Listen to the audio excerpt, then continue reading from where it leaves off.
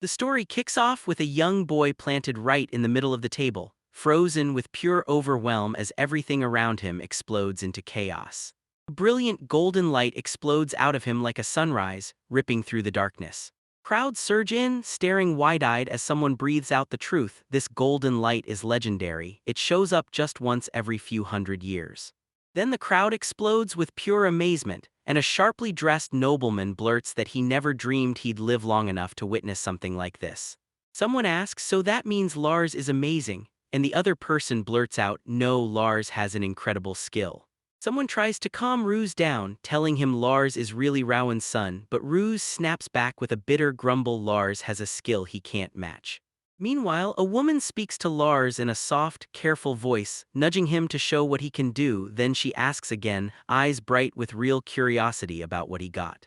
Lars sprawls back like it's no big deal and starts talking, telling me this world has skills and he's the master of everything, jack of all trades.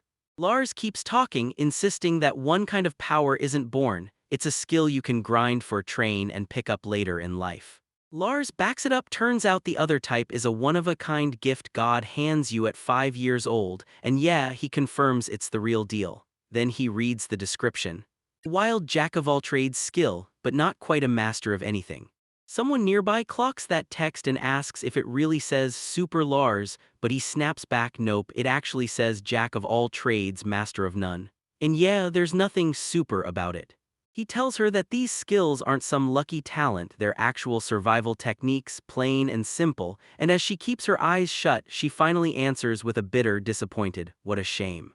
Lars keeps going and he reveals his father Rowan's wild, one-of-a-kind power, fertility, letting him supercharge the soil and turn ordinary crops into something far better. His mom, Marion, is all about hospitality. She knows medicine inside and out, and she can brew potions so strong they practically work on contact. Their family puts both parents' talents to work, selling medicine and fresh vegetables to make ends meet. The more rare and valuable a skill is, the more society worships it, handing over big money and even bigger status. Someone straight up asks, "So what kind of jack-of-all-trades skill are you even talking about?" She sized her up, then spat the truth. This once-in-a-century blessing didn't save anyone this time, it came as a curse. Lars nervously admits that jack-of-all-trades isn't just a saying, it's the skill that lets Jack juggle basically anything, at least well enough to get by. He says that over 100 years ago someone was handed this skill, at least that's what the records swear is true. But Lars admits it, no matter what he does his growth crawls and no matter how hard he pushes he'll never reach first rate. They told him this power was doomed from the start, just a loser's trick. Lars just stands there taking the full punch of those words to the chest, because for the first time he finally gets to start over. Lars stares at his new family and thinks, maybe this time I'll finally stop feeling miserable. He wants to be happy with them because that's exactly what he's been wishing for. Later, someone tries to calm him down and says there's nothing he can do, but Lars won't hear it. He's insisting he's not about to die. Rowan tells Lars that having freedom to do anything is downright enviable, then drops the truth. He can only work the soil with his own hands. Marion cuts in and tells Lars to come with them, and right as he hears it, Lars suddenly clicks. He really, truly loves these parents.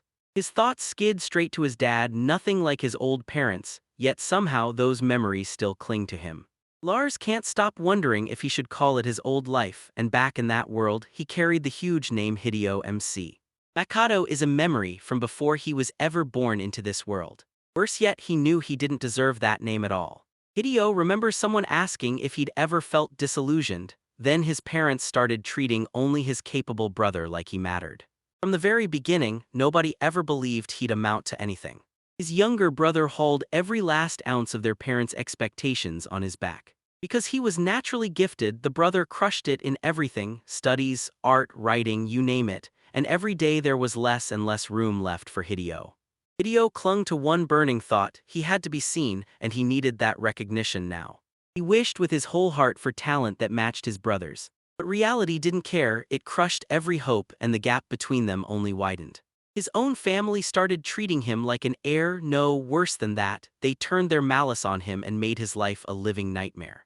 Hideo sits there in silence, staring at the moon, wondering if it's finally enough. Maybe it was because this was the kind of life he'd always chased, and even if it all ended tomorrow, he'd still carry no regrets.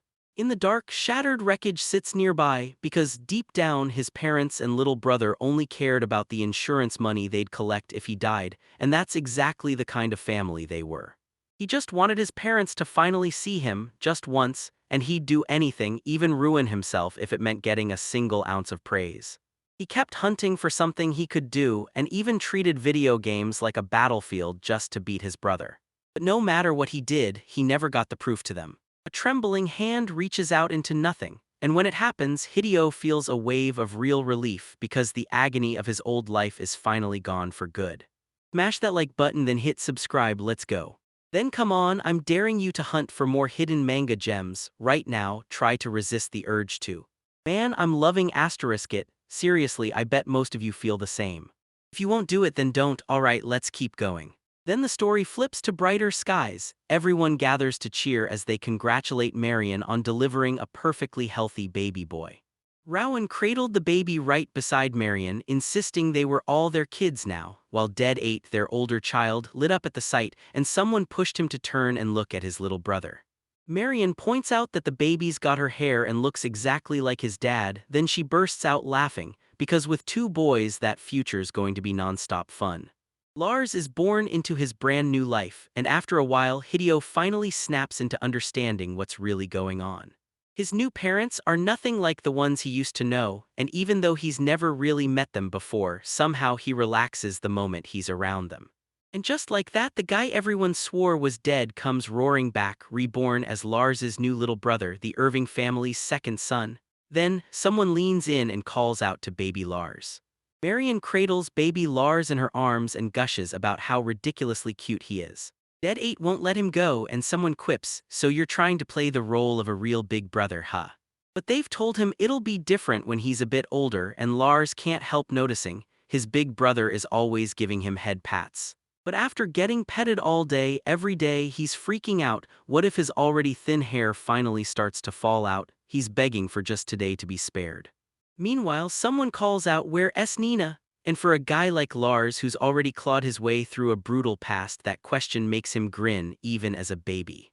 Every time he catches a glimpse of their faces, they're grinning like everything's perfect. What a ridiculously happy family they are.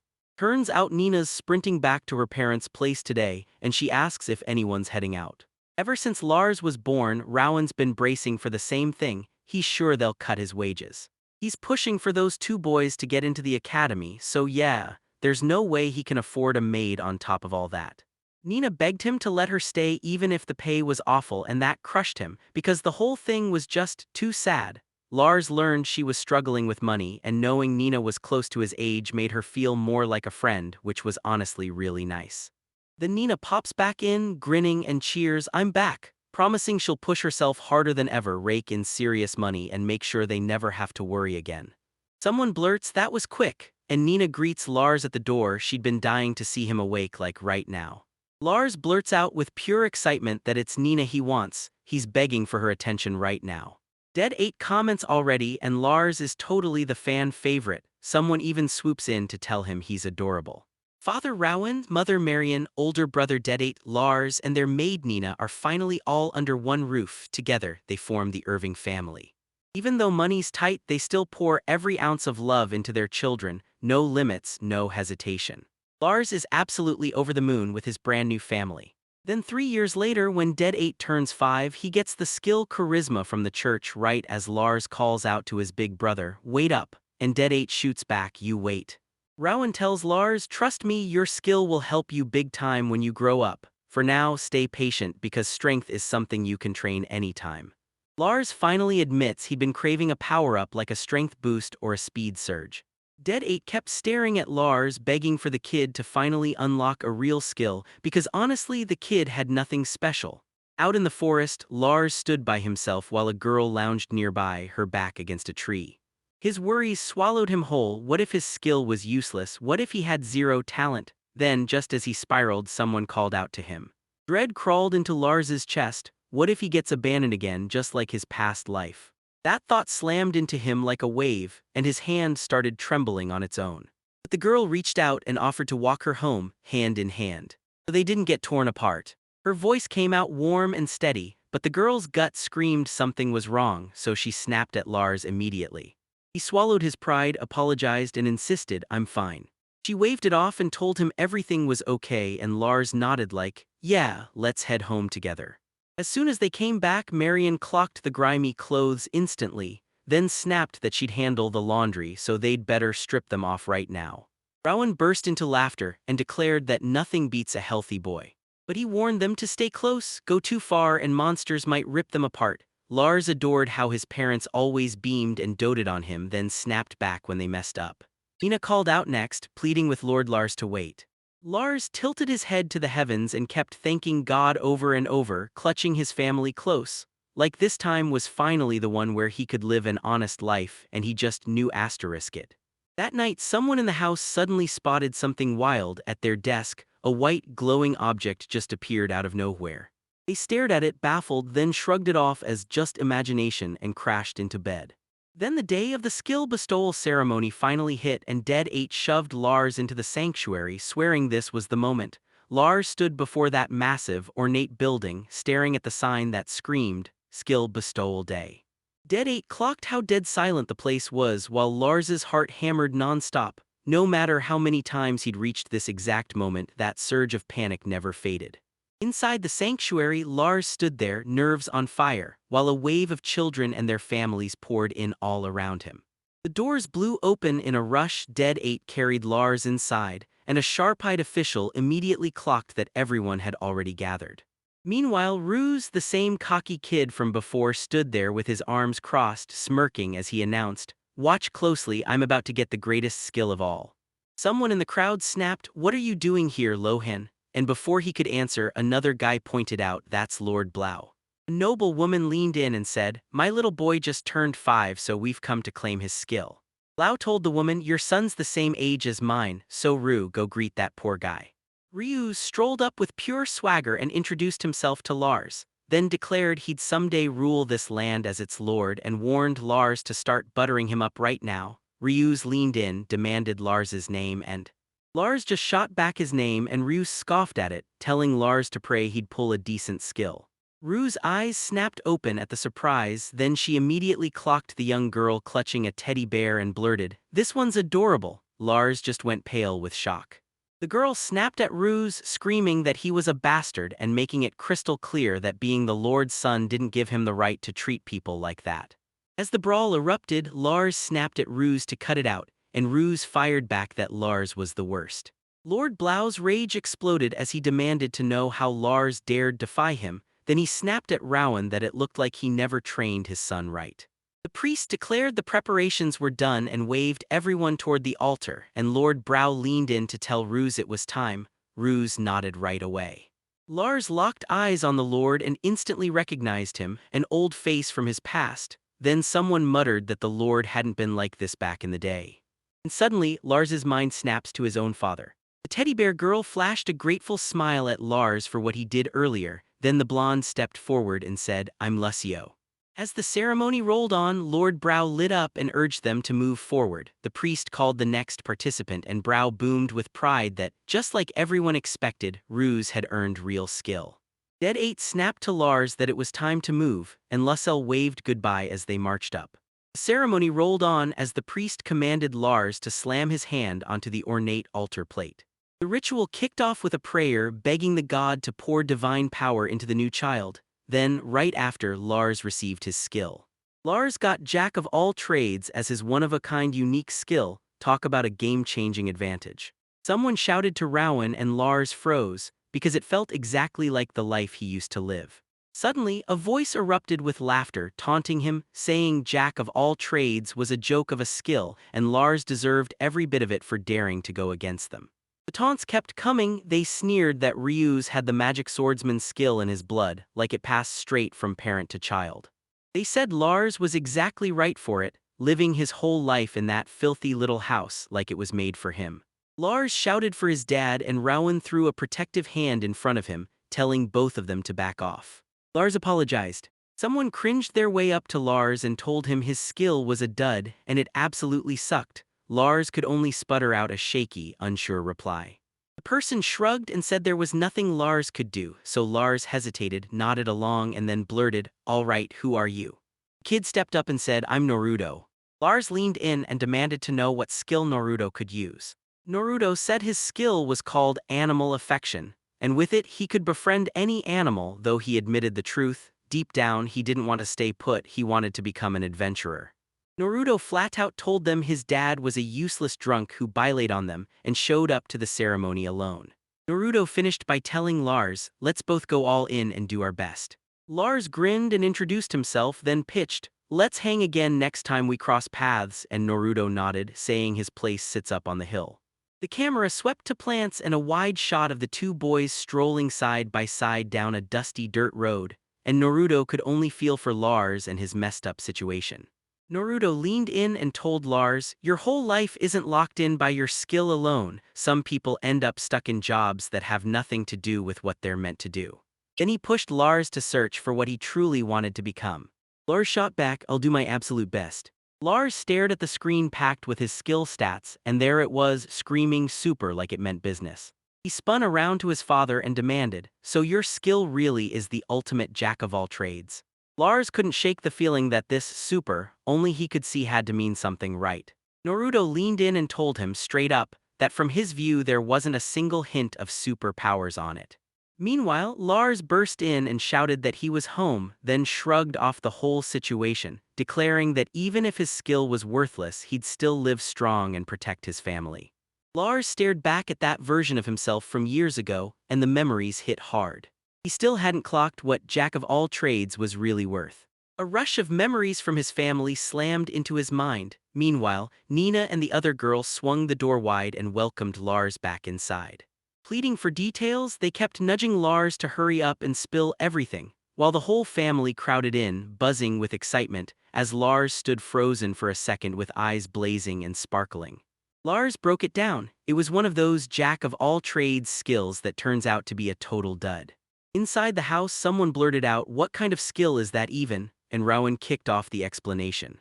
Lars tried to laugh it off, insisting his lack of a skill wasn't what was stopping him. He could pick his own jobs, so he was fine with it, and someone immediately stepped in to offer sympathy to Lord Lars. Then Lars clung to Nina with raw emotion, and Nina stared at him like she'd just seen a ghost, while the unnamed girl fretted that if anyone found out her skill was useless, they'd judge her and stare like she was nothing. Nina nodded as Lars insisted he was right, and she backed him up, because somewhere out there people still judge and discriminate based on skill, while Rowan just quietly turned his back and walked away. Later outside, Nina and the unnamed girl fell into step beside Lars, and someone called him young master and my lord with full respect, then went on to say that skills didn't matter at all. Lars held their words in his head, and it finally clicked for him. He couldn't stop thinking about just how insanely kind his family really was. Rowan leaned in and told Lars, "I'll bust my tail so you and the others can get into the academy," waving him off and insisting he didn't need to stress about money, and Lars shot back with a hopeful smile, "I just want to land any kind of job." Then he beamed and thanked his father, while Lars' mind sprinted ahead to the future, picturing top grades at the academy, a killer job, and telling himself, "Don't stress about the money." Still, he couldn't shake the worry that they'd snap if he took a part-time job in town without permission. Because yeah, his dad was doing his best, and sure, more money would be awesome, but for now, they were still hanging in there. He decided to hang back a little longer before heading into town, and Lars couldn't stop thinking about that Lord guy, Brow, whatever, because his father never once tried to challenge the guy. So Lars stared down the next 5 years of training before the academy, and he realized he only had one move right now, time to master his super all-around mediocrity skill the right way. He vowed to go all in starting tomorrow. Later that night, heavy footsteps thundered through the house, echoing off every wall. From the staircase and the outside, the world looked still, an evening hush falling as Lars lay in bed, staring at the ceiling like it held the answers. Out of nowhere, a mysterious dark-haired stranger slid into view and greeted Lars like they'd known him forever, saying he'd made it here the right way. Lars shot upright in panic, then demanded, "Who are you?" The figure looked downright amused, basically telling them they weren't a problem because Lars had already answered them before. Lars snapped his head up. He'd finally recognized that dull voice from the time he'd heard it outside his window. Lars demanded to know who they were, and the figure shot back in fury, calling Lars rude. They straight up snapped, saying they couldn't even pin down whether Lars was a boy or a girl, then started doubting if he was even a god at all. Lars shot back defensively, demanding to know which part of him even looked like a guy. The figure shot down the claim hard, then laid out their reasoning. Lars stood there in a suit with trousers, short messy hair framing his face, looking oddly neat. Lars rushed out an apology, insisting he never expected Regala to be that shaken. Then the mysterious figure froze, thought it over, and decided that exact kind of reaction suited her perfectly. Lars totally lost it the second she popped out of nowhere and the dark-haired visitor stepped up like, "I'm Regalo," then made it crystal clear she wasn't a man, she was a woman. Then she leaned in and pushed her explanation further. Regalo finally confessed she was the one who reincarnated Lars into this strange new world. Lars blinked in shock as the truth finally hit her. Regalo said she was sure Lars would believe her the second she showed him the proof. Suddenly, Lars snapped his eyes to the room and realized he was back in his old life's bedroom. He took one look around, confirmed everything had gone perfectly, and thanked her for the reincarnation. Then Lars blurted, "So you're a god?" And Regalo snapped back, "Nope, she was the total opposite, the kind of thing people feared as a demon." Lars went rigid with shock when he learned she was a demon, but Regalo snapped in fast, telling him not to panic. She wasn't here to snatch his soul or anything. And then she insisted she only wanted to explain what his skills could do. Regalo leaned in and asked Lars if he wanted to learn about the super jack-of-all-trades skill she just granted him.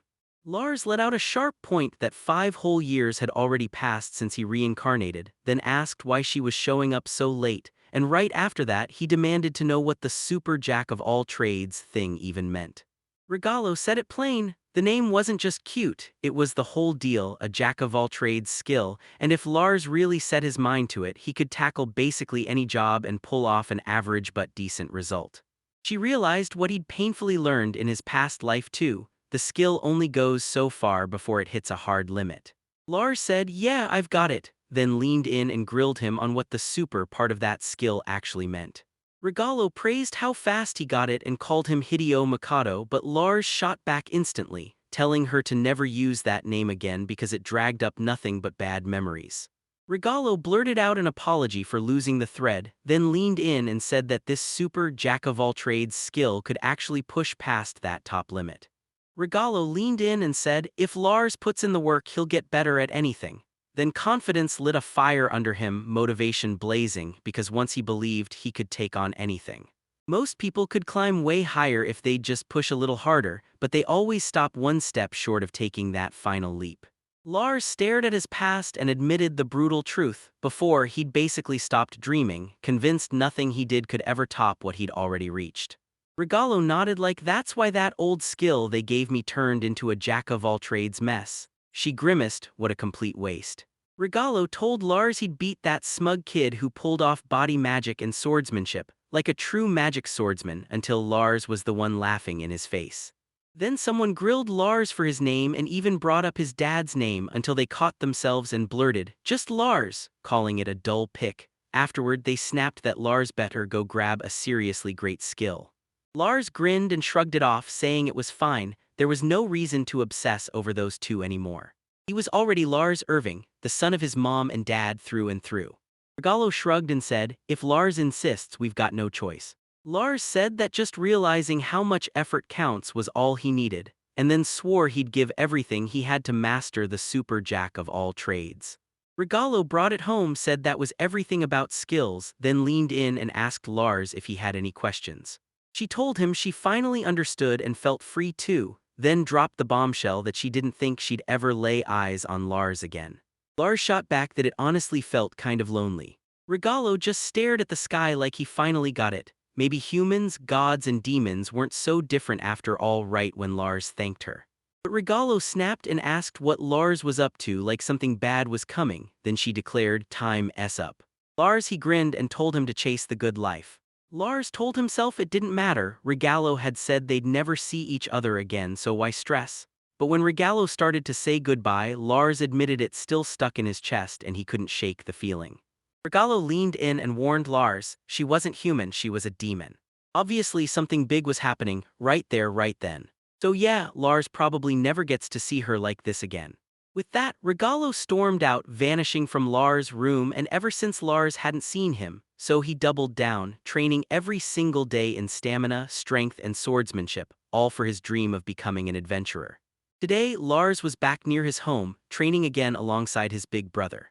Just as someone spotted the girl climbing closer, she finally got Lars in sight and shouted his name, and Lars immediately recognized her. That mysterious girl hauled herself up the hillside toward Lars and blurted out a heartfelt thank you for coming all the way to see her. Lars pressed her for clarification, and she told him, the moment she unlocked her skill, she met someone Nolt. Note busted out a wild talent he called animal kindness. The moment he petted them, their fur turned glossy, and when he clapped and called, they came running straight to him even if they weren't his pets. But his dad blew up and snapped that Nolt's skill was pointless. Just loving animals, he said, didn't pay the bills.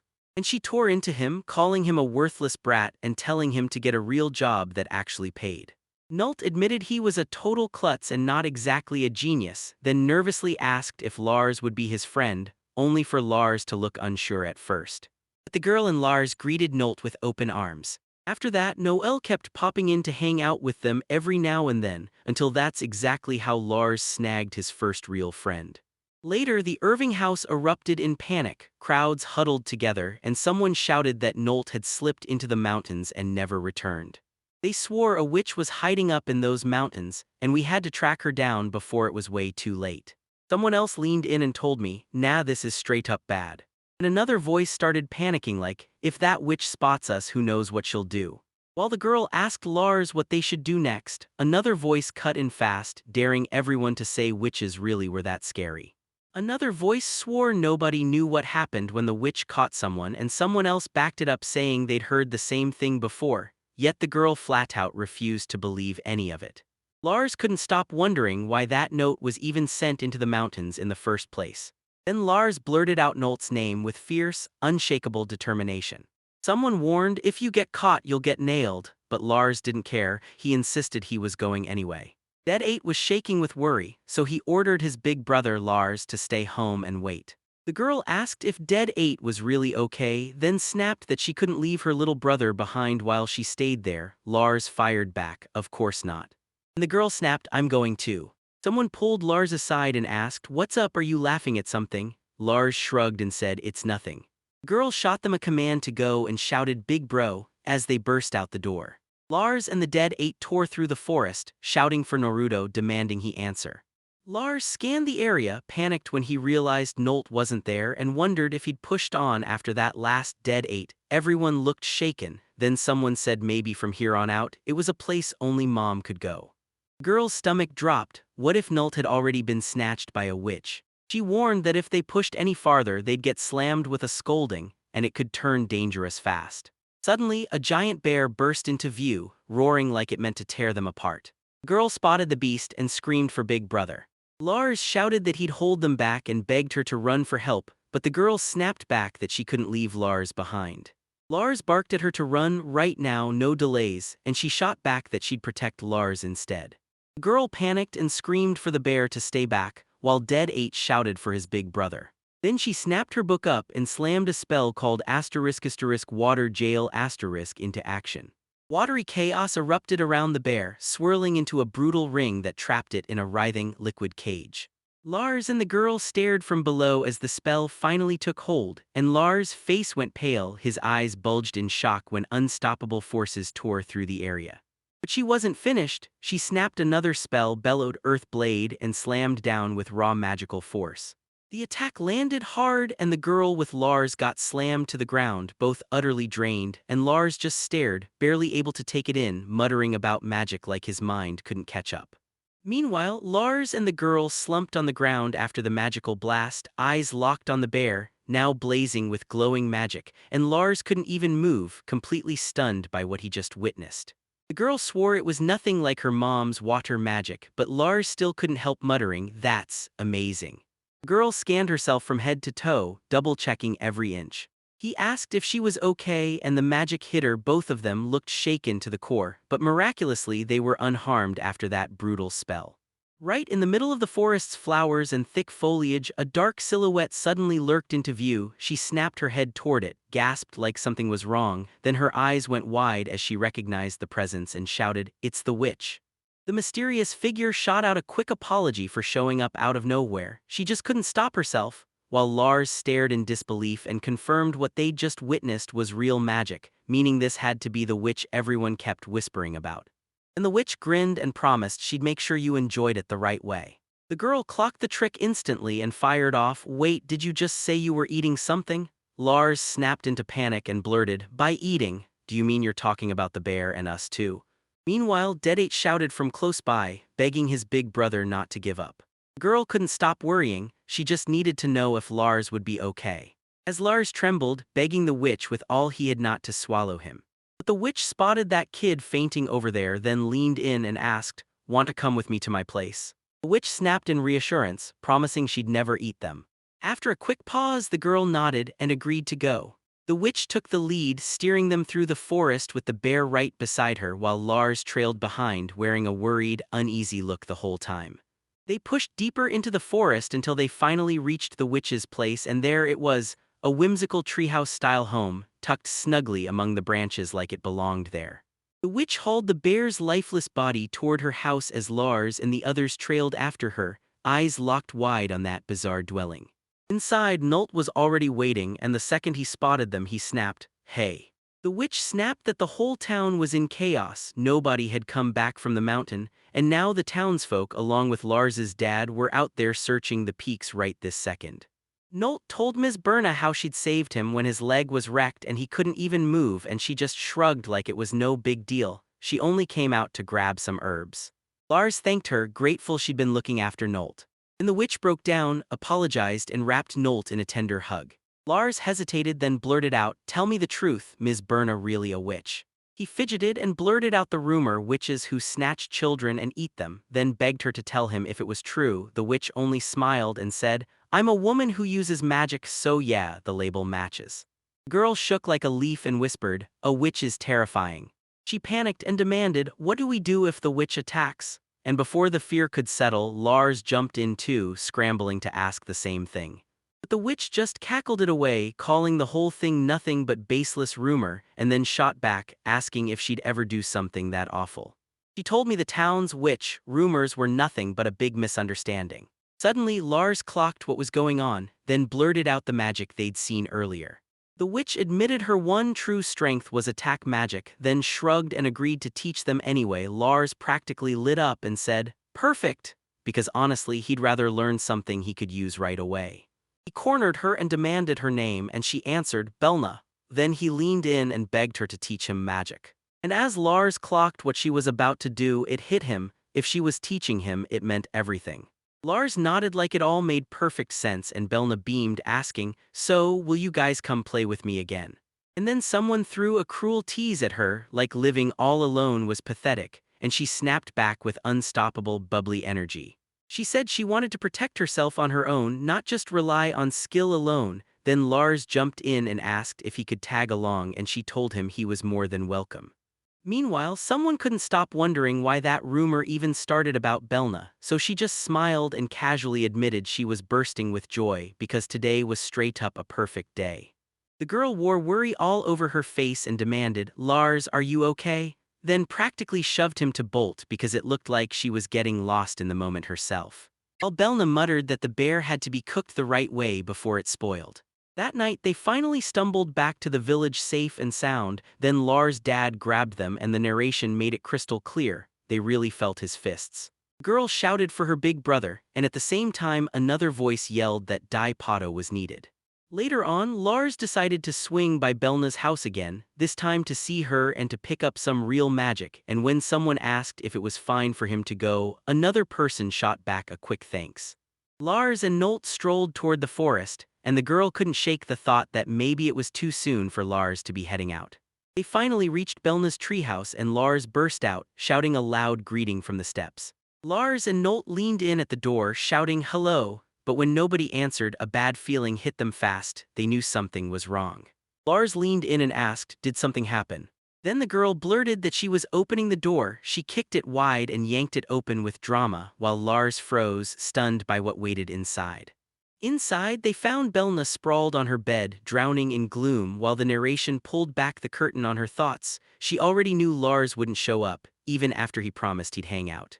She couldn't stop spiraling. Maybe he hated her now, maybe she'd said something weird, so she kept thinking she should have shared some bear meat with him.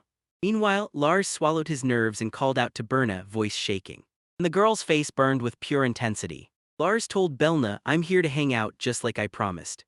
Then a voice shouted Berna's name and Belna snapped upright like, "Wait, is someone really here?" She broke into a grin, blurted that they were here and that she'd been waiting, then lunged forward and grabbed the girl tight. The girl tried to tell her to slow down and breathe, but Lars and the girl both looked terrified and worried. The girl said she'd seen the white flower garden and Belna's face lit up with real emotion, so someone couldn't help but stare and whisper that the rumored witch was actually such a sweet, adorable young girl. Belna apologized. Then Lars finally clocked the tea leaves Belna was serving, and when he didn't say anything, Belna leaned in and asked if he'd noticed. Explaining the tea came straight from her hometown, and her joy practically spilled out as she spoke.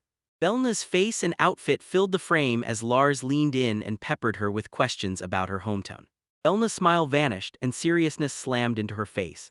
And she said they helped save the children, so honestly, the details didn't matter. The nameless girl thanked Belna one more time, and then the witch slid her hands between the girl and Lars, holding them close as the kids stayed safe inside her house. Then she explained it plain and simple. She didn't go looking, she just happened to spot them, that's it. Belna told them that if they were even thinking about coming to visit, that alone was more than enough for her. She swore she'd drill them on everything, so they'd never touch magic the wrong way. And that's how Belna's magic class kicked off, right there, with the whole adventure igniting in front of her. Belna kicked off the lesson and flat out told them, "We're diving into magic, no backing out." To activate it, they had to feed it mana, an actual magical energy that powered everything. Every single person had their own unique level of magical power, but no one was powerless. She showed water droplets swirling with magical energy, then snapped a warning. Push your body too far and you crash, and drain too much mana and you could faint, worst case you might die.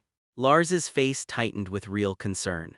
Behind them, the nameless girl and Nolt watched the lesson play out, while Belna leaned in and reassured them. Almost nobody ever burns through their mana that completely. Someone probably said that's exactly why Marion never taught magic recklessly before. She knew that kind of risk could blow up in her face. Meanwhile, Marion slipped outside and started gathering herbs near their house, and right after that, Belna jumped into the next big topic, how magic gets classified. The kids lit up as she broke it down: attack magic that rips straight into objects and support magic that boosts your physical power, Belna's specialty. And then there was healing magic that mends wounds and flushes poison. And then there was that life magic that could forge medicine or even drinking water. So when someone told them Lars's mom was insanely good at it, the unnamed girl, Lars, and Nolt practically lit up, and Belna couldn't miss it. He'd clearly been studying hard. Turns out, before Lars ever stepped into that place that day, his mom and Nina had already drilled him in the basics of magic. Right then, Lars burst in and snapped at Belna to hang on. "Wait a sec," he said, because these were the 4 basics. Someone stared at Lars like he'd flipped the rules, asking if those were only the basics, and you could practically hear the question, "Wait, what else is there?" Belna shot him a confident look and made it crystal clear he was right. He tells you about an ancient magic, this wild kind of power that basically works like skills, and yeah, it even comes with spells that can make you fly. All 3 kids lit up. Nolt blurted that it felt just like magic, but the girl he hadn't even named shut him down, saying, "No, what we're learning is magic." Then Lars jumped in, grinning, "It's insane, it's like a real skill." Belna admitted she never thought she could teach them that just yet. Lars shouted to Berna, begging her to show them how to do it. He swore that if it was truly real magic, they could use it to lift his dad and the whole family into an even better life, and he vowed he'd never touch it for anything dangerous. Belna tried to tell him she wasn't doubting him. Ancient magic just won't truly click until you've lived it for years and years. Belna admitted that everyone levels up at their own speed, so she had no clue how long her learning journey would take. Lars said, "For now, we've got to focus on the basics, because that's what makes everything work." Then Belna snapped, telling them to lock in their focus on the stick, swing it with pure intent, and picture flames blazing straight for the target. The unnamed girl answered in a shaky voice, then screamed, "Fire." She lunged in, whipped her stick across the air, and screamed, "Fire." But still nothing came out, while in the background, Nolt and the others tried too and got the exact same dead end. Belna told them, yeah, it's weird at first, this is how it always starts, so they could finally stop worrying. Lars saw that image mattered and he pushed for everyone to try it, turning their focus hard onto the exact kind of fire they wanted to forge. So Lars shut out everything and hammered his mind on fire, picturing flames burning in his head like a living image. Lars braced himself and swung his stick, then he cast the spell and a burst of fire exploded straight from it. The unnamed girl erupted in cheers at the fire blasting out and Belna couldn't hide his shock. He pulled it off out of nowhere like it was effortless. Then the unnamed girl declared, "I'm doing it too," and Nolt jumped right in alongside her. The two of them nailed those fire spells and Belna leaned in like, "Look at you three, you're finally getting the hang of it." Lars's eyes sharpened as he declared he'd make the next one even stronger and bigger, then he shouted for fire again, paused mid-charge and grinned at the other two, "You're getting the hang of it." Lars kept shouting fire over and over, trying again and again, until he couldn't help but wonder why it wouldn't work. Meanwhile, someone shot the question, "Is something wrong?" and Nolt fired back, "I'm fine." Lars froze because he'd been doing it perfectly just moments ago, then he checked his magic stash to see if he'd run dry, but nope, his power hadn't vanished. Suddenly, his mind snapped back to his childhood, seeing his parents like a haunting vision, and Lars swore to himself, "I have to do this right," and slammed his focus into the spell once more, shouting for fire like he meant it. Lars drove himself even harder, convinced he finally had to nail it, then someone watching snapped, "Whoa, you're doing way better now." Then another voice snapped out for Lars and he spotted that same familiar guy again, eyes locked in, totally focused, deadly determined, while Lars pushed on, his mind roaring for more practice, more practice, more practice. His hands clamped down on the staff like it was life or death, and behind him Belna sat with Lars, both of them gripping their own staffs tight. She grabbed him and told him to cool off, because if panic took over he'd lose the path and never move forward. Lars hesitated for a heartbeat, opened his mouth to answer, and then, just like that, his words died on his tongue. Then Belna leaned in and told him straight up that everyone grows on their own timeline. And she demanded he remember it, no matter what it cost. She told him that when his hard work crashed and burned, it all went wrong. So he could grow even bigger. And the whole scene glowed with blooming roses. Belna smiled at Lars and told him he was busy stockpiling nutrients, still driving her plant growth metaphor forward. She launched into how effort has no boundaries, and she could tell it was spiking his anxiety. Even without seeing it, that power kept swelling inside him day after day. While one kid nodded like, "Yeah, that's right," another voice calmed Lars, "It's okay." In the back, Nolt and that unnamed girl leaned in, cheering him on, and Lars couldn't help but think of Berna's name. Belna snapped, "All right, try again," and told him to breathe, stay calm, and really picture it in his mind. Lars shut his eyes and focused hard, then he hurled fire through his staff, and a blazing, brilliant flame blasted out with insane force. Flames explode from Lars's staff like a weapon fired from the heavens, blasting with insane power, while Nolt and the unnamed girl roar from behind, yelling that he did it and that it was absolutely awesome. Lars erupts with joy, shouting that he really did it, and then yells for Berna. In the very next second, Lars and Belna are grinning side by side, and Lars shoots her a grateful smile, thanking her like Professor Berna.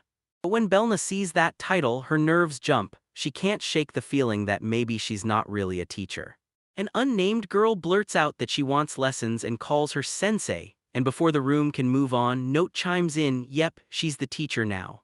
In the middle, Lars flashes a satisfied grin as his friends step up and accept Belna as their instructor. Later, as the kids get ready to head out, Lars starts wrestling with the idea of going home, imagining how blown away his dad and Nina will be when he tells them he can use magic now. Then he can't stop wondering if they'll really react the way he hopes, but he steadies himself, telling his nerves there's no need to rush. Lars turns his back on Belna's home, replaying every win in his head because he's got a crazy, versatile, truly limitless skill. And get this, he's got a teacher and real friends who genuinely show up for him, no matter what. Meanwhile, inside the house, Belna lingered at the window, eyes fixed on him as he left, while Lars gave a quiet grin because the real victory finally hit him. he had a family. Back home, Nina is knee-deep in maid work, smiling bright as she clutches whatever she's holding in her hands. Then Lars leans into her and demands, "Tell me, how are Roan and the others doing?"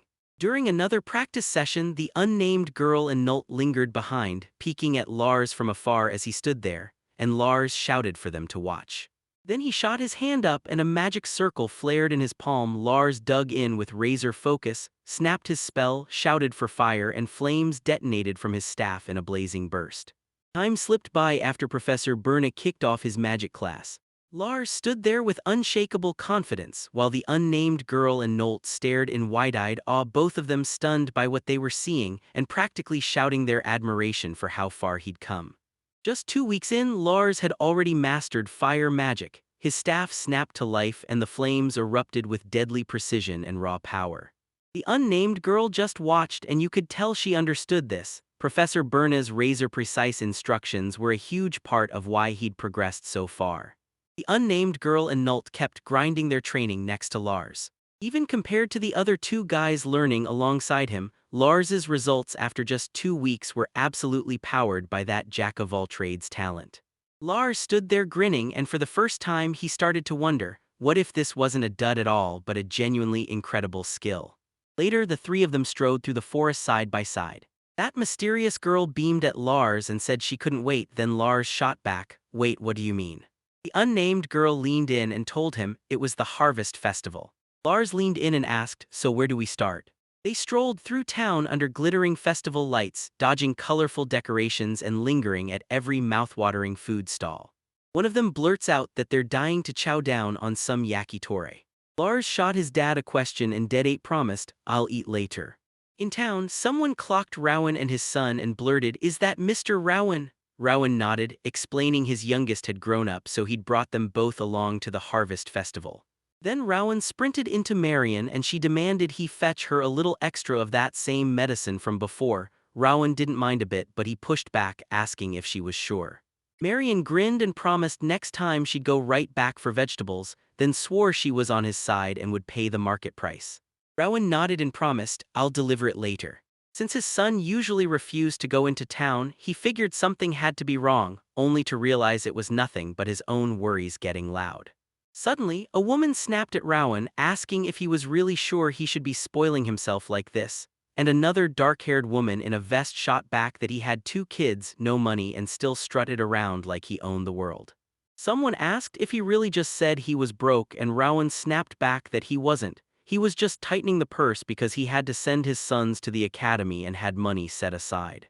Right as someone opened their mouth to talk about his eldest son, Lars cut them off with a furious yell. He called them bastards, snapped that his sons had nothing to do with it, and told them to shut their mouths and stay quiet. Someone leaned in and told them, "We need to get out of here now." Dead8 grabbed Lars and warned him nasty people like that are out there, so he shouldn't let the kids anywhere near the city alone. Lars swallowed hard and whispered, "Dad." He told himself he didn't even need the academy since Professor Berna was already teaching him magic. Then the thought still gnawed at him about one thing, where the money was going. One of the state's most crucial military honors was on the line, and when it all crumbled, Dead8 let out a frustrated roar. That unnamed girl shoved the idea right back at them. "Come on, let's go home after a little more play." And she muttered that the people they'd just met were an awful bunch. Then Lars snapped out, calling for his mom. Then the scene snapped into something new and the girl froze. Someone was staring at her like they finally recognized Nina. Lars gasped as someone shouted for AI to wait up. Then he apologized, said he was about to burst, asked if he could run to the bathroom for a moment, and promised he'd be right back. Lars bolted through the streets, hunting for the one right direction before everything went sideways. And the unnamed girl clocked Nina's look. She was totally wondering if she'd freak out when she saw them. Lars and the girl kept moving until they finally reached that colossal mansion looming ahead of them. At the front door, a young servant practically beamed at Nina, greeted her like she belonged there, and told her his father had been waiting for her. Lars just gaped at that massive building, convinced it couldn't possibly be Nina's house. There was no way she lived in something that huge.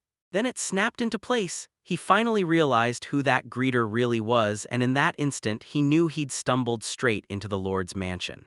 Meanwhile, Lars stood outside, chin tipped up, staring at the mansion like it might bite. while he couldn't stop wondering what Nina was even doing in a place this wild. Nina pushed through the door, rocking her full, perfectly made-up look. As Lars hid in the garden bushes, he kept his eyes locked on everything.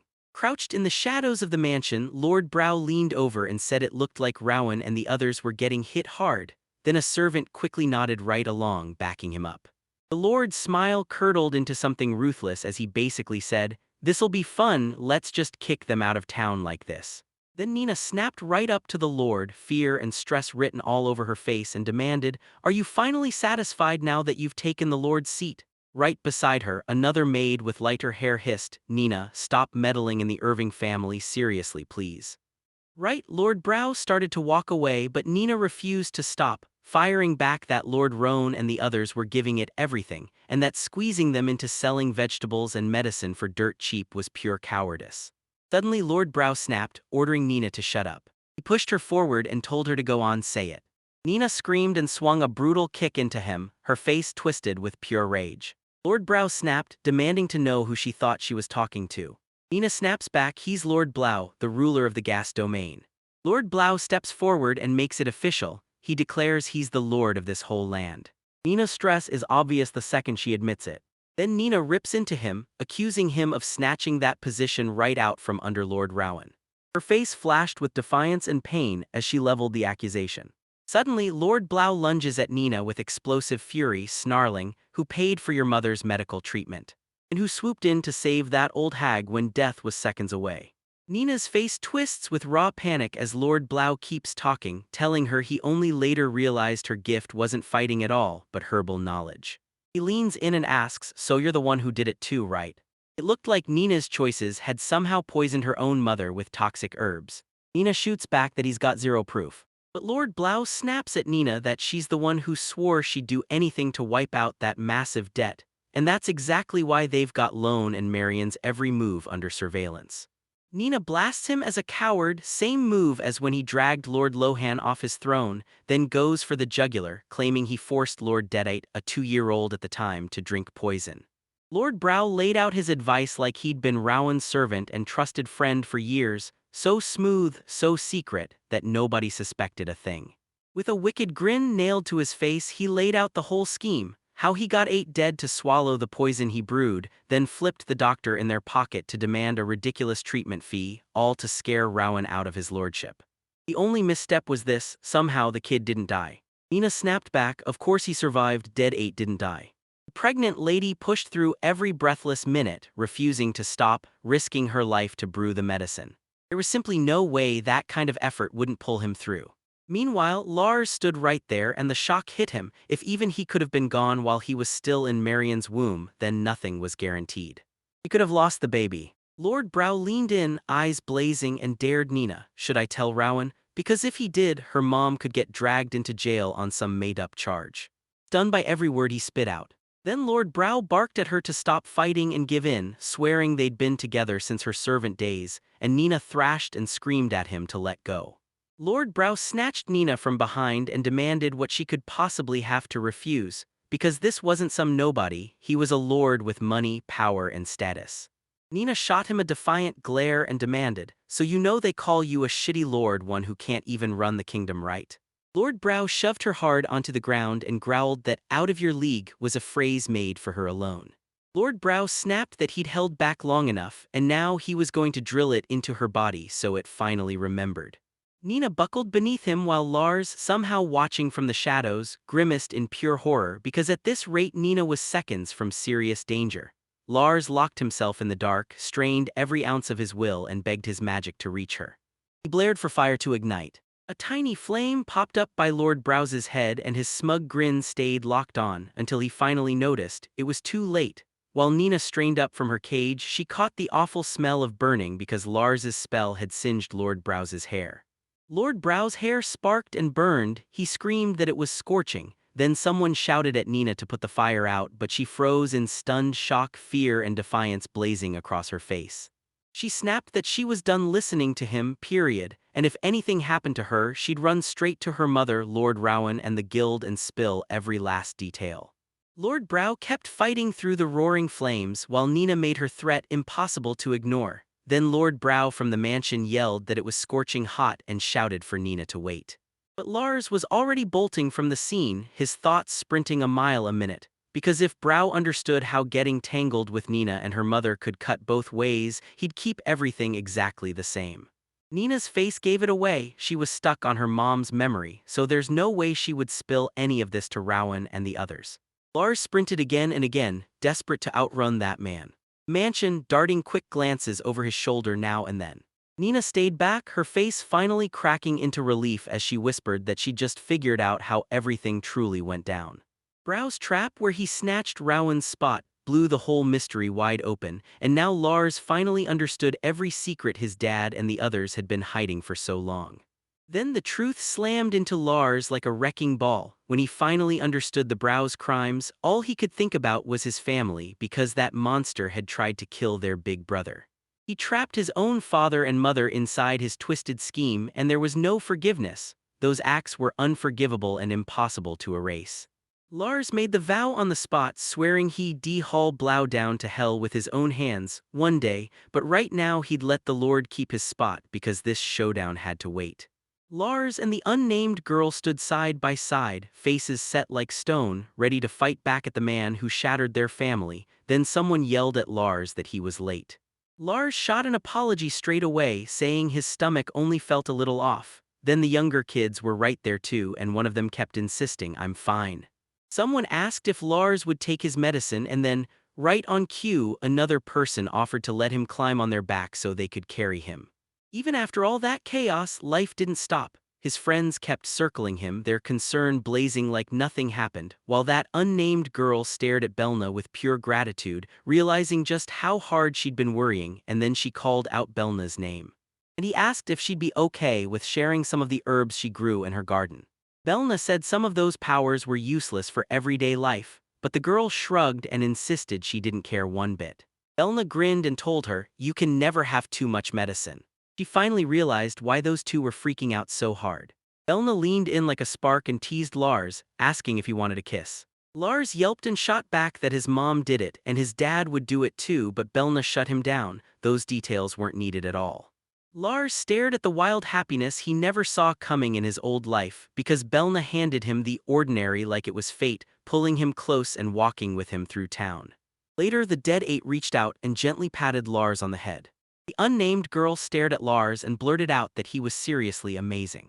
Dead eight snapped, asking what had gotten into him, like it was something that changed in his bones. Lars couldn't stop thinking. He knew he had to get stronger. From the bottom of his heart, he swore he'd do whatever it took to become the one who could guard this happiness. So the family, Belna, the two kids, and Dead Eight marched through town together, heading home. Ever since Lars vowed that day, Nina vanished from their family's view. Belna only ever showed up to greet Lars. Lars, already suspicious, asked if he was alone again today, and Lars just snapped back, "Hello."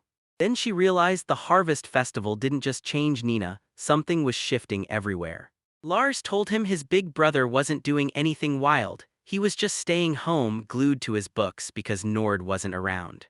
Nord's dad got himself into serious trouble and wound up behind bars, so Nord was shoved into an orphanage. After that, Nord stopped coming around to play and Dead Eight looked crushed, like the joy got ripped right out of him. Lars finally admitted he couldn't play hero like this, so Belna shot back, asking if it was still too soon for him. But Lars finally spilled the truth. He didn't come alone by accident. Today he had to cut straight to the point. He spoke to her with full respect, calling her Professor Berna like it mattered. Lars threw his arms up in excitement and begged Belna, "Please teach me even more magic." Belna looked him in the eye and said she thought he'd done enough already, then pushed, asking why he still craved more. Lars told everyone he was chasing one goal, earn real money so he could take care of his family. Belna clocked exactly what he was feeling, but told him he was about 3 years too soon for that kind of job. Meanwhile, Belna stared at the mess and thought hard. Kids as young as 8 were already running around the guild taking gathering requests, and she couldn't shake the feeling that it was way past time. But then she thought, maybe I should talk to the teacher, persuade them a little, because I might need their help later. That shocking thought hit her like a jolt. Belna gasped and asked if Lars meant asterisk over there. She snapped that she absolutely despised people like that, and swore she'd march over there with her. Lars burst in looking totally flustered. Then out of nowhere, a shadowy figure cornered Lars and demanded what mattered most and what was he even planning to do with all those spells he was learning. Lars snapped back that the guy tried to kill his brother so he'd earned his own death. The figure leaned in and demanded whether that meant Lars was about to murder them. Belna stayed icy calm, told him to go ahead and kill that person, then leaned in and demanded to know what would happen next. With a knowing smile, she hit Lars right in the gut, reminding him he was the one who just said he hated people like that. Belna warned that even if Lars used magic to make his victim suffer, as long as that person was still alive, they'd keep seething with hate and try to strike back. Lars snapped that if that happened, he'd make Lars suffer so badly it would break him, and then he regretted every bit of it. Then Belna lunged forward, grabbed his attention and warned him that Lars's family and everyone close to him could be the next targets, and she let that truth hit hard. Belna sat Lars down and warned him straight up, if he planned to use magic to get revenge, she wouldn't teach him a single spell. Lars shot back, saying he just knew she'd pull that line if he called her professor. Then he blurted out, half to himself, how on earth he was supposed to talk her into changing her mind. Meanwhile, Lord Brow was scheming hard, plotting his next move against them. Then Lars leaned in close to Belna and spilled the truth. He wanted to learn magic, not for show, but to grow strong enough to protect everyone, and the sheer grit in his eyes shouted his determination before he even finished the sentence. Belna slid in behind him, looped her arms around him and murmured, "Is this not reason enough?" Belna nodded and told Lars, "Then we're good, everything's fine." But she warned him to stay sharp and not pull anything reckless. Lars bragged that once he got older he'd rake in more money than Lord Blau and then reclaim his spot as Lord Belna, until Belna tried to start talking about socially obliterating someone and stopped mid-sentence. Lars caught her slip, then snapped, "Wait, what did you just say?" Belna snapped aside and asked if he hadn't just started saying something bad himself, so Lars panicked and shook his head, then blurted, "All right, so what are we starting with while we're at it?" After getting the teacher on board, Lars finally got his chance. Professor Belna took over and drilled him under a totally separate curriculum. During that training stretch, Lars finally figured out how his ultra jack-of-all-trades skill really worked. He pushed through Belna's slightly intense drills and reaped huge results, even if the effort looked small. With that spark of hope burning in his chest, Lars hammered away at that intense training again and again, thinking that even tiny piles of dust could, if you kept at it, snowball into something huge. With that brutal solo training schedule, Lars ended up doing almost everything alone, and even his brother Dedit started losing motivation, so his trips to Belna dried up fast. As days piled up, Nolt's help at the orphanage pulled him farther and farther from their training group. Lars threw himself back into magic training, clinging to one rule: don't you dare rush this. He knew the only move left was to grind strength a little at a time, and then 3 long years vanished. And outside a massive grand building, someone's reaction exploded into pure shock. 3 scorching years had crawled by since the day Lars promised he'd bring Blau down. Dead 8 stood right in the town square in an academy uniform, and somehow he looked way more mature than before.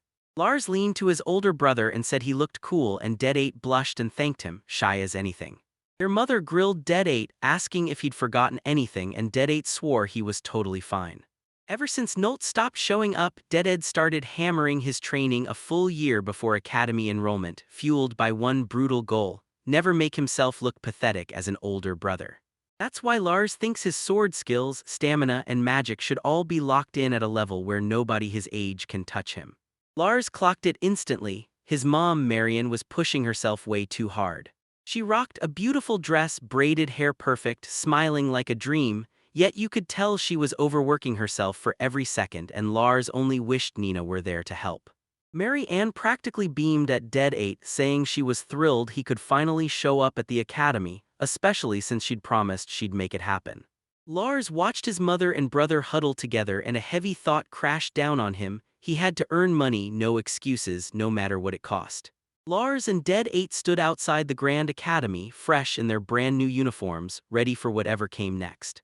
Lars shoved Dead 8 toward the doors and warned that if they didn't get in, the entrance ceremony would kick off. But just as they moved, a voice Dead 8 knew all too well snapped the moment in half. That unnamed girl from their childhood finally showed up, and she was so apologetic for being late, squirming, flustered, and panting like she'd run here. Lars spun toward her and demanded to know who she was, then the girl went stone, still the moment she heard his voice like it hit her with a memory she couldn't place. The girl practically screamed with joy at Nort, saying she was thrilled he'd shown up, while Lars just froze on the spot, utterly stunned, his brain scrambling to catch up with what was happening.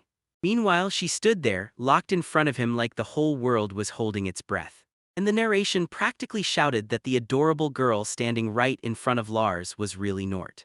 Nort shouted Lars's name and Lars just stared back, utterly lost and confused. He struggled to believe the cute girl right in front of him was actually named Nord. Lars stared in pure disbelief, trying to force the image in front of him to match the memories he swore were real. And the narration started to wonder, was this really the same Nord who used to rock those baggy clothes? The note asked if Lars seriously didn't recognize her. Lars muttered an apology, and the message hit back that he truly hadn't known. Nult said Deadite knew instantly she was a girl, and the two of them just burst into warm laughter. Then Nult added that Lars had been acting exactly like that since the day they first met. That unnamed girl just stood there, and you could see worry creeping in about Lars's future, while Nult kept needling him like, "So you're only noticing now?" Suddenly, Nult looped her arms around Lars from behind and teased, "You're so cute," even as he swore up and down he wasn't, so Lars just stammered and argued, flustered. Lars snapped into sudden motion, clearly thrown off by the hug, and Nult, now in her academy uniform, simply said her own name. Nult gripped Lars's hand as they climbed the academy steps side by side, swearing this was the exact reason she'd grind even harder at the academy. Their hands stayed locked together as they stormed up the stairs. When they finally hit the entrance, Lars spun to face Nult, and in that moment he told her, straight to the heart, that was exactly why he'd been begging her to marry him when they grew up. An unnamed girl stared at Lars in shock, and Lars just stood there, looking just as lost and confused.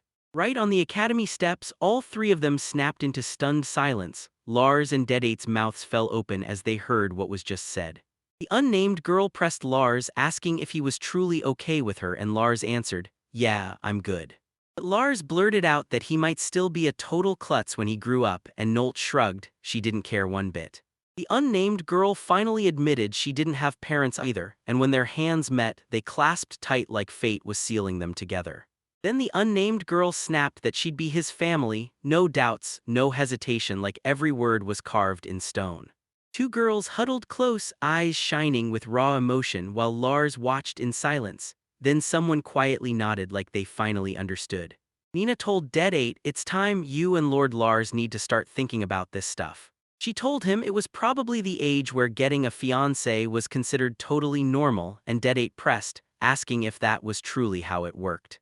Nina made it crystal clear here, it all kicks off around their age, and marriage partners getting picked for you ahead of time, that's not even rare. Then Deadate grilled Nina, demanding to know why she wasn't married if all that was true. Nina got totally flustered and blurted out that she was a maid, so buried in her maid duties that she never even got the chance to meet anyone, and when someone heard it, they stared in shock because she'd been a maid since she was that young. Out of nowhere, a booming announcement slammed the air, Lord Wrath. Lars stood there looking totally calm, Deadate grinned like he owned the moment, and the unnamed girl sobbed her heart out. A tight close-up locked onto the unnamed girl in that stunning formal dress, and the narration went wild with the fact that it was a stage, literally under the sun and metaphorically under the spotlight too, while Nina should have been able to see all of this somehow. The narration said it was his brother's big day, his entrance ceremony, and somehow the whole vibe flipped, turning one unforgettable, intense moment into a "we're not a couple anymore" switch where they got betrothed on the spot.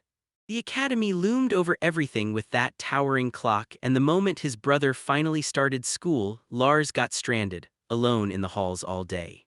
Lars plopped into his desk, grinning as he studied alone, watching everything from inside his Deadate, while the unnamed girl headed toward the academy building, right by his side. Meanwhile, Lars marched up to his parents, ready to finally shove his long-buried plan into motion. He chose to talk to them face to face, then told Rowan and Marian they'd both wasted down and still hadn't bothered to change their clothes in ages. Mary Ann snapped that it wasn't true, but then someone shoved Rowan to listen, no arguments allowed. Lars admitted he'd figured out his dad's side dishes and bread always came up short compared to what everyone else got. Lars snapped that if it meant his mom and dad were about to crumble, then he didn't care about the academy, he wasn't going. Rowan shouted at Lars right outside their home. Rowan clapped his hand on Lars's head and vowed to give him the exact same shot, just like Dead 8. Rowan kept going, saying that if the mysterious girl strolled into the academy while Lars stayed out, Dead 8 would be shocked out of their minds. Then Rowan told Lars not to sweat it. Rowan flashed a confident smile and told Lars, "Since you're so worried, go ahead, swear it, I'm not about to collapse or anything." Then Lars leaned in and told them, "Let me work there too." Note hovered behind him and told him she already had Miss Verna's permission. But the unnamed girl slammed the brakes on his plan and told him, plain and simple, that he couldn't. She hauled Lars back to reality and warned him he was heading to Verna's to study magic. She said she'd go check, and Lars nodded like, "Yeah, you're good with me." Meanwhile, up in Belna's treehouse deep in the forest, Belna beamed and declared it was a brilliant idea. The unnamed girl gasped in shock. But Belna leaned in and told them Lars was seriously talented, and she just knew he'd nail the job. She admitted she'd been hearing for a while that Lars had feelings going on, and since he's at that age, she's convinced there are things he can finally chase at the guild. The unnamed girl and Lars just stood there, looking tiny, while they listened, Belna hollering from her treehouse, asking if Lars could hear her and making it sound like this was partly for social practice. Later, outside as they walked side by side, Lars leaned in and told Rowan he'd figured it out, but Rowan snapped back that only official guild requests were allowed. At last, back at the guild, someone told Lars, "Don't blame yourself," even as everyone could see he was just too soft at heart, and another voice snapped, "If it's too much, you can come right back." At the guild, someone blurts out an apology and asks for a quick moment, then a guild worker starts to greet them and abruptly cuts off mid-sentence.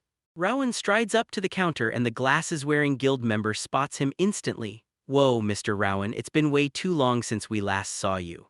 A guild member asks why Rowan's even here, and Rowan fires back that thanks to the guild, monsters are kept in check, and they've already taken care of the town's weird little jobs, so this place has no reason to exist anymore.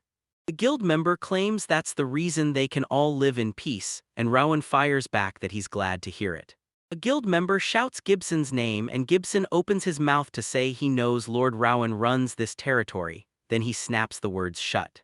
Gibson drops an apology and leans in, asking what the heck brought Rowan here today. Rowan admits his son kept pushing to work and refused to hear a word. Then right on cue, Lars pops in, all smiles, introduces himself and says it's a pleasure to meet them. Gibson tells Lars, "You're surprisingly polite," then smirks and says his father must have his hands full while. A dark-haired girl lingers behind Gibson at the reception desk, and when he mentions she's a receptionist for the Lieb Guild, the whole place suddenly feels 10 times more intense. The female receptionist breaks into a warm smile, tells Lars he's a good kid and urges him, if he's hunting for work, don't hold back, just talk to them, and she adds that it's great to meet him. Lars nods and confirms, and right away someone pops up to the professor like, "Man, it's been forever." The professor smirks and says, "We've got a real firecracker among us." Right outside the guild building, Lars and Rowan hover in the background, and inside, beneath that chandelier, Mr. Rowan gets word from the professor. "It's been a while, and you're doing great." Lars can't stop wondering about that dark-haired professor, because he's never once seen the guy's face. The professor asks if this is the kid from back then, and Rowan shoots back fast. "Nah, that's not him, this is his younger son, Lars." Rowan swept the dark-haired man toward Lars and proudly announced, "This is Dr. Ritzel." The doctor stared at Lars and told him straight up, "I'm just the local doc." Then Dr. Ritzel pointed out that way back in the day, ages ago. Rowan nodded like, "Yeah, it really was that long ago." Lars snapped his head up at the doctor, and then it hit him like a punch, that was him. Lars's mind snapped back to how Dr. Ritzel was a familiar face from Rowan's days as a lord, so that's why his dad acted oddly hesitant about everything. Lars stepped forward and formally introduced himself to Dr. Ritzel, telling him it was an absolute pleasure to finally meet him.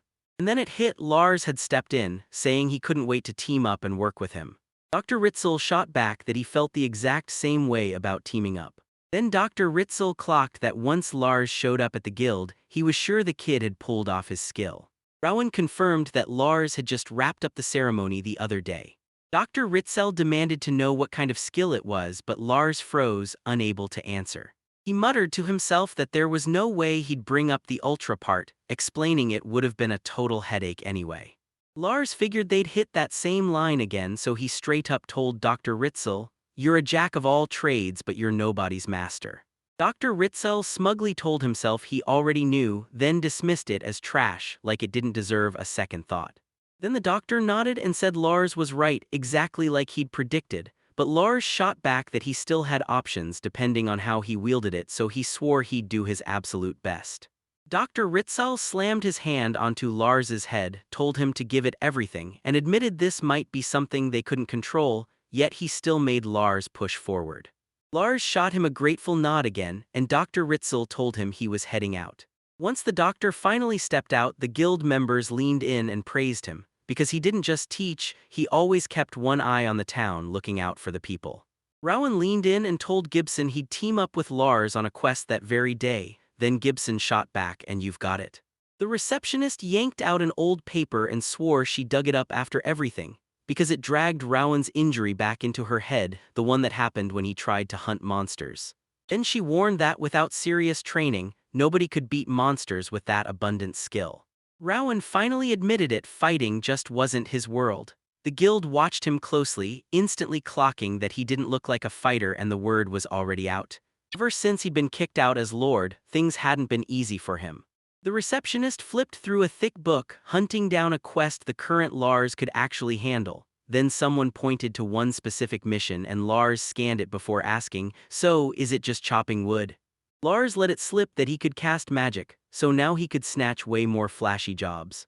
But the receptionist looked him dead in the eye and told him straight up that woodcutting was a totally respectable job too. And since it was his first time, taking a bit longer was completely fine. She told Lars to take his time and sink the whole day into it. Then just 15 minutes later, Lars grinned and said he was done. The receptionist stared in disbelief as Lars finished in a blink, because the job was meant for absolute beginners. Then someone leaned in and asked Lars again how old he was. Lars just shrugged and said, "I'm 8. The receptionist said folks label his jack-of-all-trades skill a dud, but it's actually super handy for everyday life, yet Lars still snapped, "Then please stop calling it a dud." The receptionist praised him as solid and said she couldn't wait to team up, and Lars fired back that he was just as excited to work with her. Meanwhile, the receptionist broke the whole process down, saying that if Lars wanted to grab a request, he'd scribble his name on the right guild card and listen to the same rundown, same as today. Once the job was done, he'd send the report, pocket the reward, and call it a day. This time she slid him 800 barrels. Lars told Rowan to pocket the money, but Rowan snapped back, "This is Lars's first reward, so Lars should spend it however he wants." So Lars said that, yeah, there was one place he'd been dying to stop by. As they marched through town, Rowan leaned in and demanded if Lars was truly, no doubt, sure about this. Lars shrugged it off and said it didn't matter because the moment he'd saved up enough of his own money, he'd still be doing this. Lars kept staring, wondering if there was one too many, because everyone kept pointing at him, Marion, and the dead 8. Then Lars leaned in and made it crystal clear, this was for Nina. He told him he wanted to hand it to her and say, "Welcome home." The moment she came back, then out of nowhere, Rowan shouted Lars from behind. Lars saw someone and blurted, "Was that Nina just now?" Meanwhile, the scene swung over to a letter's secrets and it hit like a punchline. Rowan and Marion were being watched because poison had somehow landed on Lord Date, a kid barely 2 years old, and the note said they still hadn't been caught. It was signed by an old friend, Shinmajin, and Lars immediately understood. If Nina vanished because of this, she'd never want his dad to find out. Right then, Rowan shouted for Lars, but Lars cut it off, telling his father, "I can get home on my own," then hurriedly apologized for ditching him. Rowan shouted after Lars, warning him not to stay out too late. Then Lars didn't even hesitate, sprinting straight through town. Panting hard, he tore through the area, frantic with one thought, where the hell Nina went and where she could be. He darted up to the doorway, scanning for her, then bolted into the courtyard screaming Nina's name at the top of his lungs. At last, Lars finally tracked her down, spotting Nina in the distance. He blurted her name and rushed to reach her. Nina whipped around to stare at him, standing on the stairs as Lars barreled closer with other townspeople looming in the background. Nena stared at Lars and pressed him, was he really Lord Wrath? Lars finally cracked it, he told her he'd found her at last. But he stopped short, realizing he'd reacted way too fast, and Lars knew this plan was doomed, because if he said it like that, he'd just shove Nina deeper into a corner. Lars shouted Nina's name again, insisting he'd been searching for her the entire time. But Nina leaned in and begged him to go home right now. Nina insisted she wasn't a woman who deserved kindness like that. She couldn't believe it, Lord Lars was actually worrying about her like this. Lars leaned in and whispered her name. Then somebody shouted for Nina to come back home, and Nina choked on her tears as she stared at Lars, asking what she was supposed to say because even her own big brother was spitting out those words. Nina's voice shook as she blurted that everyone was waiting on her, but she had no idea how she was even going to tell them the truth about what happened. Nina scrambled to make Lars understand, blurting that just the other day, his older brother Dead 8 got into the academy. She craved for all of them to witness it together to celebrate Dead 8 rising so high and becoming a true, respected family, while Nina wrestled with a storm of feelings, staring at everything like, what is any of this even supposed to mean? But Lars leaned in and told Nina, not yet, I'm not pushing, tell me when you're ready. Nina caught herself thinking, yeah, I already know what's going on. But no matter what she knew, this still hit like a brick wall. Lars cut in with steel, saying that even so, he'd never let anyone claim Nina wasn't qualified to be part of their family. Lars flat out said he didn't need any qualifications to decide who counts as family. Nina was the one who showed him, for real, what it actually means to have a family in this world. Then Lars leaned in and told Nina, it means the same for you, your precious family to me. Nina's eyes shimmered with tears as she stared up, clutching her hands to her chest. Then she called out to Lars, her voice shaking like it might break. She spilled every detail of that day. She'd finished her first guild quest, cashed in the reward, and bought gifts for her family. But Lars leaned in and told Nina it didn't matter how much money you had or how grand your house looked. Lars told her it all meant nothing unless the whole family stood together, and Nina dropped to her knees and clutched him tight, tears pouring down her face. Through tears streaming down her face, Nina choked out Lars's title. Welcome to her house. Meanwhile, Nina leaned out the doorway and shouted at Lars from outside the house. She blurted, I'm home, and rolled in with souvenirs for everyone. A mystery girl called out, demanding to know where Lars had vanished to, and then Dead 8 burst in, yelling for Nina. Inside, Nina clutched Lars close and promised she'd work her hardest to give him a real salary, even if it was small, while Lars waved it off and told her not to stress about the money. After that, Nina snapped and shouted to Lord Dead 8. Nina turns to Lord Dead 8 the moment the unnamed girl asks where she's been, and Nina leans in like, trust me, I've got so much to tell you. Lars pulls out the real gift right then, Dead 8's gloves, and Nina rushes to thank Lars for everything. Someone steps up and calls out to Lord Lars. Nina thanks him again, her voice trembling as she admits his kindness saved her. Then she waves it off, saying it's not some grand gesture, she just wants to hold her family close. But then Lars storms in and drops the bomb on Nina, he's engaged. Nina drops the bombshell, she's engaged too. And this unnamed girl wastes zero time, she blurts out, Nina, say that again. That unnamed girl drops the bombshell that he's nulled, then leans in and asks Nina, would you still congratulate me? And she can't even believe this is really happening at Lord Dead 8's age. Nina blurts out that she'll obviously congratulate him, then immediately gasps, did she really just say Noelle's name? Lars moves in fast to calm her down, telling her that not having a boyfriend doesn't mean she can't, she just decided not to. Nina dips into a deep bow and snaps, your kindness bites sweet but it hurts. Meanwhile, someone spots that Nina's vanished again while the unnamed girl just hangs back in the background. And she's back soon, I swear I'm back soon, wait, just watch this. Lars grins and says she'll be back for real this time, you. The camera yanks back to reveal the Irving house from the outside, and Lars can't help but think she'll be back any minute. Then Lars tells the unnamed girl it's time to go, and the unnamed girl snaps back, no, watch me. Lars drops into a crouch, snaps on his invisibility, and vanishes the instant he does. The unnamed girl erupted in praise for Lars, stunned at just how much he'd already pulled off with his invisibility. Lars pulled it off again, right in front of her, he casually slipped out of sight. The girl gasped in shock as he stayed completely unseen, and she blurted to Lars that it was unreal, how he could vanish himself like that. Lars insisted he really thought he could pull it off, but the girl stared at him and asked why he looked so unsure. She pointed out he'd already burned through a ton of mana and told him to take the day off, and Lars finally admitted he was getting dizzy from the whole ordeal. She laughed at the whole thing and then grilled Lars. Seriously, was he planning to stick around dressed like that while he stayed invisible? Right after everything finally calmed down with Nina and she made it back home, Lars snapped into action. He gulped, then went straight to Professor Belna and begged her to teach him ancient magic. He admitted he truly feared she'd slam the door on him without a second thought. But Belna snapped a warning into his ear that learning to use it right would take forever. Lars just laughed and said that was perfect, and it only lit a bigger fire under him to start training immediately. Belna admitted this was some of the toughest magic to ever master, and Lars snapped back that she was right, because right now he knew exactly what she meant. He didn't have the power to finish the job, and what happened with Nina only hardened his resolve, pushing him to get his revenge on Blau no matter what it cost. Right here in the present, the unnamed girl steadied Lars and promised everything would be okay, and Lars admitted the real reason. He wanted to master ancient magic so he could do way more than ever before.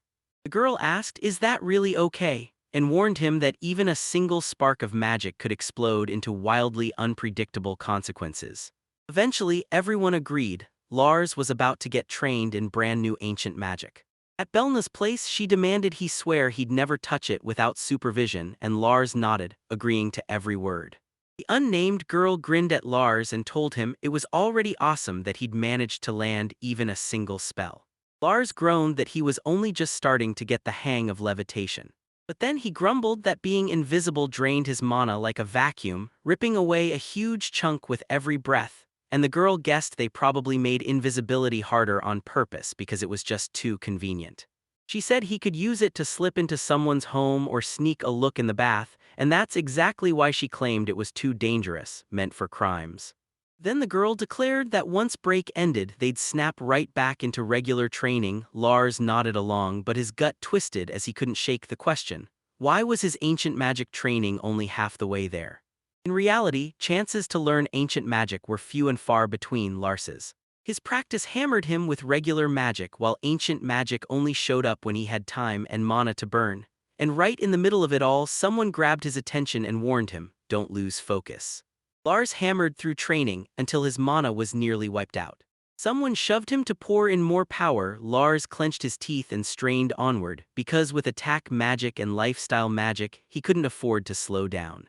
Eventually, exhaustion crushed Lars. He was shrinking down, barely able to stand, and the unnamed girl stepped in, asking if he was okay.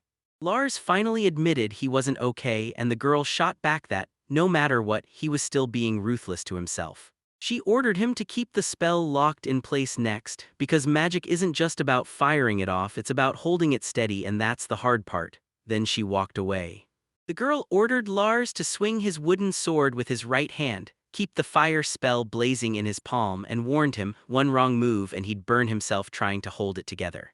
Then she ordered him to haul water and fill that bucket up. Lars gritted his teeth and tried to fire train the flames, but they scorched his hand as he fumbled through the water spell and couldn't even get it right too. And even now he could only manage to fill a cup, never the whole bucket. The girl beamed and told Lars to fill it up, and though he didn't want to, Lars gave in.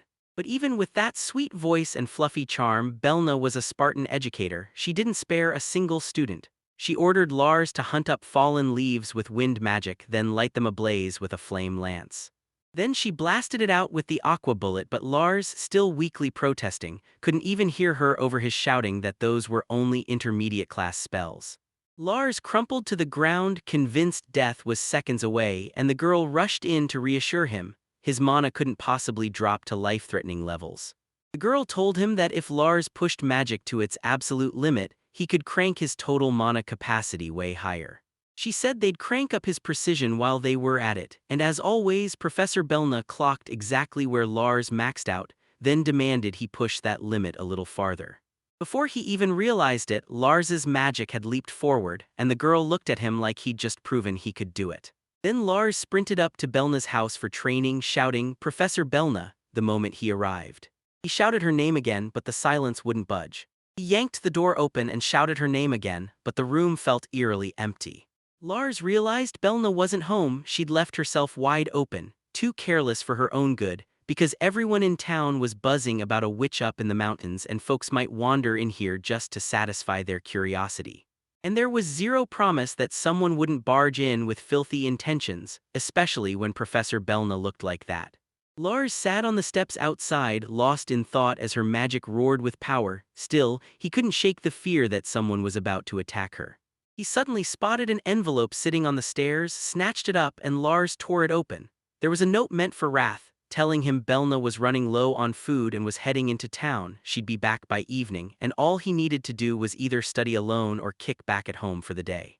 Lars weighed his choices, stuck on one terrifying question. He'd come all this way, so why not ditch the worry and head outside to train on his own? And it hit him somewhere nearby, a magic book was waiting just out of reach. Lars remembered the teacher saying, "Go ahead, reading books during the break is totally fine."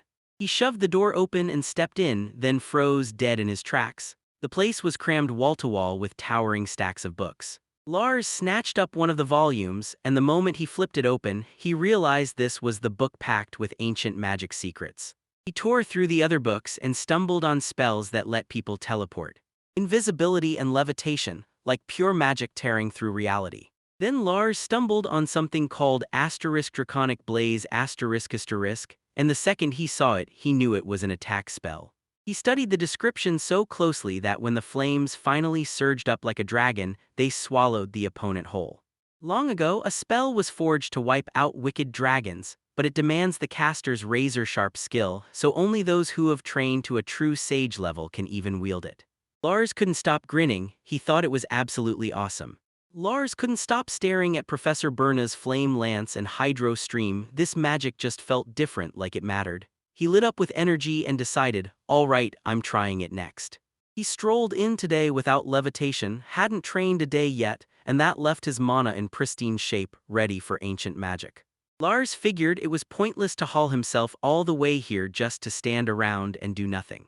So he burst outside into the open space, braced himself, and started casting, then tore into the incantation and screamed, "Dragonic Blaze." Lars finally managed to cast Dragonic Blaze, but the spell totally face-planted. Only a little snake-like flame hissed into existence on the ground, and it was painfully, hilariously small. Lars fought to stay positive, whispering to himself that this had to be magic he'd simply never learned yet, and that was enough to call it a beginning. He'd kept his mana restrained when he cast it, but the thing that came out looked more like a lizard or a snake than a full-blown dragon. Suddenly, Lars's body went heavy like gravity doubled, and right away, he heard someone shouting his name, so loud it made him wonder if that voice was real. That eerie voice kept calling back, begging to be let him snooze a little longer right in Lars's head. He shot up, recognized it instantly, and then froze because why in the world was Professor Berna at his house? Meanwhile, the unnamed girl shouted to Lars with pure excitement, her voice cutting through the moment.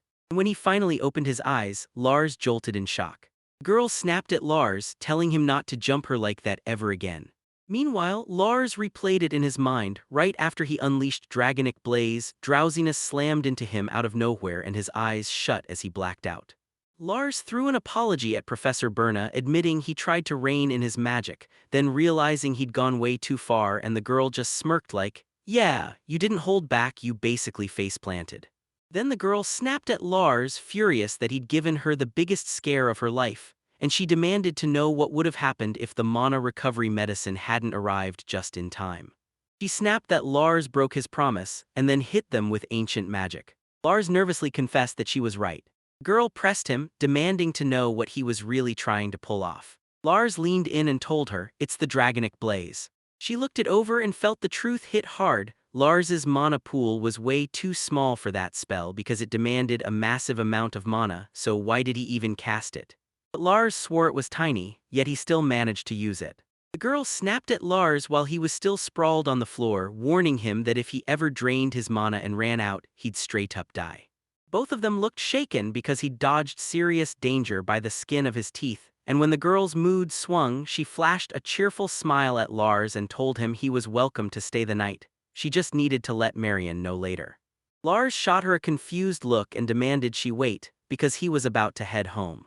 She leaned in with a teasing grin and asked, "So you don't want to stay over at our place?" Lars snapped that it was his own fault, but exhaustion crushed him. Then he said, "I'm hitting the bed now, I'll just crash on the sofa." But the girl shot back, claiming he'd never get a good night's sleep on that sofa. Then she slid in wearing nightwear and bluntly told him he'd be spending tonight with her. Lars panicked and blurted that he was a guy, so it was totally fine, plus he even napped outside sometimes, so he'd be fine. But the girl brushed off his protests and snapped that he had training tomorrow, so they had to leave right now. She yanked Lars by the arm straight toward her room while he shouted at her to stop, and people couldn't help but stare, amazed at just how strong she was. By the doorway, the girl leaned in and told him, "Good night," then shut the moment down like a spark fading. In the middle of the night, Lars jolted awake. Something soft had landed on his face. The girl was plastered against him, whispering in her sleep that strawberries were delicious, and Lars froze solid because he couldn't move while she clung to him. Night draped itself over an exterior shot of the building, and when morning finally came, Lars showed up and greeted everyone with a dead-eyed, bone-tired monotone. The girl leaned in and asked Lars, "Did you sleep okay last night?" Lars clutched a pillow with a sour face and snapped, "Not at all," and the girl couldn't shake the thought that maybe he just couldn't sleep in a different bed. Lars tried to keep the real reason locked down in his own head. After that, they headed outside where a huge water barrel loomed by the house, and the girl told Lars to start by filling the bucket. Lars nodded and agreed. Lars unleashed water magic and boom, a monstrous burst of water detonated from the barrel like an explosion.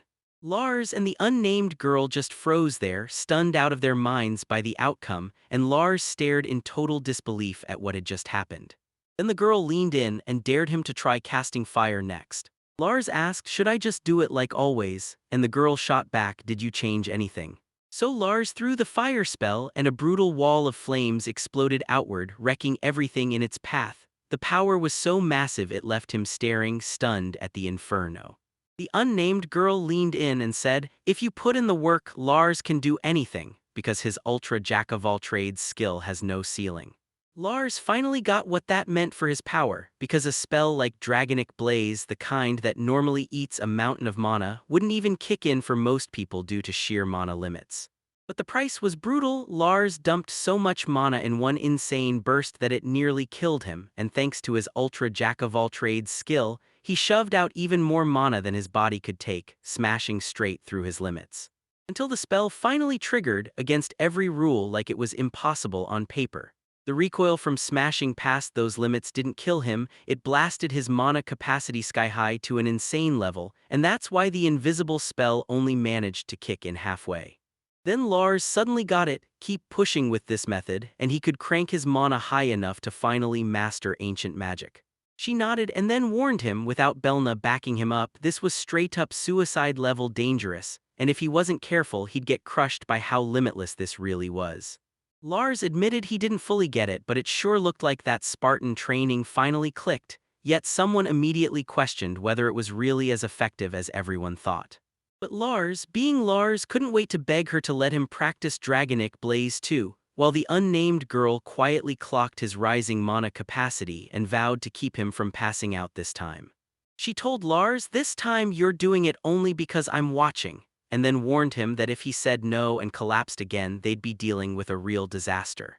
Lars shot back with an excited, immediate yes, telling her he still wanted to enroll, promising healing magic and all the other skills he'd teach her.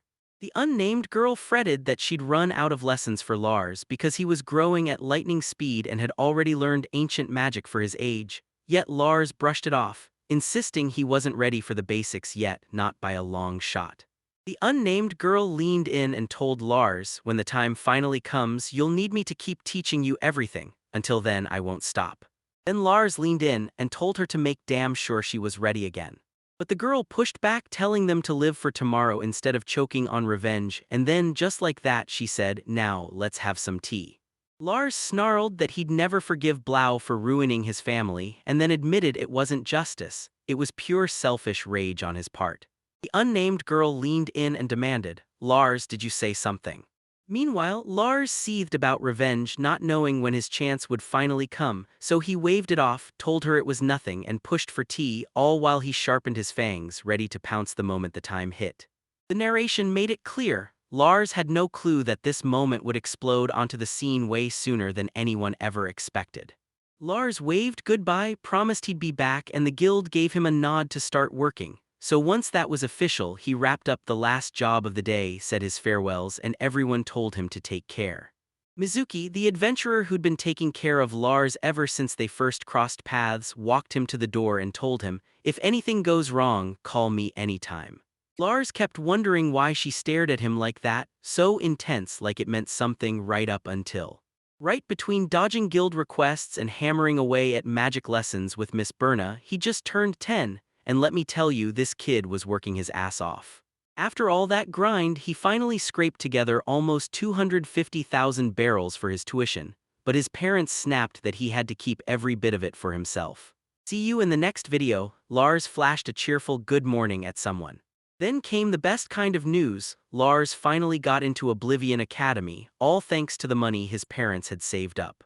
Then a girl with playful hair ribbons burst into a cheerful greeting as she welcomed Lars back. Someone blurted, "I can't believe Nora's coming with us too."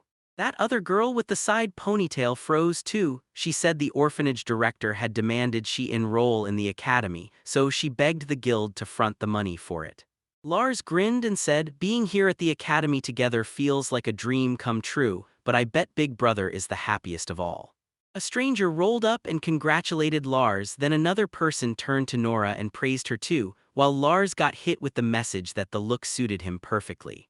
Apparently that's why Nora kept dressing like a boy this whole time. Once she enrolled in the academy, she finally told the truth and boom, it all got uncovered. Turns out Nora wasn't even the name she started with. Her real name was Nora, but her father wanted a boy, so he pushed her to go by Nort. Nora swore this time she'd finish the whole thing, and Lars laughed, calling her dramatic again, but Nora just smiled and said she was glad anyway. They leaned in and burst out, "Yes," that bright, unstoppable smile lighting up their face. Then Belna told Lars and the unnamed girl that today, since they were walking into the academy, they'd officially graduated. Right then, and the unnamed girl immediately snapped back, insisting that absolutely wasn't true. Lars wouldn't let it go. He swore Belna had promised to be their teacher forever, and he pushed the point home by reminding her she'd said it herself. The unnamed girl turned to Belna and thanked her, practically glowing with joy. Meanwhile, outside the academy, someone cornered Lars and asked if he should head in before it kicked off. Lars leaned in and asked what was wrong, but the other guy shook his head and said nothing. Lars nodded and told him he'd go on ahead, and the person just waved him through. Okay. Lars couldn't stop wondering if, just maybe, he'd finally get to reunite with the Lucille he knew back then. Then the girl named Luger stepped in and introduced herself, saying she'd heard they were close in age. So yeah, maybe he's here too. She couldn't stop thinking how cute he was, and she just wondered if he'd grown into a refined beauty by now. Suddenly, another boy yelled at Lars, straight up asking if he meant that kid who could do everything. The girl stood there in her academy uniform, and the second Lars laid eyes on her, he zeroed in on her hair color. The girl said he looked like he somehow knew her, but she didn't remember him at all, so she demanded, "Who are you?" Lars shot the question, "Is that Lucille?" And the girl burst into excited laughter, swearing she'd searched everywhere for him. Lars suddenly snapped to it, he'd known the whole time. Then the girl snapped back, confused. What were they even talking about? Luger introduced herself and said time is merciless, and she pointed out that Lars used to be a completely silent kid back then. The unnamed girl clocked Lars's sudden, super disappointed face and snapped, "Sharp Lars, what's up?" But Lars swore it was nothing. But Lucille leaned in and demanded to know who the other girl was, then gushed that she was Lars's friend, and honestly, she was adorable. Luger grins and tells her name, Nora, then says she'd love it if the unnamed girl would be her friend. The unnamed girl turns to Lars and blurts, "You're cute." Lars blurts out a quick line, then the unnamed girl shoots over and demands, "Luger, what am I to you?" But Luger just stands there, totally lost, like she can't even figure out what she's talking about. Lars admits Luger could have misunderstood, but when his friends, none of them named Nora, push, Luger just says she gets it, then lets out a relieved, "Thank goodness." Lars tells them that if he ever said Nora was his girlfriend, his brother, Dedate, would lose his mind, and right when he says the name, Luger snaps into a full-on reaction. Meanwhile, Dedate shouts that Lars and Nora are already being waited for, because everyone there is counting on their arrival. Luger corners Lars and grills him about that earlier comment, how he already had a fiancée. Dedate closes in and blurts to Lars that this girl just intercepted him. Luger leans in, demanding whether she's some kind of acquaintance. The unnamed girl freezes in shock as the chaos unfolds right in front of her. Lars asks if Luger is really Luciella, not Lucille. Luger then fires back, wondering why Luciela's even with Lars, and tells Lars to hold on so he can verify if he really means Luciela. But then a girl behind them blurts to her big sister she shouldn't be lying, and when Lars hears the name Lucille, he freezes in shock. And the girl snaps to attention, realization hitting her like a lightning strike. Luger cracks that it's been ages since they last laid eyes on each other, then Lars blurts out a wild, excited reply. In a flashback, young Luger rushes to thank Lars for everything he did back then. Even though it happened 5 years ago, in the present Lars can't believe the relief hitting him. She's even more beautiful than he ever imagined. In that memory, the little girl with the teddy bear had talked about being a princess, and somehow, through all of it, she'd still stayed happy. Lucier tells Lars his face passed her inspection, clocks that he's taller than her and looks like he's packing real muscle, and Lars just blurts, "So what was that whole exchange even about?" So Lucier goes, "Okay, this time I'll introduce myself for real," and boom, she reveals she's Lucier, Luciela's older sister, and she's right there in the same class as Deadite. She says her younger sister wouldn't stop insisting she wanted to thank Lars again, so she'd been dying to figure out what kind of guy he was. Then she met him and realized he's actually pretty decent. Lars confirms that Luciela is in the same class as his brother, and Luciela lights up. She's thrilled her sister is enrolling, and she says their sword skills match, meaning she's got serious strength. Lucier swings her gaze at both Deadite and Lars and promises, "I'll catch up with you later," then walks off. Meanwhile, the unnamed girl blurts out that Lars's brother has gotten insanely strong, but then she questions whether he can truly stand as an equal against him. Lucier blurts that they're both totally adorable, so the unnamed girl decides she's gonna ask Lucier to be her friend. Dead8 points out that Lucille is the same age, so yeah, that could work, and Lars's first time having a girl as a friend feels like a big deal. And Lucille confirms it, she's the older sister at the orphanage. Someone corners Dead8 and demands to know if he pulled off getting his second son into the academy after the first. Off in the distance, two boys watch the scene unfold. One grins like, "I knew you'd show up," while the other sneers, "Paupers really are testing their luck." Not long after, someone spots Nina in the academy courtyard and blurts out to her from across the yard. He leaned in and asked if she'd been doing okay. Nina is cleaning and suddenly drops something, and that light spiky-haired boy dives in fast to help her grab it back. But then a dark-haired man steps in, eyes Nina up and down, and asks if they've hired another maid. Besides Nina, he smirks, before promising she'll have a real good time and telling her to ditch this so-called pauper and come to his place instead. So someone cuts in and demands, "Wait, who is this guy exactly?" A male student spots Lars and blurts out, "Long time," then asks if he's really the guy stuck with that dud skill. Lars calmly waves everyone off, but the aggressive boy explodes, shouting at him not to pretend he isn't there. He's basically taunting Lars, "So you scared of my magic swordsman skill?" And then he ups the ante, "Do what I say and I'll let you be one of my lackeys." Lars just shrugs it off, says, "I'm good," and fires off a quick thank you for the offer. Someone snaps that Lars's answer is painfully boring, and the aggressive kid immediately snarls, "What do you mean by that?" That aggressive kid leans in and tells Luder she's cute, then presses her, why won't she be his girlfriend? He even claims that unlike Lars, he's the one who's gonna get strong. Luger screams in panic, but the kid blurts that Nora's his girlfriend, and before Luger can even think about touching her, someone shuts him down. Nina suddenly clamps down on the kid's wrist so hard it screams pain, and he tears up as he cries, begs her to let go, then hurls, "Let me go, you pauper." Someone blurts, "Hey, what's up with this guy?" The kid admits that dealing with Lars makes him feel trash just for being connected. He shrugs off any hope of real power from a trash skill, then laughs, "So cheeky, little brats like you think you can grow." Meanwhile, someone blurts out, "Is Nora okay?" And Nora waves it off like, "It was just a hand on my shoulder, nothing seriously."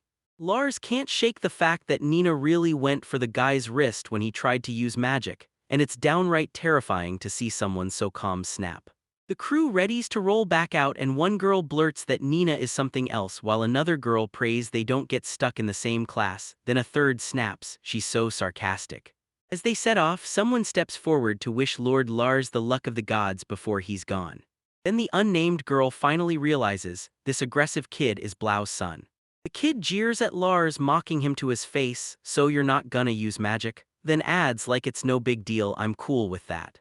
As she slips away, the unnamed girl grabs Lars' attention and warns him not to forget their promise, close up on Lars' face as the moment hits.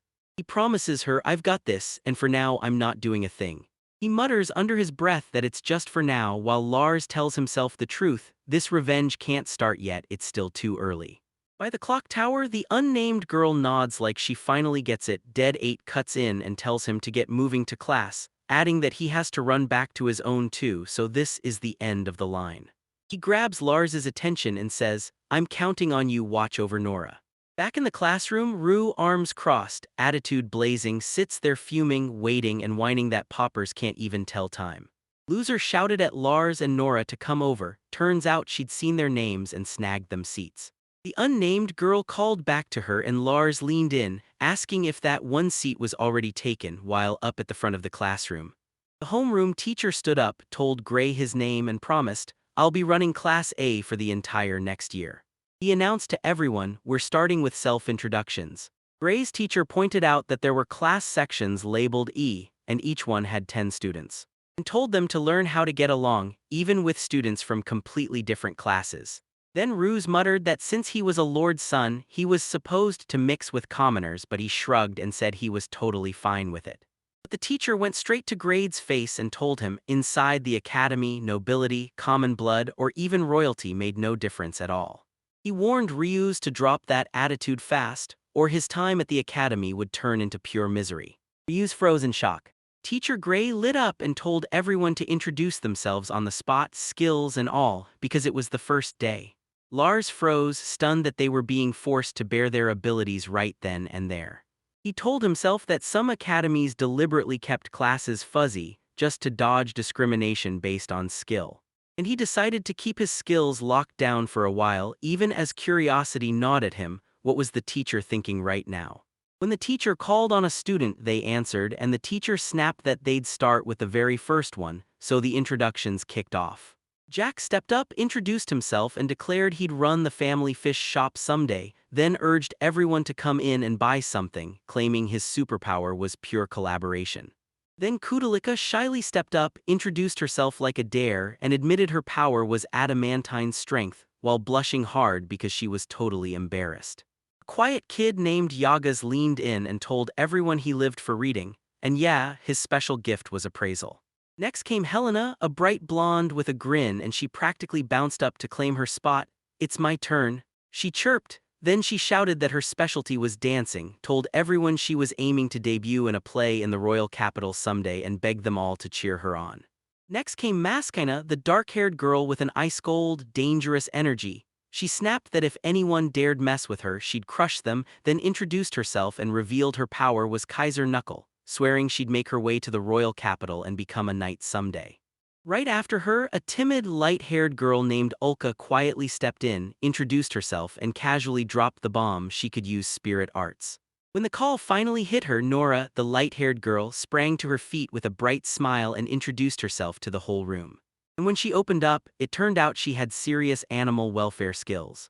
Ryu then swaggered up, introduced himself as Ryu's glute, and bragged that he had the rare magic swordsman skill, then leaned in like, "Isn't that just wildly amazing?" He kept going, yelling that he'd be the next lord of the domain, and hinting that everyone might even get to serve as his underlings. They hit him with the truth. If he still didn't get it, then fists were coming. Then the blonde girl, Lucille, stepped in and introduced herself, saying her family ran a trading business. She blew everyone away. Turns out she was a jewel master, able to track down ores and process them like magic. Lars caught himself staring. Yeah, she was even cuter than he'd first thought. Meanwhile, someone shoved the timing into the popper's hands and said, "It's your turn now," and Ryu leaned in like, "So what are you laughing at?" Lars shot up, introduced himself as Lars Irving, and then, straight up, admitted he'd been dying to keep this whole thing under wraps. While he kept going, the other students stared in silence. Then someone muttered that his jack-of-all-trades skill was a dud. Lars locked eyes with everyone, grit blazing in his face, and swore that it was his skill that would do it. He stood up, introduced himself as Lars Irving, and said the skill he'd been told about was a dud jack-of-all-trades. He admitted his dud skill might force him to call on everyone's help, but even so, he insisted they all stay on good terms. He begged them to back him when that moment finally hit, insisting he was fully relying on them. Ryus cut in and told Lars he couldn't live a long life on his own because the truth was coming. Lars would have to lean on someone sooner or later. Lucille stared impressed and told Lars it was wild how he was already thinking about stuff like that. Then Ryu fixed his eyes on Lars, smirked with total confidence and promised Lars was going to be worth every second of that training. Now that introductions were done, Gray stepped up and fired up the whole class, showing off their skills for everyone. He was so sure everyone, him included, had a quick read on the kind of people in that class right up until the moment he was about to keep talking. Jack shot his hand up, called out to the teacher and blurted, "Got a quick question." So yeah, second day of school and everything's about to get real. That morning they slammed through physical exams and magic training and boom, everything went sideways fast. Maskina, usually so athletic, tripped, fell hard and started a nosebleed that shut the whole thing down. During magic practice, one kid leaned in and told the other, "Don't be scared, open your eyes and feast on your real power," then proved it by unleashing his fire magic. The kid erupted in joy right after his fire magic show lit up the room. Then a light-haired girl with a bow practically burst into the scene, yelling that it was her turn, right after she unleashed a massive fire magic blast that absolutely blew past everyone's expectations. After that, she stared at him like something was off, voice trembling as she asked, "Did I mess up again?" While the other students hovered in the back looking worried, someone whispered that Belna was strict even by her standards, plus magic study outside school was basically non-existent, so skill gaps were bound to show. Next up, Machina was called. Meanwhile, students grumbled that the morning had been rough as rocks. One even snapped that since Ryu's was the Lord's son, they figured he'd at least gotten a private tutor. Lars thought, "This is my moment too," and if he didn't hold back, he'd light up the scene, even as Maskina in the background snapped into surprise. In history class, Lars slumps in his seat and just listens as the teacher rips into the story of the old famine, then he hits the real reason. It's exactly why the 23rd king decided to crank up food production in the first place. That famine hit over 200 years ago, and the leaders who lived through it basically fought through pure nightmare just to build the prosperous world we see today. Lars starts mulling it over. Back in his old world, he'd cram all this just to snag better grades. But when he finally digs in for real and stares history down with meaning, he sees the raw fights of the people who actually lived it, and the whole thing hooks him completely. Lars sat in class, stunned that he actually came to love school lessons at this age, while the teacher barked orders for everyone to stand and bow, pure chaos, and then Maskina suddenly streaked off somewhere fast, so someone shouted that she was playing dirty. Later, the girl spilled how brutal the school store bread fight got and someone else chimed in, "Yeah, Jack the fishmonger was a problem too, but even Ruse was scrapping for bread in that store." Lars kept thinking about the packed lunch because money was tight at home and bakeries and diners weren't exactly friendly to their budget. But Nina was still pouring her heart into it, so how could he not be excited? Meanwhile, Loser waved Nora over and called, "Come eat with me." Someone walked up to Deadite and confirmed he was Lars' brother. Deadite nodded along, then stepped forward and introduced himself. The talk snapped to how donations had crashed ever since the new lord took the throne and people were feeling the squeeze, until someone said, "Sure, it's tough, but we've still got a mountain of vegetables." Then Nora casually said she'd grab one of the lunches and right away someone pressed, "Wait, what about your asterisk lunch, Nora?" Lars tracked his lunch down fast when he spotted some random guy devouring it like it was the greatest treasure ever. And then someone blurted out how insanely delicious it was. Right then, another person apologized for their older sister's attitude. Meanwhile, in the background, students kept whispering that the sisters looked identical but acted like complete opposites. Once class wrapped up with nothing wild going down, the students exploded into excited talk about what they'd do next. Somebody snagged a snack from the school store before they headed home, while the rest buzzed about chasing the royal capital, or about what needed fixing at home. The machine told her she'd be into club life, so it promised to point her straight to the club building. Lars leaned in and asked Lucille if she'd join a club, because she hadn't really thought about one yet. The girl realized she might have to learn arithmetic, because all her skills weren't getting her anything done around the house. She'd heard whispers of the Holy Knights Club, and once she felt the idea click, she decided, "Yeah, this is it," and signed up to train.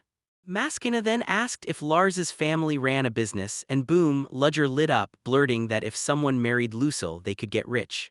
She called out to Mona to come over.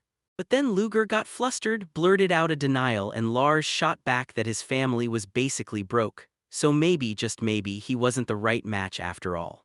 But then Ruse burst in laughing, taunting Lars as a pauper, and claiming he understood him perfectly.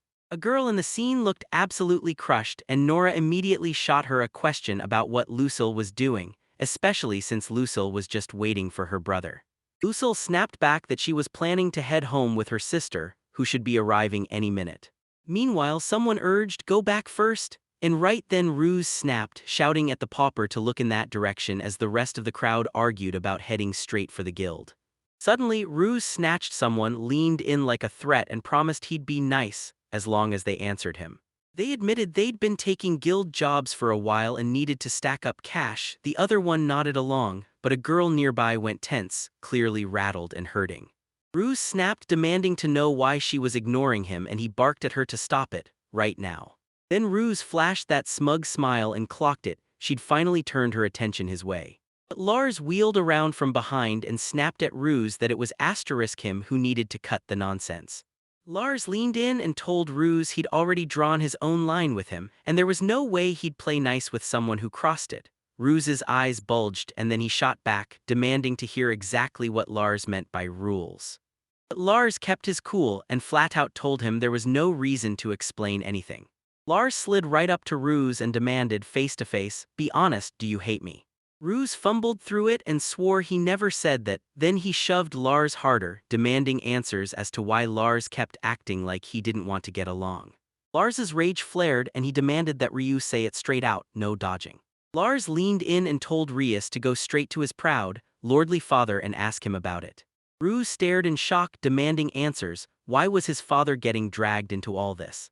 Dead H finally showed up, told them he'd been waiting, and even though they barely made it anywhere, he leaned in and asked if it was time for everyone to head out.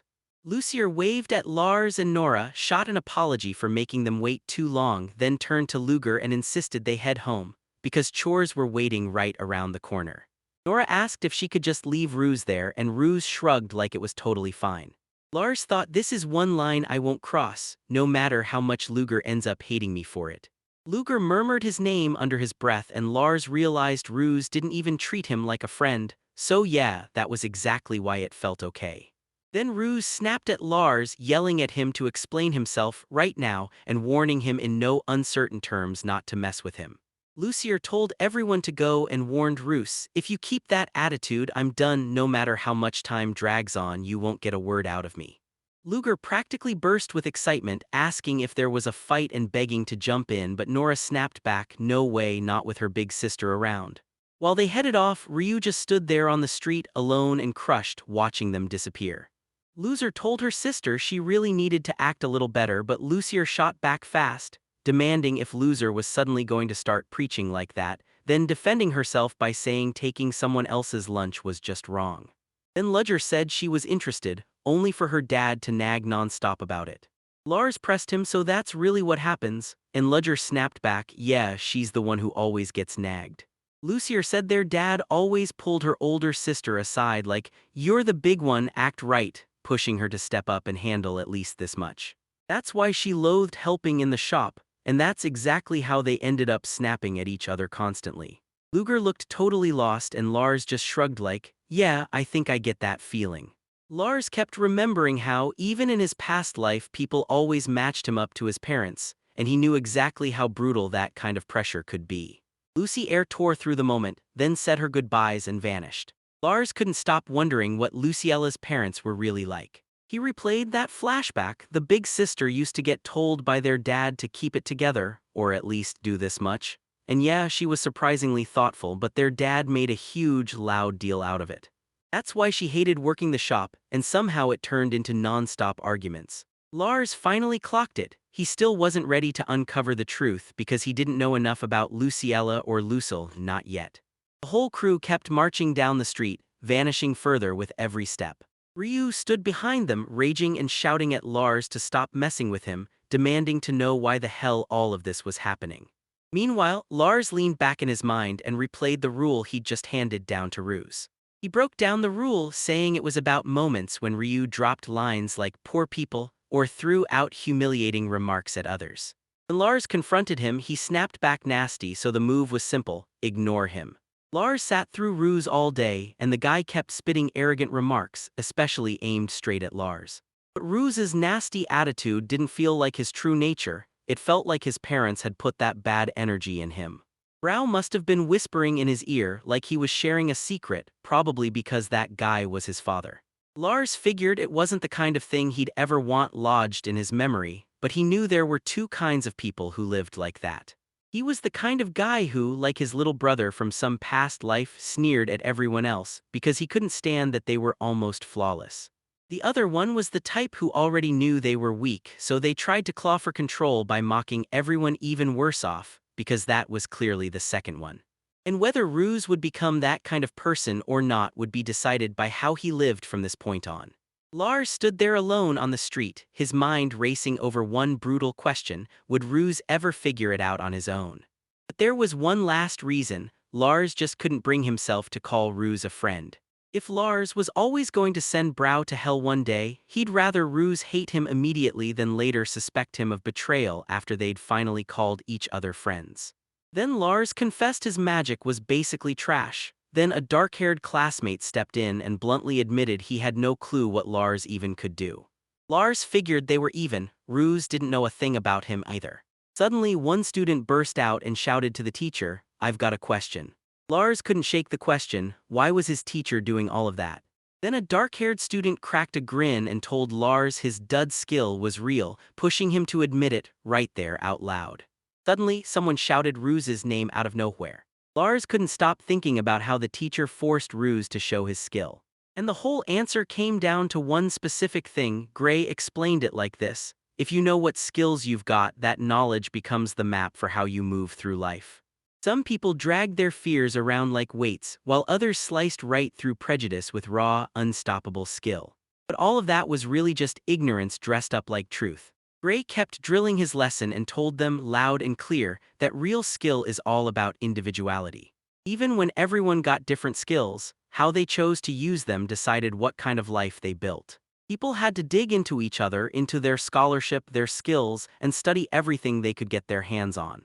The academy was built for exactly that, and he was pushing them to kick things off by getting to know their classmates.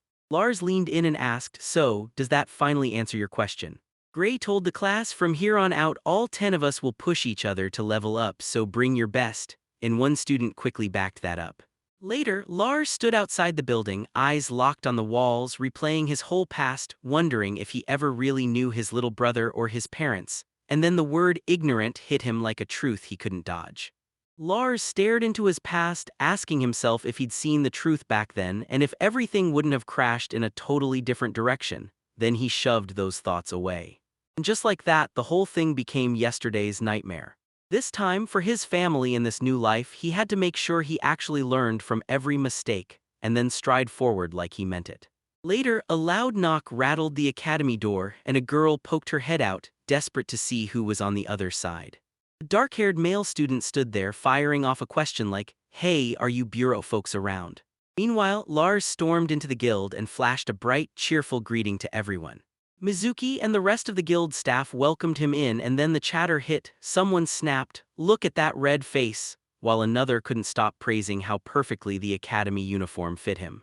A staff member with glasses stepped up and told Lars the guild master wanted to see him right now, and that she'd been begging to meet him for ages. Lars stared, totally baffled. Had he messed up somehow? Why would the guild master of all people suddenly want to meet him? Lars thanked them, and just when someone said it was nice, they admitted it was kind of heartbreaking, because they'd been coming and going so much, yet still somehow missed each other for an entire year. A maid hurried Lars through the building and promised she'd lead him straight to the room in the back. She burst in with a voice from inside and told Lars, "Come in." Inside, a blonde, bearded man stepped into view and instantly owned the room. Then he lunged and clamped Lars in a huge, enthusiastic bear hug. He burst out laughing, declared, "Yep, that's Lars," and bragged that Lars really took after his father, while Lars stood there completely blindsided by the sudden contact. He stepped forward and said his name, Hausen, the guild master of this town. Lars got the chance to introduce himself. "Lars Irving," he said like it finally mattered. Hausen said Lars was there because he had something urgent to hash out with him. Lars begged them to put him down. But Hassan said he'd been dying to meet Lars at least one time. He'd heard a rumor Lowen's son had started picking up guild requests. He froze for a heartbeat, unsure whether Lars had already been told or if he even had the right to say it, and then Lars looked up, asking straight out if Hassan knew his father. Hassan told him that Mr. Lohan used to be the ruler of this region, and he couldn't just claim he knew the real reason everything shifted. Then he added that back then Lohan had a whole circle of helpers, and Hassan was one of them.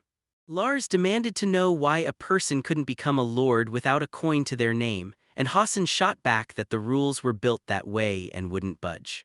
Basically, the lord didn't just get picked, he was chosen in an election, and the catch was brutal. To run, you had to prove you owned assets worth 10 million burl. To make it happen, they had to have the money ready, and even though it was all speculation, they still needed enough wealth to cough up for any damage a natural disaster might tear through. Lars caught the meaning instantly. If his father had the assets, then he could claw his way back and become lord again. But Hassan added, with his authority backing him up, that he'd rather shut that idea down, because he wanted to prove that Lord Brow had tried to kill Lohan's brother and make him fall. Lars realized that landing on a 10 million barrel goal finally gave him the courage to sit down with his father and the others and demand the truth about what happened back then. He finally felt that huge weight lift off his chest, no more secrets from his brother. Lars grinned and told himself that everything that happened had saved his brother, so yeah, he felt relieved, but deep down he knew the ugly truth: no amount of money could have ever brought his brother back. Meanwhile, Hassan leaned in and told Lars he'd heard from Gibson and the others that Lars had been juggling guild chores, and he actually thanked him for it. Then Hassan bowed his head, apologized, and said stories like this weren't exactly the fun kind to listen to, but he just couldn't help getting one thing off his chest. How wildly admirable Lars's father was. Lars clocked it. Hassan didn't even realize it was his mom who made all of this happen, so Lars bit his tongue and said nothing. Hassan couldn't stop the surprise. Lars is just like Marion, all grown up and responsible to the core. Lars swore he'd done it right and made sure the pay landed properly, and Hassan shot back that grabbing jobs as they popped up was just how the job worked. Out of nowhere, a voice shouted from outside, yelling, "Dad." Later that night at home, Lars blurted to his dad that the guild master swore Lone used to be a lord. Then his father stared wide-eyed and shot back, "Is that really true?" And of course, someone just had to chime in. It sounded downright gross. Rowan muttered that Hassan was feeding his son whatever lies he wanted, straight from his own mouth. Lars straight up confirmed it was real. Then Nora jumped in and said, "That's why Nina's here," and suddenly it made total sense, even if they were broke. She'd always been curious about that. Nina agreed at once, pointing out that Hassan had real respect for Rowan, and Nora didn't hesitate either, saying, "That's absolutely true. Nina told me there was a long ago moment when someone showed her real kindness, and that's why she's here now, because she wants to serve the master and the mistress with her whole heart." Rowan told Lars to stop and really think about how his father once ruled as a lord, and then made it crystal clear that even if that was true, the world had changed. Rowan warned Lars that if he ever messed up, he couldn't strut around like he was still some noble acting all high and mighty, and then reminded him he was way happier with the free life he had now. Meanwhile, Lars looked at his mess of a situation and then it hit him: he wasn't alone anymore. He had a loving family right behind him, with Rowan, Nora, Nina, and Dead 8 all huddled together at the table. Lars grilled Rowan about quitting his role as a lord, and Rowan snapped back that he was finished with all the hard stuff. Somebody leaned in and said, "Eat right now." Later that night, Lars sprawled alone in his bedroom, locked in his thoughts, replaying everything over and over. Lars snapped back to his promise. He'd haul that bastard straight to hell, the one who dared try to kill Juru-chan and the whole family. 5 long years had slammed by since he swore revenge, and yet this was all he'd managed to uncover. Now he had to hunt down proof that someone nearly killed his brother, and Lars couldn't stop thinking about what would happen next. He figured the only way to make sense of it was to tear it open one piece at a time.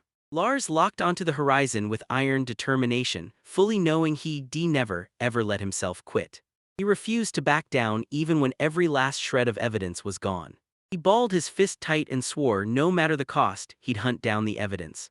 At Lord Brow's mansion, Tigray stormed up to the Lord and demanded answers about how he'd been educating Ruse. Lucier sprang in to protect them, declaring, "Ruse is the Lord's son, so yeah, he's getting an education that matches his status." Then Gray straight up asked if they were teaching him words like poor man too, and Lord Brow fired back, wondering what the problem was with calling someone a poor man when it was their own fault for living that way. Gray shoved back anyway, firing back that judging others from above was wrong, and that anyone in charge had no business acting like they were better than everyone else. Gray snapped into action, telling Ruse that Lars had been called a pauper again and again right there that very day. He clocked that Lars must have decided to take it because he was always so patient, but then Gray turned to Ruse and demanded to know if he really hated Lars. Ryus went rigid with shock. People were really questioning him just because he called Lars a pauper. Lucier snapped at Gray to stay out of their business, saying their father always believed paupers could be made to understand, just not by pushing them around but by speaking to them. At Grace's side he grinned and swore he just wanted to take it easy on day one, then admitted he couldn't no matter how hard he tried. Ruse demanded that Lars stop overthinking and just listen to him.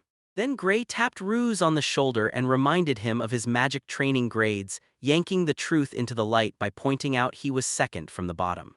Machina couldn't do magic and everyone knew it, so among the classmates who could Ruse was at the very bottom.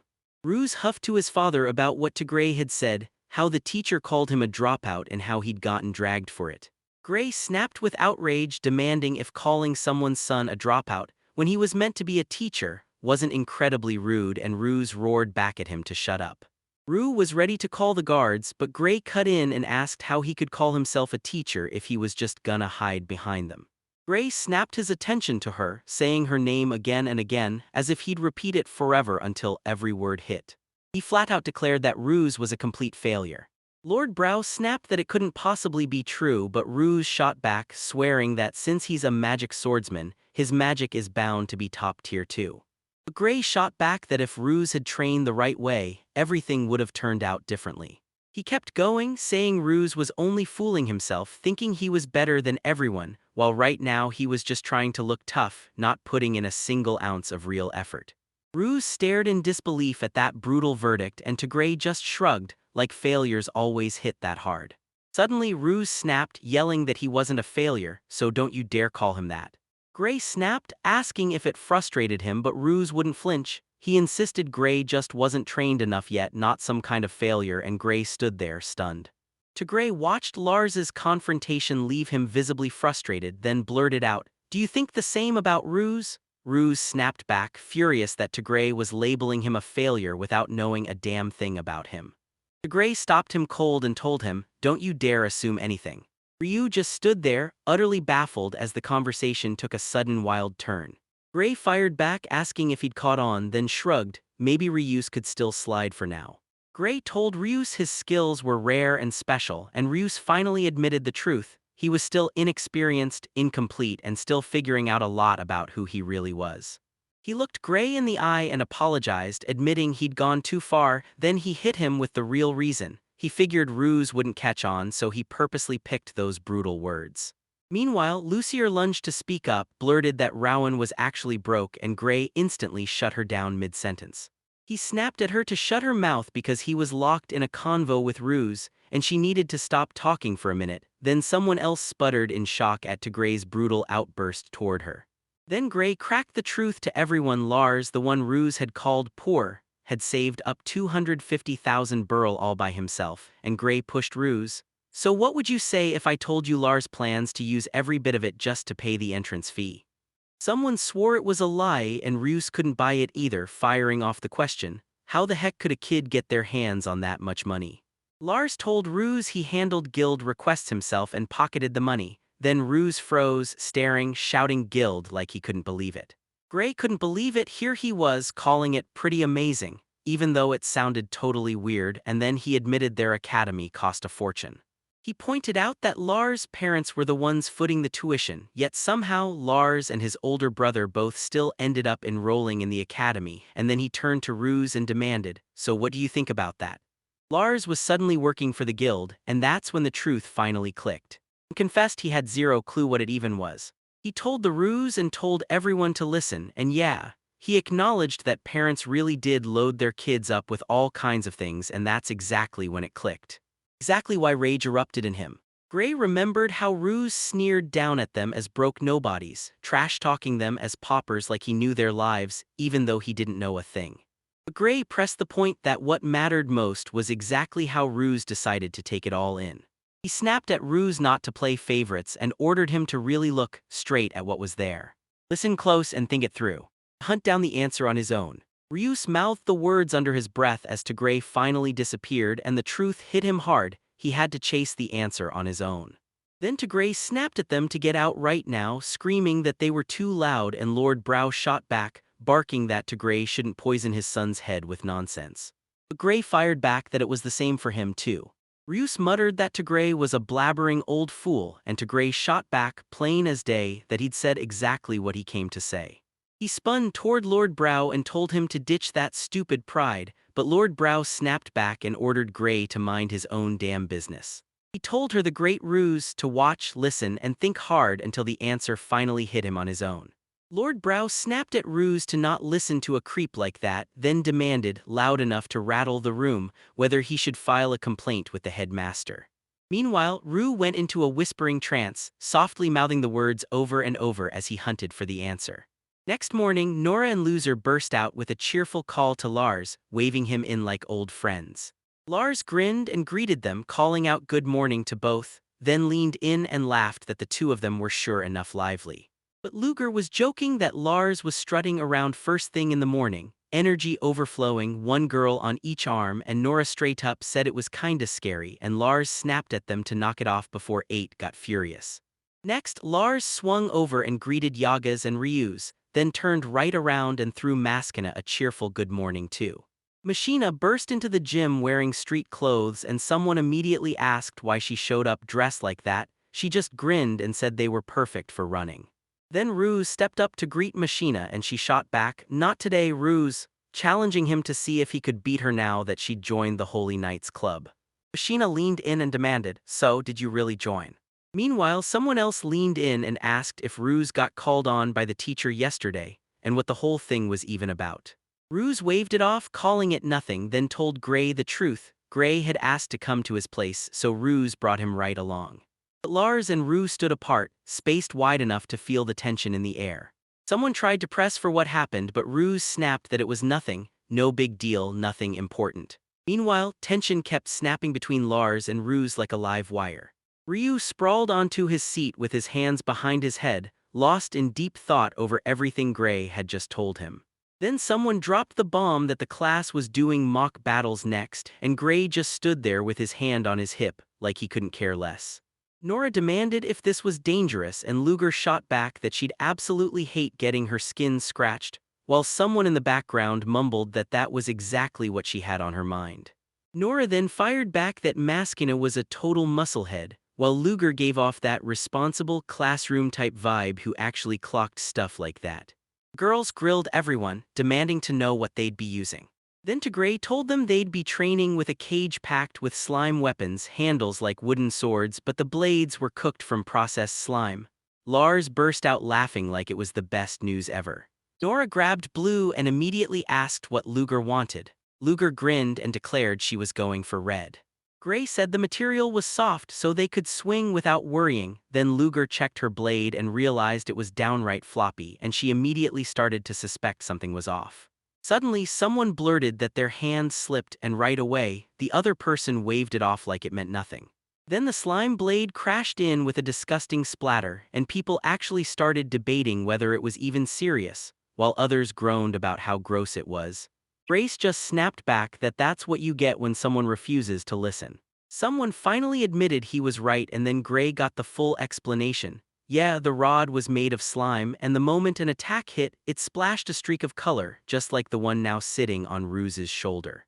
Someone nailed it. The whole plan was to smack the opponent without taking a hit yourself. And then another voice chimed in like, "Ruse already went through this," which somehow made it even more disgusting because getting hit like that felt exactly like getting splattered with slime. Machina chimed in like, "I'm not even sure why their eyes were shining, but yeah, she's right." Then Gray blasted out an order, "Everybody pair up 2 by 2. Lars thought Luger might be his best bet, then Nora suddenly popped up right beside him. Lars stopped mid-step, instantly sensing something was dreadfully wrong. Lars couldn't shake the question, why did they force him to team up with Ruse? Ever since Ruse laid down his rules then just stopped talking about them, he shut Lars out completely and never picked a fight again. Ruse and Lars faced off with space between them, then Tigray cut the air, each pair would scrap for 5 minutes and they could pick their first match however they wanted. Lars figured this was the best outcome he could ever dream of, while somewhere else, Ruse was probably caught up in something far darker. Helena blurted that she'd go first, then she'd apologize to Yuruka right as the girls cheering from the sidelines urged Yuruka to step up, and then, moments later, Yuruka was already sprawled on the ground, smeared with slime, begging Helena to stop, and when the match sign flashed, everyone saw it. Helena had won in a total stomp and was on to the next round. Helena warned her opponent that if things turned into a Yuruka-level disaster, she'd apologize right off the bat, then admitted that crossing paths with an aspiring knight felt brutally unlucky, while Maskina braced herself, buzzing with anticipation the second the next sign flashed into view.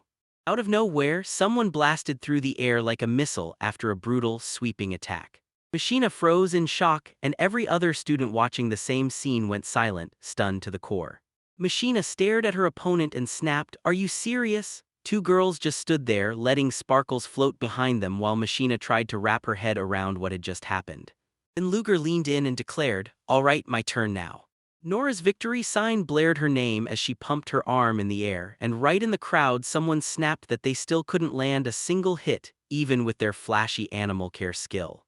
And another voice cut in saying, "Of course Nora is different, Professor Berna trained her too."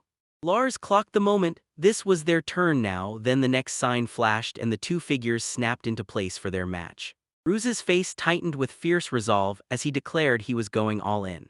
Lars shot back, calm as ice, saying he got it. Someone on the sidelines was pushing them both to give it everything, and the match kicked off right then as Lars and Ruse dropped into their ready stances. Out of nowhere, Ruse exploded into an attack on Lars. The girl watching went pale with worry and then someone tossed in, "Yeah, it totally matches his vibe."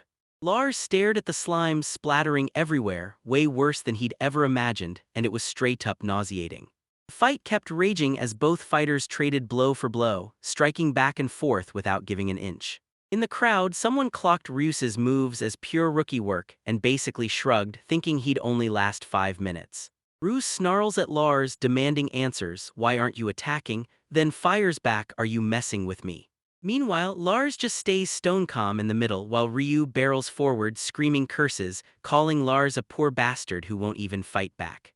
Then 3 tight close-up panels slam onto Lars's face as everything clicks into place. With every shot his face barely flickers, then bam, Lars blurts it out to their teacher and goes dead serious, "I'm lost." Out of nowhere, someone on the sidelines blurts Lars's name in full-on disbelief. Turns out Lars yanked Ruse's arm, then threw in the towel on the spot, ending the match right there. An observer leans in, realizing something big is happening between them. Ruse snaps at Lars saying, "Move right now, you're in the way." Lars just stands there staring him down with this dead calm face, yet Ruse barrels on, insisting Lars ignored him, that Lars had heard him call him a poor guy, and that Lars knew all along. Then things drag on for a long moment. Lars finally breaks the silence and apologizes to Ruse. Ruse said he knew Lars had to have a reason for ghosting him, and Lars confessed he'd wrestled with it all night, asking himself if his silence was really just him trying to look down on ordinary people. 2 boys stood on the field, separated like enemies about to collide. Then out of nowhere, someone yelled for their teacher. Gray told the class to keep moving and promised he'd slip off for a quick chat with Ruse, and Lars told him to call the moment anything happened. Then Gray and Ruse slipped away from the training area and huddled somewhere private to talk. Ruse finally admitted the truth: his magic was a total failure. His teacher had warned him yesterday, right when she showed up for the home visit. She told him to think for himself and he did, then it hit him hard. Even calling Lars a poor man was basically an insult too. Ruse admitted that even with his rare gift, his magic was exactly what everyone claimed, nothing but a flop, and he figured Lars would shrug it off until Lars found out and started calling him a failure too. It would confirm everything. Then Gray pulled Ruse aside and said he'd heard Ruse was slipping in and out of the guild to stack money for himself and asked if he was grinding hard for his family. Ruse snapped back in a rage, insisting to Gray knew nothing and was just guessing, then pointed down at him like he was nothing. Meanwhile, Lars shot off a sincere apology to Ruse, right in the heat of everything. Lars admitted he was genuinely blown away. The reason his brother from his past life ended up hating him was mostly his parents' fault, like 80% of it, and that influence hit harder than anything. Lars swore Ruse would listen to Blau no matter what the teacher told him. And get this kid, just 10 years old, dared to think for himself. And snapped to the realization that his father's lessons were flat out wrong. Nope, Lars snapped and told Ruse he hated that teacher calling him a loser. Then he pressed on, letting Ruse know he fully understood how gut-wrenching it felt to hear those words. Ruse shot back that every single time someone called him poor, it hit him right in the chest. Lars swallowed his pride and apologized again, bowing so deeply it looked like he was begging the world for mercy. Ruse smiled softly as he accepted Lars's apology, then told him that realizing it was enough, and thanked Lars for owning up to it. Then Ruse snapped, saying he'd never call Lars a poor guy again, and he asked if they could be friends starting right now. He told them to head back to class, and Lars immediately nodded in agreement. Ruse realized that, stuck in the mansion, he'd never once been able to play with friends. He decided to be friends with every single kid in that class. Ruse kept talking, saying acting all high and mighty didn't fly no matter what his father said, and he made it clear he'd shut that behavior down. Then he lit up with a bright smile and told Lars he wanted to head to a guild together, like, "Let's go try it," or something along those lines. Lars figured Ruse probably didn't mean it when he claimed that last bit about the guild. Yeah, it sounded like a straight-up lie. Ruse declared that everyone needed to get along with the version of himself that stands right now, and Lars snapped, "I'm with you," promising he'd cheer Ruse on. Ruse lit up and said he was thrilled to hear it. Then the mood flipped and Lars looked Ruse in the eye and told him straight up he couldn't be his friend. Lars stood there unbothered while Ryu gaped at him in total shock, his mind scrambling to make sense of what he'd just heard. Lars's racing thoughts finally spilled the truth. He was plotting revenge on Lord Brow, Rias's father. So yeah, because of that he couldn't befriend Ruse. Meanwhile, Ruse just stood there, completely stunned, trying to make sense of this sudden declaration. Ruse suddenly barked after Lars as they moved down the path, snapping, "What's wrong?" and grilling him about why Lars insisted they couldn't be friends. Lars kept insisting he didn't want to be friends with Ruse, but Ruse just shrugged and told him, "Hate me if you want," because that was Ruse's choice, not Lars's. Why would Lars say that, after he'd already apologized earlier? What kind of stunt is he pulling, pointing it out like that? Lars shot back a heartfelt thank you. Ruse figures that if Lars truly hated him, he wouldn't have said something like that in the first place. Then Ruse leans in and tells Lars, "I found out you've been working," and he's absolutely amazed. Lars shoots back that their classmates are actually nailing the guild quests, ones nobody else can even touch yet. Lars finally admits he'd been itching to use his skills to take down monsters, but when he told his father that, his dad blew up with rage, and Ruse chimes in that everyone's been insisting Lars was meant to become the Lord someday. Lars tells Ruse they need to head back before the teacher blows up, but Ruse snaps back that it's got nothing to do with him. Ruse asked, "Should we head back?" Lars snapped no, and Ruse swore he wouldn't let Lars leave until he spilled exactly what he hated about him. Lars leans in and asks, "Is something still broken that I can fix, and what is it?" Ruse straight up admits he was so dense he totally missed it. Lars shrugs and says, "Yeah, I already told you, this isn't some big mystery, it's just me being selfish." Ruse looks shaken and Lars shoots back that it had nothing behind it, he just couldn't stand Ruse for some reason. But then wham, an impact hits and Lars yelps in agony. Ruse snatches Lars by the collar and screams that it was never a reason, demanding he explain it right now. Lars snapped at him to stop, saying it was totally fine, then Ruse fired back that he wouldn't ignore Lars anymore. Lars snaps at him to shut up, but Ruse presses for the full truth, no dodging. Ruse keeps pressing Lars, cornering him again and again until he finally blurts out the truth or breaks under the demand. Lars' hands start to shake the moment the emotion fully swallows him and he looks up at Ruse, blurting out, "Why?" telling him it's fine if Ryu hates him for this. After the whole confrontation finally fizzles out, the two of them just freeze side by side in dead silence. But Ruse won't let it go. He demands to know why because is supposed to be an answer, and with pure frustration he jabs a finger straight at Lars, not buying it for a second. Later on, Lars is left sprawled on the ground, totally alone, and quietly slips a call to his mom. Meanwhile, Rue storms up to Lars and demands answers because what's with the way Lars only ever calls everyone else a good kid? Then Rue goes straight for the gut punch. He asks if Lars actually hates him. Lars hesitates, words getting stuck in his throat, while Ryu just stands there with his back turned, silently waiting for an answer. At last, Lars blurts it out. Ryu doesn't feel like a good kid somehow, and the moment the sentence lands, the weight of it shows on Lars' face like a punch. Out of nowhere, someone shouts for them to stop fighting. Lars freezes on the spot and the horror hits him. This is the exact same moment that tore him apart with his family in his past life. Ryus leaned in and told Lars, "I'll tell you why we can't be friends," and Lars didn't argue, he just nodded along. Then Ryu told Lars, "We'll talk when it's just us two, so don't cry," and you could see real concern on Ryu's face the moment he said it. Ryus leaned in and demanded Lars swear to it. He truly promised. And Lars looked him in the eye and confirmed it. The two sat there and then Ryus suddenly broke down and started crying despite being the one who started the whole showdown. Lars caught it, snapped, and asked what the heck was going on, like, why is the guy on top the one sobbing? Ryus hissed, "Shut up," insisting he wasn't crying at all, he just fell down a little. Then Ryus shoved his hand out toward Lars, yanking him up off the ground. Ryus hauled Lars back onto his feet, and Lars shot him a heartfelt thanks. Ryu and the others split up as Ryus walked off, and Nora plus Luger hurried to Lars, checking on him and laughing at the dirt smeared on his face too. Then Lars admitted they just had a heated little argument. Then he thanked the two girls and they grinned that they'd snap back at anyone who called him poor, until Lars cut in, saying, "I can afford the academy so I'm not poor." Lars promised the girls, "I'll take care of Ryus before the day's done," and told them not to worry for a second. He told himself he finally understood how Ryus felt, and decided he'd better come clean too. Later, Nora leaned on the windowsill inside and stared out, watching Lars stand out alone in the open. She couldn't shake the feeling that something about that kid just hit her the wrong way. Ryus kept his eyes on the corridor, leaning against the wall, waiting for Lars. Then Lars finally showed up in that formal jacket and Ryus nodded like it was time for the next move. Lars confirmed it, the promise was real. Meanwhile, Lars stared into the void and knew this was a risk. If Ryus told Blau the truth after all this, it might still backfire. He begged that Blau would shut it down and call it total nonsense. Ryus told Lars he'd spill what happened at noon, about why they can't be friends. Then Lars shot back that there was one thing he just had to say. A black panel flashed Lars's thoughts and everything he was about to tell Ryus was the real deal, no doubt at all.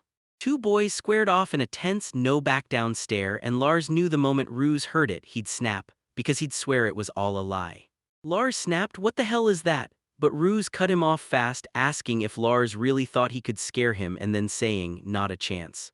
Lars told him it was up to Ryus, but Ryus wouldn't let it go. He kept pushing, asking if Lars really still wanted to hear it, even after all that.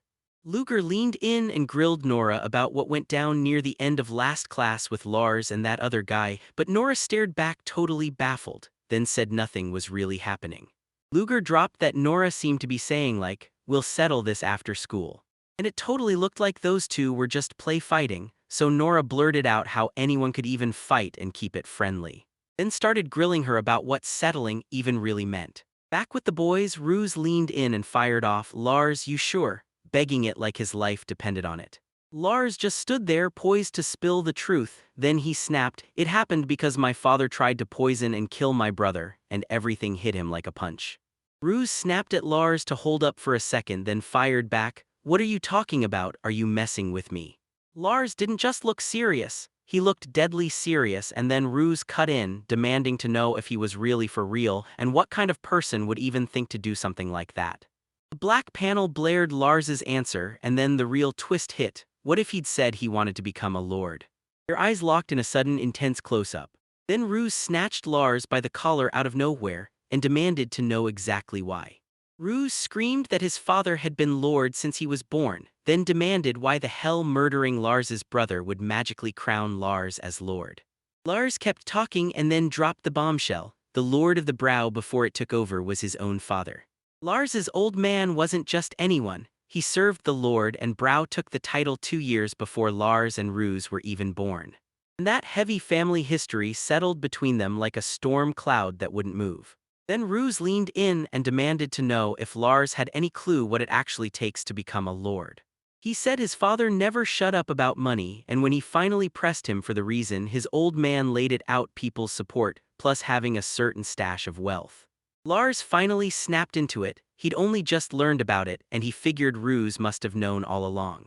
But Ruse wouldn't back down. He jabbed that Lars' father was exactly the stand-up hero people adored, so even if he wore the title of Lord, getting real support would be a brutal uphill fight.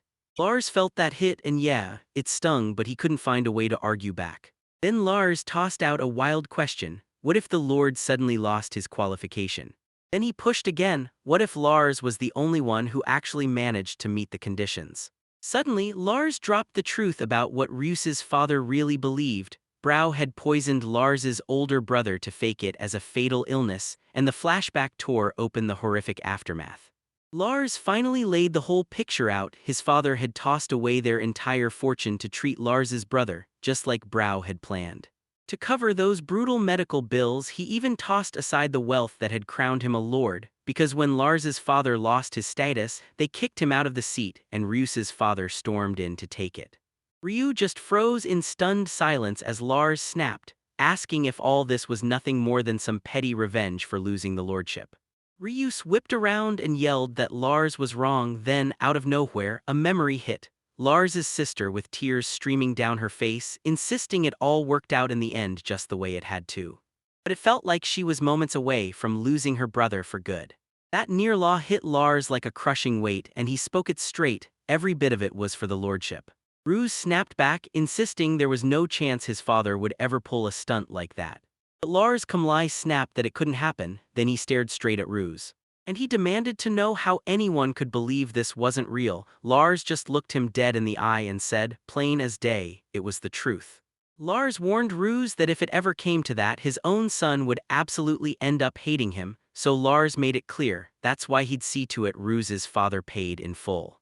Rain erupted from the sky, leaves whispering around them as they stood miles apart in the pounding storm. Lars said that was exactly why he couldn't be friends with Ruse. No personal hate, no grudge at all. He confessed that he let his anger steer him for his own reasons, and Lars told Ruse he didn't care if Brow ever found out about him. Still, Lars swore he'd haul the old man straight down to hell, no backing out. If that moment ever hit, no matter who stepped in or how close death came, he'd push through and finish it. Meanwhile, Lars kept his worries locked in his head and told himself to do everything he could so Ruse wouldn't get pulled into the chaos. Truth is, Lars really didn't want to drag him into this. He had zero friends, not even back in his old life, so now it barely even mattered. Lars leaned in and told Ruse, you need time. He figured he wasn't exactly the right person to say it, but his teacher still drilled one thing into him. A sudden memory hit. Some man planted his hand on young Lars' shoulder and pushed him to watch, listen, think, and dig out his own answer. Ryusek finally understood why he still couldn't swallow Lars' story, but the one thing that kept stabbing at him was this: Lars wasn't lying. He demanded to know if it was because Lars didn't want him anywhere near as a friend. Lars shot a warning look and said Ruse would never, ever say something like that. Then he begged for a little time, insisting he had to make sure everything was right. Ruse swore nothing would happen, nothing would hurt a single soul except him, and Lars pressed, can I really trust you? Ryu watched them stride off, and with his pride on the line he swore. Lars gave him the okay and told him it was all right and then. But warned that if Ruse planned to double-check what they'd just discussed, he'd better move like every step could bite. Lars shot him a reminder: some parents can drop their own child without a second thought. Then Lars wrapped up his warning to Ryu's, making it crystal clear. If anything ever happened to Ryu's family or anyone he held dear, Ryu's would have to judge and act for himself. Ryu's face fell with worry as he asked, what are you even saying, Lars? The scene snapped to Ryu's unshakable will, and then that guy swore he'd go to any length, even if it meant sacrificing his own body. Meanwhile, Ryu cowered behind a wall, while Lars strode off after the confrontation. Meanwhile, Nora and Luger were locked in a tense talk. Nora looked shaken as she admitted that Dead 8 had almost been killed. Luger wrestled with whether to tell her father, but she could feel the whole mess was tangled and way more complicated than it looked. Then Nora pointed out that Dead 8 didn't look like he wanted anything to do with Ruse's family at all, and she said he had the vibe of the kind of guy who'd turn around and snitch to the Lord. Luger said, let's just watch how this unfolds for now, but the moment she spoke you could tell she was scared. Later on, Lars trekked to Belna's forest home, and she welcomed him with open arms. It hit them that it had been ages since the last time they laid eyes on each other. Inside Belna's home, Belna leaned in and asked Lars if he'd finally gotten his magic under control, and how the academy was treating him. Lars grinned and started to say things were okay, but one tiny detail wrecked everything. He'd spilled every detail to Ruse, Purao's son. Then Lars marched straight to Professor Belna and told him the whole truth about what happened the day before. He admitted he'd been careless, because if Ruse let it slip to Puro, it could put every single one of them in grave danger. Belna snapped a quick flick on Lars's head and tore into him for being careless.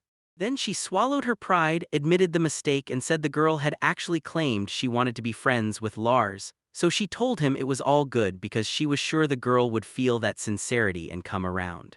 Lars exhaled in relief after his teacher's words, convinced he actually saw it the same way she did. But Belna snapped to attention, thinking, sure, Lars and the others are cool for now, but you never know when the adults might stumble onto this by accident.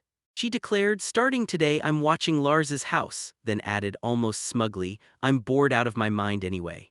So she'd be the one standing between Lars's family and danger, because she didn't just care, she adored them with her whole heart. He said he couldn't ask her to go that far, but Belna leaned in and told him it was totally fine. Belna grinned and said they were neighbors, so Lars started to think about it, but then he realized there was a whole forest between them, like seriously. Later that same day, back at the Lord's mansion, Ruse shouted to his father while he stood outside. Belna's voice from before still rang in his head, like a warm promise that everything really was okay. Inside the house, Lord Brow demanded to know what Ruse wanted, snapped at him to hurry up and eat, and then pushed him back to his studies, reminding him that once he was gone, Ruse would have to step up and take over as Lord. Ruse shot his father a question about when he became the Lord, and Lord Brow lit up like he'd been waiting forever for Ruse to finally care about all this. He said it all went down 2 years before Ruse was born, because the old lord fumbled so badly he got kicked out, and that's how Brow was picked as his replacement. Ruse demanded, who told you that? And Lord Brow froze, then it all clicked when he realized the past lord was Lars's father, Rowan. Ruse dragged up Rowan's son, the kid sat right in his class. Lord Brow's face clouded over as he grumbled about that guy, because even though Rowan swore he wouldn't tell his son Lars, the truth still somehow leaked out anyway. He couldn't tell if Rowan was still stuck on something, but either way, there was zero chance he'd ever come back as Lord. Brow's voice sharpened into a full-on accusation as he kept talking, while Rowan, in the end, just wanted to prove to his child that he could. Ruse demanded to know what his father meant. Was Rowan really saying he couldn't go back anymore? Brow cleared the air fast, saying it wasn't complicated at all. Then he turned to the townspeople and urged them to grab Rowan's vegetables and herbs cheap. Ryu shot back, that's exactly how it was, and Lord Brawl just burst into laughter, saying it served Rowan right. No matter how hard he fought, he just couldn't scrape together enough coin to earn his way back to being a lord. Brown made his intentions crystal clear. He told Ruse not to hold back a single coin or man, and warned him to make Rowan's son Lars pay in full by humiliating him properly, and Ruse nodded along before he even asked if he could press for one more thing. Ryu froze in the doorway and Lord Brow snapped, so what's going on? Ruse demanded to know why his mother wasn't there. Heavy silence crushed the room, then at last Lord Brow blurted out the name, Narini. With flowers all around him, Lord Brow leaned in and revealed the truth. Ryu's mother had betrayed him, and that's exactly why he kicked her out of town. Ryus just froze, trying to process the shock, then Lord Brow hit him with the real truth. He never planned to kill a single person, not even that kid.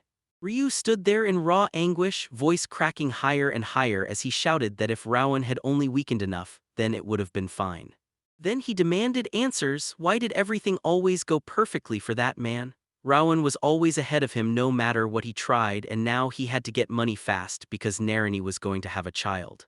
But then she betrayed him right when Rue snapped to a stop mid-sentence and blurted out to his father. Lord Brow realized in that instant he'd already revealed way too much. Meanwhile, Ryu choked on the truth, stunned by the bombshell that he was the son of a murderer, and terrified he'd never be able to look his classmates in the eye again. So he finally snapped at his father. Why did you crave becoming Lord so badly in the first place? Then Lord Brow snapped that he didn't need friends. What Ryu's needed wasn't companionship but followers to serve as Lim's tools. He snapped at the idea that Ruse truly saw them as friends, especially since the oldest son was still standing. Then Ruse flipped out the moment the truth hit about someone getting killed.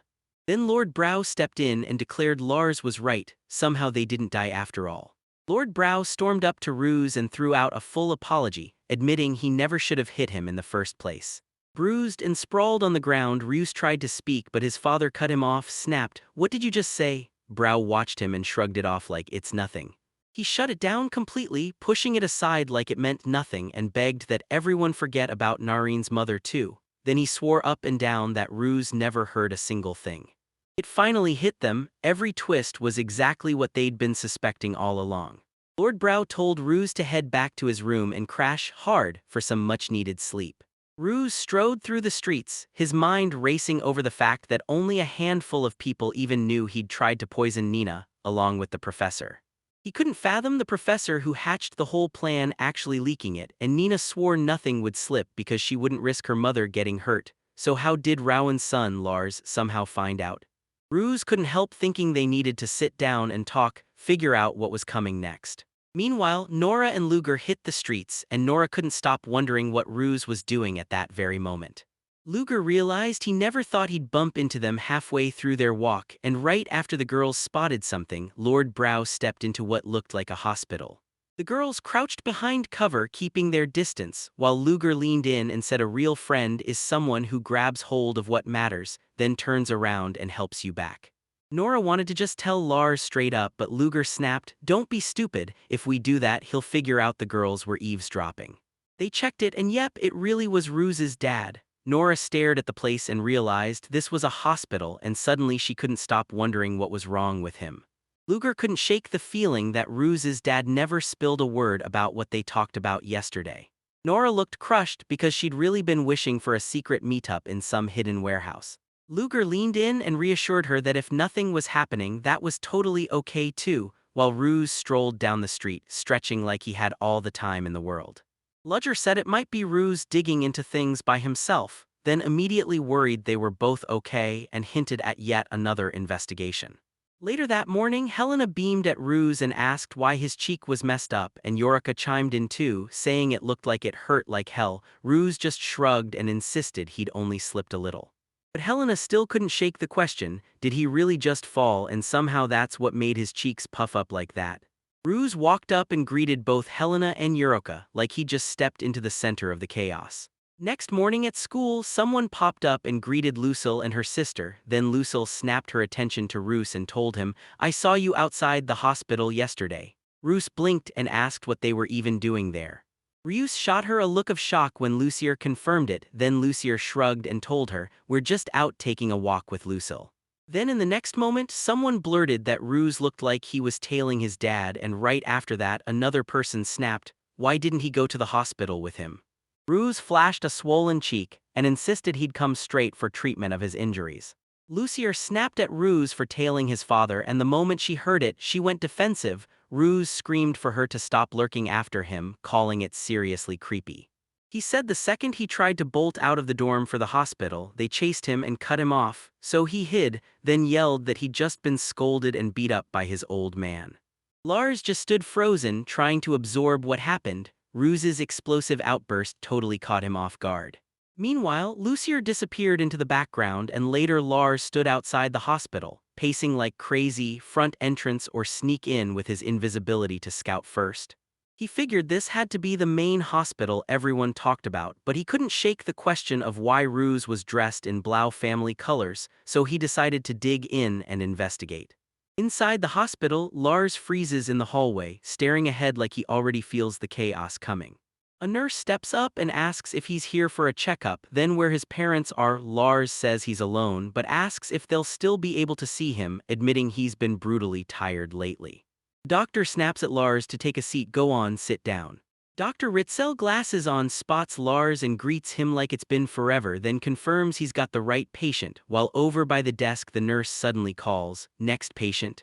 Dr. Ritzel tells Lars he's trying his hardest, and the doctor admits that even grown adults get stumped by the brutal requests he's tackling. He says that's wild impressive, but it also makes me wonder, are you pushing Lars way too hard with guild work since I heard he gets tired super easily? Lars admits he's got some serious worries about what's going on back at home. Then Dr. Ritzel pushes the idea like, "Hey, talking about it could help ease some of that weight off Lars," and suddenly the room feels like it might breathe easier. But right then Lars can feel it, something's horribly wrong. Lars decides to spice things up and finally shake things up a bit. He finally starts opening up, saying, "If I'd stayed noble, maybe my life wouldn't have turned into this mess." And then he admits they're almost broke, barely scraping by day to day. Then Lars drops the bombshell. He swears it's the truth. He discovered his father used to be a lord. Dr. Ritzel nodded at what Lars said, then cut in that it was all the past. Right then, Lars finally clocked the one crucial thing about the doctor. Then the doctor leaned in and told Lars, "You might have been right," and Lars felt a wave of relief hit him, like a heavy weight finally slipped off his shoulders. Dr. Ritzel leaned in and said, "Life is about accepting moments like this, and all you can do is keep fighting with what you've got right now." Meanwhile, Lars kept the chat going with Dr. Ritzel, told him he'd heard his older brother was dumped in this hospital ages ago, and then leaned in asking, "Do you know anything about that?" Dr. Ritzel snapped into action, then confirmed that, yeah, something just like that went down about 10 years ago. He broke the news that his brother had been miraculously saved, and when he said it, pure relief hit him like a wave. Lars locked eyes with the doctor. Yeah, this was him.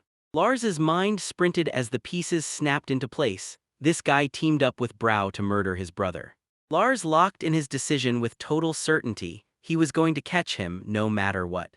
Lars watched Dr. Ritzel's face twist the moment he brought up that incident from 10 years ago. Testing the waters by hinting he might have trouble at home, Dr. Ritzel lounged behind his desk like nothing was wrong. Then Lars fired up his clarity pulse, reading every detail of the situation. No doubt this was crystal clear. It's Dr. Ritzel, the cold, brilliant mastermind behind the strike meant to kill Dead 8. Dr. Ritzel burst in through the hospital window, smiling like he knew exactly what was coming next. Meanwhile, Lars stormed out of the hospital, flicking his eyes back at the doctor in the window, and the thought hit him hard. He had to catch that tail, somehow, no matter what. He slipped around the corner and started tailing the doctor. Lars leaned around the corner, eyes locked on his target, ready to pounce. Out of nowhere, a maid burst through the doorway. Lars clocked the movement instantly, and his whole body snapped tight with tension. Lars stared in disbelief, realizing he might have just been spotted. Meanwhile, deep inside the hospital, someone uncovered the shocking truth. Lars was the Irving family's second son. Dr. Ritzel clocked him instantly and sized Lars up as a sharp, clever kid.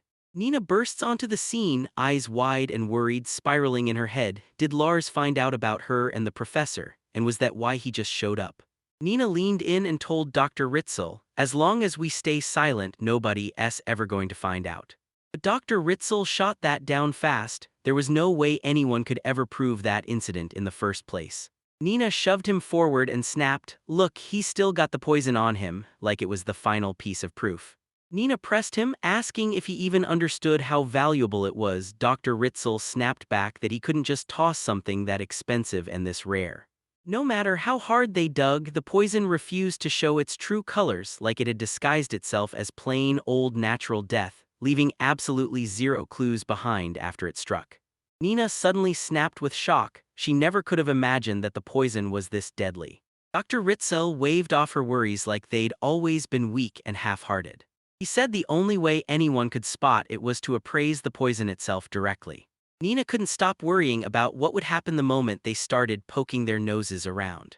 But Dr. Ritzel kept insisting, "There's zero proof that this special poison almost killed Dead 8. Nina nodded and told him she already knew. Dr. Ritzel pushed a brutal idea. He insisted the whole family should end it all together because the weight of poverty had finally crushed them. He figured this would be a clean break, no regrets lingering. Then Nina's face went completely pale with horror. Meanwhile, Nina stood amid the blossoms, staring at Marion's medicine and thinking, "This stuff is top tier." She snapped to the truth, cutting that off would have been a total waste. Then Dr. Ritzel leaned in and warned Nina through the window. If she wanted to keep her spot, she'd better listen to him. Nina stared at him and it hit her. This felt just like back then when she never had a choice. Dr. Ritzel leaned in, cool as ice, and told Nina that if she was worried about getting caught, it was already uncovered. Nina stared in shock and Dr. Ritzel snapped, asking if she truly thought she could sneak around unseen. Then boom, a door swung open and a voice demanded they be brought inside. Nora and Ruse were shoved into the room and Nina just went stone still, staring at them in total disbelief like, What the hell are you two even doing here? Meanwhile, Ryu stood still, burning with thoughts of his father while someone leaned in and told Nora, "You can step back now." Then Nina straight up demanded to know why Ruse was even there, but Dr. Ritzel cut in and said Ruse had been sneaking around the estate, hunting for secrets and sticking his nose into business that wasn't his. Ruse snapped, "What the hell is going on?" And Nina tried to dodge it, brushing it off like it was just some family mess and nothing he needed to worry about. But Dr. Ritzel pushed them to use this moment and finally spill every truth to Ruse. There was no hiding it anymore.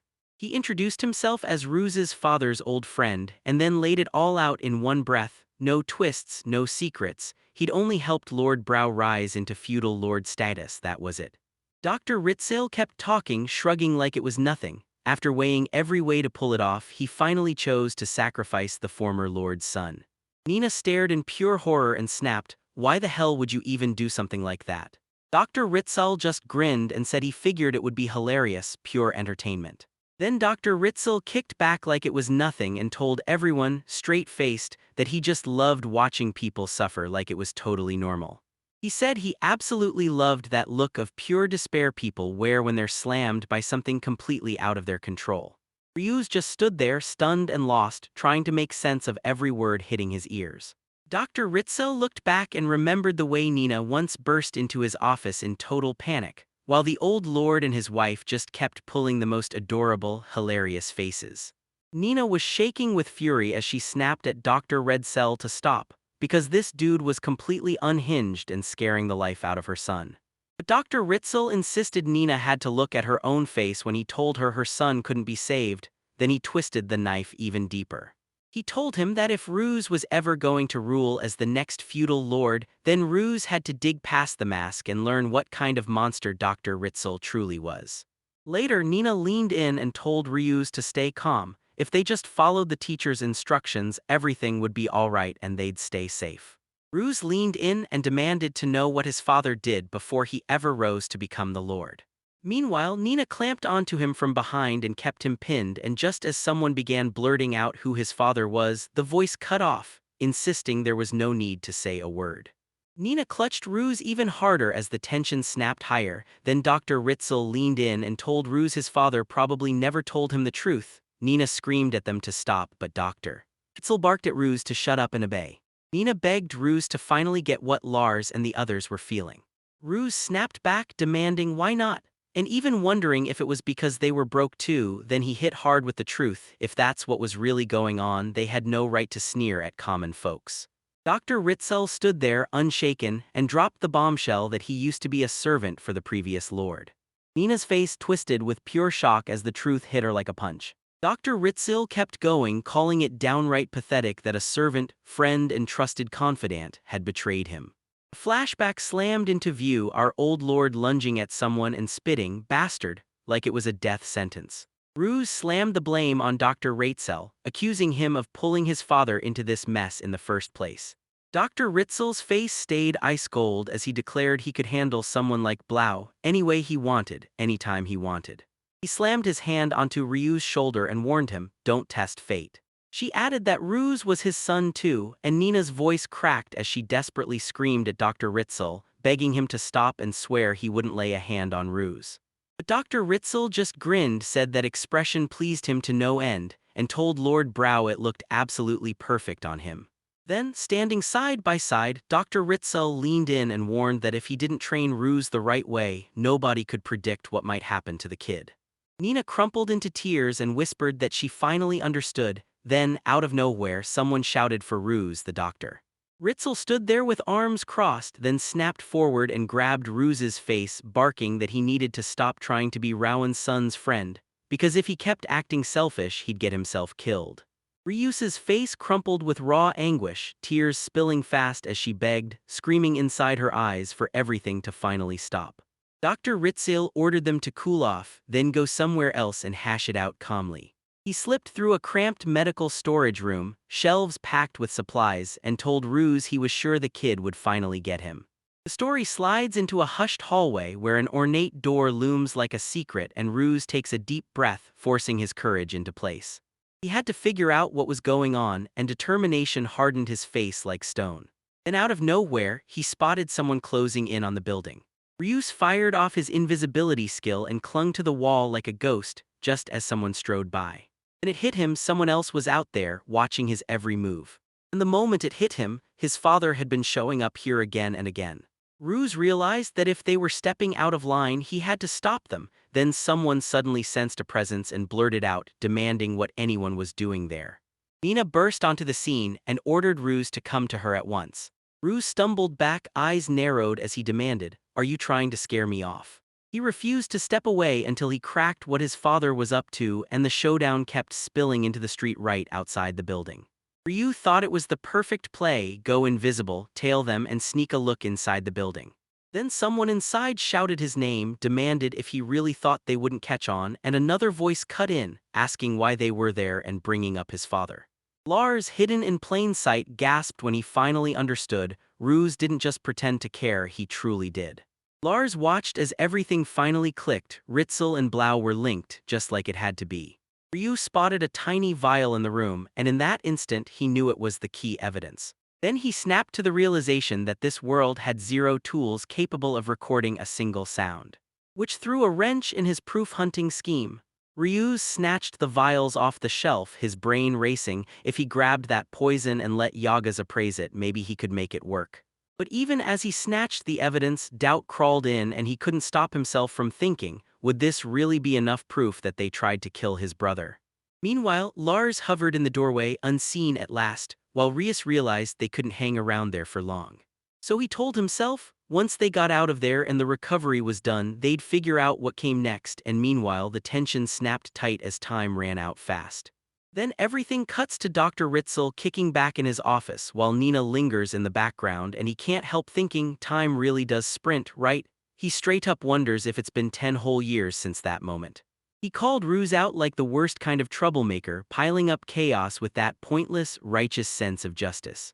Suddenly, a long-haired woman burst into the scene, snapped that Brow was downright inconsiderate, and demanded, "So when are we taking over this town?" She urged them to go all out with something far more elaborate, and Dr. Ritzel nodded, because with the king coming to this year's harvest festival, the timing couldn't be better. But then someone clocked Ryus in an instant and shouted, "Wait, are you Ryus? What are you doing in a place like this?" Then Dead 8 storms in, demanding whether Ryus and Lars finally made up, while a guy in the doorway shrugs it off like, "Yeah, boys fight, that's just how it is."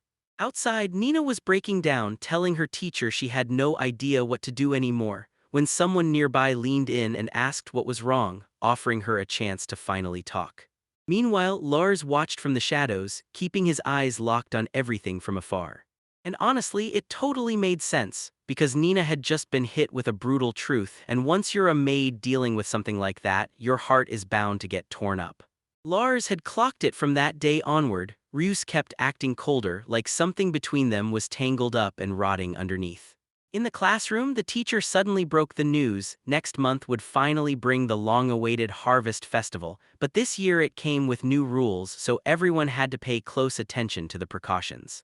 Lars stared at his mess of a problem, half listening while his mind raced. Yeah, he'd grabbed the poison, but now he couldn't figure out how to use it at all. He'd even peppered Jorgis with questions earlier, only for Jorgis to say he couldn't judge it in detail, and that just pushed Lars' frustration through the roof. Then Lars snapped to attention. Yeah, it was that time of year again. Ever since he first joined when he was just 5, the Harvest Festival had been the kind of excitement he counted down to, just like everyone else. The teacher kept talking. This was the year the king would finally swing by for real, coming to inspect the main street and even host a meeting at the Lord's Manor, which was a huge deal. So during the parade, the students couldn't get anywhere near the main street, and they had to stay out of trouble with the soldiers. The teacher insisted they'd be fine, but she demanded they keep their behavior in check, because one slip could ruin everything. Then someone muttered that maybe the safest move was to avoid the whole mess altogether. Later on, 2 male students leaned into a hallway chat. One asked whether Lars had heard anything about the king meeting with the Lord, and the other snapped back that the king wasn't just showing up. He was booked to stay overnight at his place at his real house. A nearby student stared in awe, and that hit Lars like a spark. He stood there reeling, wondering if he could mash this together with the plan he'd been cooking up. Lars knew Nina's testimony was the one key that could make his whole plan snap into place, so he ran through every detail, because if that was true, he had to win Nina over before the Harvest Festival. It all boiled down to figuring out the poison, and whether he could even pull off a meeting with the king. Later, Lars faced a towering building and the feeling hit him hard. This might be the end, finally. Inside the guild, the Dead Eight raised the poison vial, took one look, and swore it was the real deal. Lars told Dead Eight that a classmate had said the guild could give him a proper, detailed appraisal, and Dead Eight nodded, because the guild always kept at least one appraiser on hand. Lars stared into the bottle's dark liquid and his thoughts crashed like thunder. He'd been side-eyeing Brow as fishy for ages, but the shock hit harder when he realized even their teacher was in on it. That was a whole new level. At the guild, Lars thrust the poison into Gibson's hands while Yaga stood there, ready to fire off his appraisal skill. His eyes erupted with glow and magical effects swirled around him, snapping on the eyes of the essence. And just like that, the appraisal information started pouring in nonstop. Turns out this poison wasn't some regular brew, it was forged by crushing kaya leaves and bulbs from a rare plant, and one dose too many could straight up trigger heart failure, so the Poison Valley master had already started cooking up a second batch. As Yagas finished the appraisal, Lars soaked up every single detail, then just froze, utterly lost, and Dead Eight immediately demanded, "What's wrong?" Lars shrugged it off, but inside, his whole body froze, because the appraisal info was flooding straight into his head. Yagas broke down exactly how that rare plant's leaves and bulbs were turned into poison. And Lars froze because the exact same thought had just burst into his mind moments ago, like deja vu with teeth. He couldn't stop himself from wondering if he'd somehow appraised it all on his own. Meanwhile, Dead Eight was buzzing with confidence, pointing to the proof and insisting they could drop Blau, no mix-up, no question, and someone shouted that they should rush it straight to Rowan right now. But Lars warned that if the festival got cancelled, the crushing disappointment would hit everyone hard. He told them he'd talk to their father once the Harvest Festival wrapped up, and Lars nodded like, "Got it." Dead Eight told Lars to stop pushing, because the adults had the rest under control. Lars grinned at his brother and told him he couldn't wait to team up with him. They smashed the poison bottle in half, ripping it into two solid pieces of evidence. Then Lars leaned in and said, "Turns out the guild might still have someone tied to Ritzel after all." Lars figured this would buy them a little time, but yeah, he knew it was selfish. Still, he couldn't stand the idea of anyone else handling it. He wanted to settle this with his own hands. Then, just when Lars was about to move, a voice rang out, "Talk to Nina next." And Lars immediately spotted someone closing in fast. He heard Ruse shout his name, and it snapped his attention instantly. Ryu stood right in front of him, dead serious, and demanded Lars' help. As the Harvest Festival kicked off, colorful decorations draped every street in town, and one sharp-eyed townsman couldn't help asking where Nina had vanished to. Someone else jumped in and said Nina told them she was headed to her parents' house, and that she'd be watching the festival with Professor Berna. Then another person chimed in that the two had gotten way closer lately. Nora had the crew gathered close, and one of them leaned in and swore she was family now, because she'd been with them since last year. Nora asked if it was really okay for her to stay, and someone burst out, totally hyped, saying they should all dive into the week starting today and enjoy every second. Meanwhile, Lars slipped into a private meeting and showed he was carrying the poison flask, while the other guy reassured him Tagger would work, then straight up asked what Lars wanted to talk about. Ruse blurted that he had to stop his father, and he needed Lars at his side. Because he'd already gone and asked Sensei first. Ruse pressed on, convinced Lars had already figured out the king was headed straight to their home for this year's Harvest Festival. Lars leaned in as Ruse said his teacher warned him, when the time finally hit, he had to follow his own heart, not anyone else's. Lars nodded like he finally got it, then Ruse leaned in and demanded Lars help him drag his father's secrets into the light. He decided to storm into the king's court and spill the truth, then force his father to step down. Lars shot back that he'd figured it out, knowing Lars he was probably already snatched some evidence or the like. Lars confirmed it, and when Ruse grinned, pure determination lit up his face. Lars pressed, asking if Ruse was truly certain about this. Yeah, he admitted it could be a huge shot for him, but he still needed to be absolutely sure. Rhea said he didn't think his father was unfit to be a lord at all, and he made it clear he respected him, then admitted he had no idea what Lars truly thought about it. Rue's expression hardened as he snapped, that was exactly why he needed his father to do what was right. Ruse kept going, insisting his father was never the type to do evil, so he told Lars to finally clean up the mess of his past and face the truth head-on. Ruse was convinced Dr. Ritzel had preyed on his father's weakness, and Lars couldn't believe the way Ruse saw the whole situation. And Lars leaned in and demanded, "So what do you mean, Ruse?" Ruse said it all came down to Lars. He truly believed in Blau, and right then, a hooded stranger with long dark hair burst onto the scene like it was drawn straight out of a stylized dream. The chat kept rolling, and everyone basically agreed it was painfully obvious. Ruse straight up told Lars, "We're family after all," and Lars went silent, then admitted, "If that's true, maybe I can understand too." Then Ruse demanded Lars lend him his strength, and Lars shot back that he was counting on Ruse. Ruse grinned with iron resolve, their hands clamped together, and he answered with pure glad joy. At the festival, Lucy Ella burst onto the scene with her crew, grabbing everyone's attention in seconds. Someone called out to her, shouting that they knew she'd come to the festival and that her father was there too. Lars stood right nearby in his vest, watching the whole scene unfold. Meanwhile, across the festival chaos, someone spotted a familiar face and shot them a greeting like, "Wow, it's been forever since they last saw each other." The person in glasses answered softly, returning the nod with quiet respect. Then the chat kept rolling, and someone leaned in and demanded the quiet one say hello the right way. Someone else called out that they were heading to the bathroom again, and then another person said the guild folks were over there, so they rushed over to say hello real quick. They told the others go on ahead to the dance hall Helena's performing, and just like that, someone said they were heading out right now. Suddenly, a light-haired girl in a maid headband locked eyes on Lars, then shouted his way, calling him Rathcon, and promised she'd catch them later. Lars took off, but the girl's shout chased him right down the path. Two girls huddled together, dressed to turn heads, and one kept saying, "We've been waiting for him," like she couldn't stand another second. When someone pressed Lord Wrath to swear he really meant it, he flashed a hand gesture, and one of the girls shot back that she was ready for whatever disaster came next. Someone blurts out that they could slip away even with Nina along, then turns to Professor Berna and demands, "Take care of Nina." Meanwhile, the maid rushes to apologize to Lars, saying she feels like she's pushing him into talking about stuff he'd rather keep shut, but Lars waves it off and reassures her not to worry. Lars reassures her that everything's fine, then two more show up and start grilling the whole situation, asking if it's really okay for Blau to let a traitor in while the king is standing right there. Someone spots the banquet's about to kick off and yells for them to hurry, then Lars bursts out that he's been waiting for this moment. Ruse leans in and tells Lars and his companion, "I already warned the others, you're my friend and he's with me." Lars nods along in silence, and then Ruse snaps at them to watch their step, because his father invited the doctor to dinner too.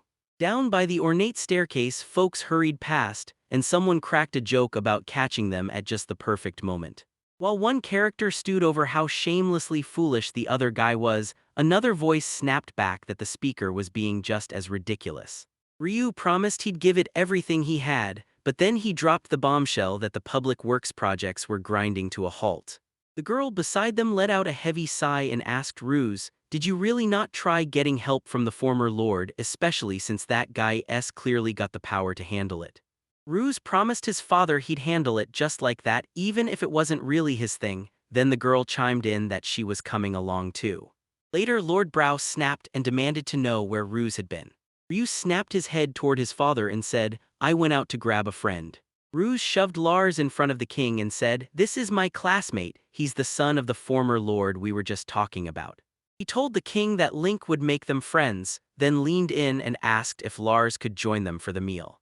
The king leaned forward and asked if Lars was close in age to Alden, and the person nearby immediately nodded like, "Yeah, it sure looks that way." Then the king dropped the real bomb. Lars was Rowan's son, just tossed into the room like everyone should have already figured it out. Out of nowhere, this young guy practically bounced over and introduced himself, Olden Bartfeed, then told Lars how awesome it was to finally meet him. The king shrugged and said he figured everything was fine, and Olden admitted this was his very first time meeting kids from outside the Royal Academy, so he couldn't wait to talk with them. Lars, with perfect manners, flashed the prince a warm smile and told him how honored he was to finally meet him. But then someone snapped a warning. Nobody could predict what Lars would do, like the kid was a walking wildcard. Lord Brow even stammered that, yeah, Lars might be the former Lord's son, but he was just a commoner now, so basically that was the fear. The king shot out a demand on the spot. Was Brow really objecting to a decision the king himself had just made? And in that instant, it slammed Brow down hard. Then the king warned Olden to go easy on the Brow because the guy wasn't trying to start trouble, he was only looking out for him. The king basically shrugged and said Ruse couldn't carry a conversation solo anyway, so this setup was fine, and Brow snapped his head in agreement, like he was just desperate to escape the spotlight. Dr. Ritzel greeted Lars like old times, telling him it had been way too long, and even as Lars clocked that Ruse hadn't filled him in yet, Dr. Ritzel looked straight through him, like he already knew why Lars had come. Dr. Ritzel leaned in and asked Lars how he was feeling. Lars thanked him and admitted he'd been sleeping like a rock every single night. Dr. Ritzel beamed at the news, eager for dinner, but Lars's smile still tugged at him like a warning, so he swallowed the unease and said nothing. Then a voice cut through the chaos and called out to Lars. Lars asked if it was okay for Nina, the maid his family employs, to join them too, and he said she takes care of him every day, so he'd feel uneasy if she wasn't sitting with him during meals, and then someone told Lars to look at who was talking. Meanwhile, someone else pressed for answers about the girl and flat out said they didn't care at all. Lars caught himself feeling nervous just thinking about standing in front of the king, so he begged the idea that having a friend with him could calm the storm in his chest. Because Belna was his magic teacher, sure, but she and Nina were friends too, and deep down he knew the real reason she was here was his own selfish need. The king smiled at that thoughtful kindness toward the maid, then declared everyone should pull up a seat and enjoy the banquet together. Then Olden snapped and called out to Flugel, urging him to figure out who was standing watch over him. Someone straight up asked Lars if he was really named Lars, and while Nina only had an old nanny to cling to, another person had a gorgeous teacher, so yeah, jealousy lit Nina up like a match. Olden told Lars, forget the honorifics, once I'm king you won't need them at all. He leaned in and asked if Lars really got the struggle, because the whole thing felt stiff, formal, and suffocating. Then one student suddenly spoke up, saying Class 2 treated him like he was nothing but an outcast, and the whole thing hit like a gut punch. Olden admitted he only wanted to blend in with people his own age, before time ran out. Even then, one other student shot back that he was being treated like a totally normal guy. Meanwhile, a dark-haired student shouted at Lars, and Olden leaned in to say the Lord's son in their class had a seriously huge attitude. Elsewhere, Dr. Ritzel sat with his hands clasped tight, eyes sharp with plans he was clearly brewing. Someone spotted that Ryu and Dr. Ritzel had slipped off earlier and asked what was that way, then another guy piped up, you mean the restroom? But then someone suddenly clocked it, oh no, it wasn't the room at all, it was the kitchen. Suddenly, flames tore through the kitchen, Lars snapped a fire arrow to douse them, grumbling curses under his breath. Olden barked at Lars, screaming bastard and grilling him about what he was doing, accusing him of messing up a proper dinner just like Rowan's son would, and Lars just froze in the kitchen doorway, wide-eyed and terrified. Then Lars tapped into his appraisal skill and boom, the truth flashed before his eyes, the corn soup had been poisoned. He immediately blared, don't touch that food, because poison had been slipped into it, and in the background everyone else started shouting, what's going on? While frantically calling out for Lord Lars, completely lost. Suddenly, Lars barreled into the dining hall, shoved a finger in the air and screamed that the food was poisoned.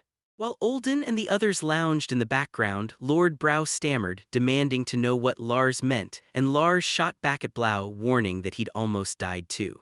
Olden grilled Lars, asking what the heck was happening, and then, when someone leaned in and inspected the dishes, everyone realized it wasn't a lie at all. Dr. Ritzel admitted he never in a million years thought the Irving family's second son would see right through his plan like that. Then he pressed Lars, demanding to know if he'd done it knowing full well the poison would be discovered. Meanwhile, a goateed man burst in, demanding to know what Dr. Ritzel's real plan even was, because he'd heard Ritzel was meant to be Lord Brow's friend. Dr. Ritzel had thought the moment they tasted the food this whole mess would be over. But the king's party blew past it like they didn't even care, and now he couldn't stop thinking about slipping in poison, even while he knew it would get caught. Then Lars blurted out that sneaking off his route just to slip in poison, knowing he'd get caught was the whole point, and a text box added, If Dr. Ritzel hadn't spoken up right then, nobody would have even clocked that Lars was the culprit. Dr. Ritzel admitted he was sick of this whole farce, and then he leaned in to say he was only doing it so young Wrath could finally chase the ambition he'd been dreaming about for years. Suddenly, a voice begged the bearded official to hear him out. Then the man snapped, demanding to know exactly what had just been said.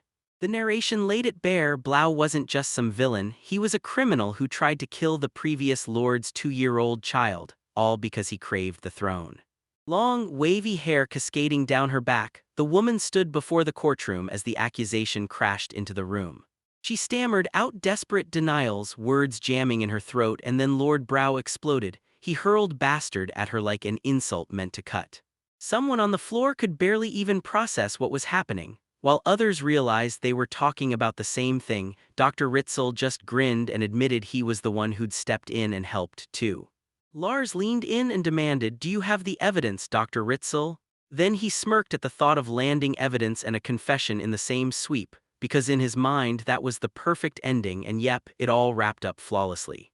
Dr. Ritzel leaned in and said the poison they used today was the very same one, then demanded they appraise it closely to verify every detail. And Dr. Ritzel leaned in and grilled Lars, asking if he was truly satisfied now. He told Lars, "Come on, man, try to look a little happier about all of this." Someone pressed Dr. Ritzel for answers about what the hell he was up to, but Dr. Ritzel just shrugged it off, saying it was nothing special. Then Dr. Ritzel leaned in and demanded to know whether Lars finally got his revenge. And the narration basically slammed the door on Blau's career, while Dr. Ritzel strolled away from the scene like it was nothing. Someone started picturing the feed Dr. Ritzel would demand, and then the realization hit hard: this man was hiding something deeply wrong. Another person blurted out that Dr. Ritzel wasn't an ordinary doctor. Then Dr. Ritzel cut in with a chilling voice, saying coldly that everyone's life here would be his price. Medical tools sprawled across the ground near Dr. Ritzel, and in the blink of an eye, Lars and a second dark-haired stranger yanked their weapons at the exact same moment. A guard screamed a brutal curse at them the second they dared to raise a blade toward the king. Then the second the guard gets wiped out, chaos explodes and the fight erupts around it, while Lars snaps at the professor to grab Nina and Rue and get outside. A girl salutes his order and promises she'll be right back, but Rue rages and screams at whoever's yanking him, begging them to stop, because he's not letting this go. Nina slips to another corner of the building, slams shut a passage and declares it's off-limits, then turns to the professor and asks, dead serious, if they should just kill them all. Dr. Ritzel answers like it's a given, then leans in and asks if she really won't show him their faces, twisted in pure terror. Out of nowhere, a maid snaps, "No way, you're not getting through." An armored warrior hurls an aqua bullet straight into the air. Nina snaps it aside, and then she fires back, furious that nobody warned her a mage would be here. The whole situation snapped into a new gear when someone pointed out the plan had shifted just a little, and Dr. Ritzel flat out told them he'd let them handle that part. Then the clash ignited, knights tore into the attackers, and someone snapped that the knight's quality had already slipped too. Meanwhile, Lars backed up fast and screamed for Dr. Ritzel to stay away, but Ritzel just smiled and said Lars wasn't wrong. Maybe killing the prince and his guard now was the perfect move, leaving the king to rot in despair, and then he'd save Lars' crew for last. Suddenly, Lars ripped through the hall with a hydrostream blast, hurling water magic straight ahead. Somebody across the room stared in pure shock, thinking, wait, Lars can really pull off abilities like that. Dr. Ritzel said he'd heard Lars could do anything, master of everything, a total jack of all trades. Someone else started wondering if that whole thing might actually be a totally different skill, especially after what they'd appraised back earlier. Lars stood there while someone sized up his skills, and yeah, it really was a jack-of-all-trades gift, but here's the catch. Lars was solid at everything, master of nothing, and he still clawed his way forward with one hell of a lot of effort. Lars snaps out another spell and blasts a flaming lance straight at Dr. Ritzel. The blast lands clean, and Dr. Ritzel blurts out that it was actually not bad at all. Meanwhile, Nina rockets in to intercept, telling Dr. Ritzel she's not letting him slip away. Just then, someone else rushes in and calls out for their master, worry shaking their voice.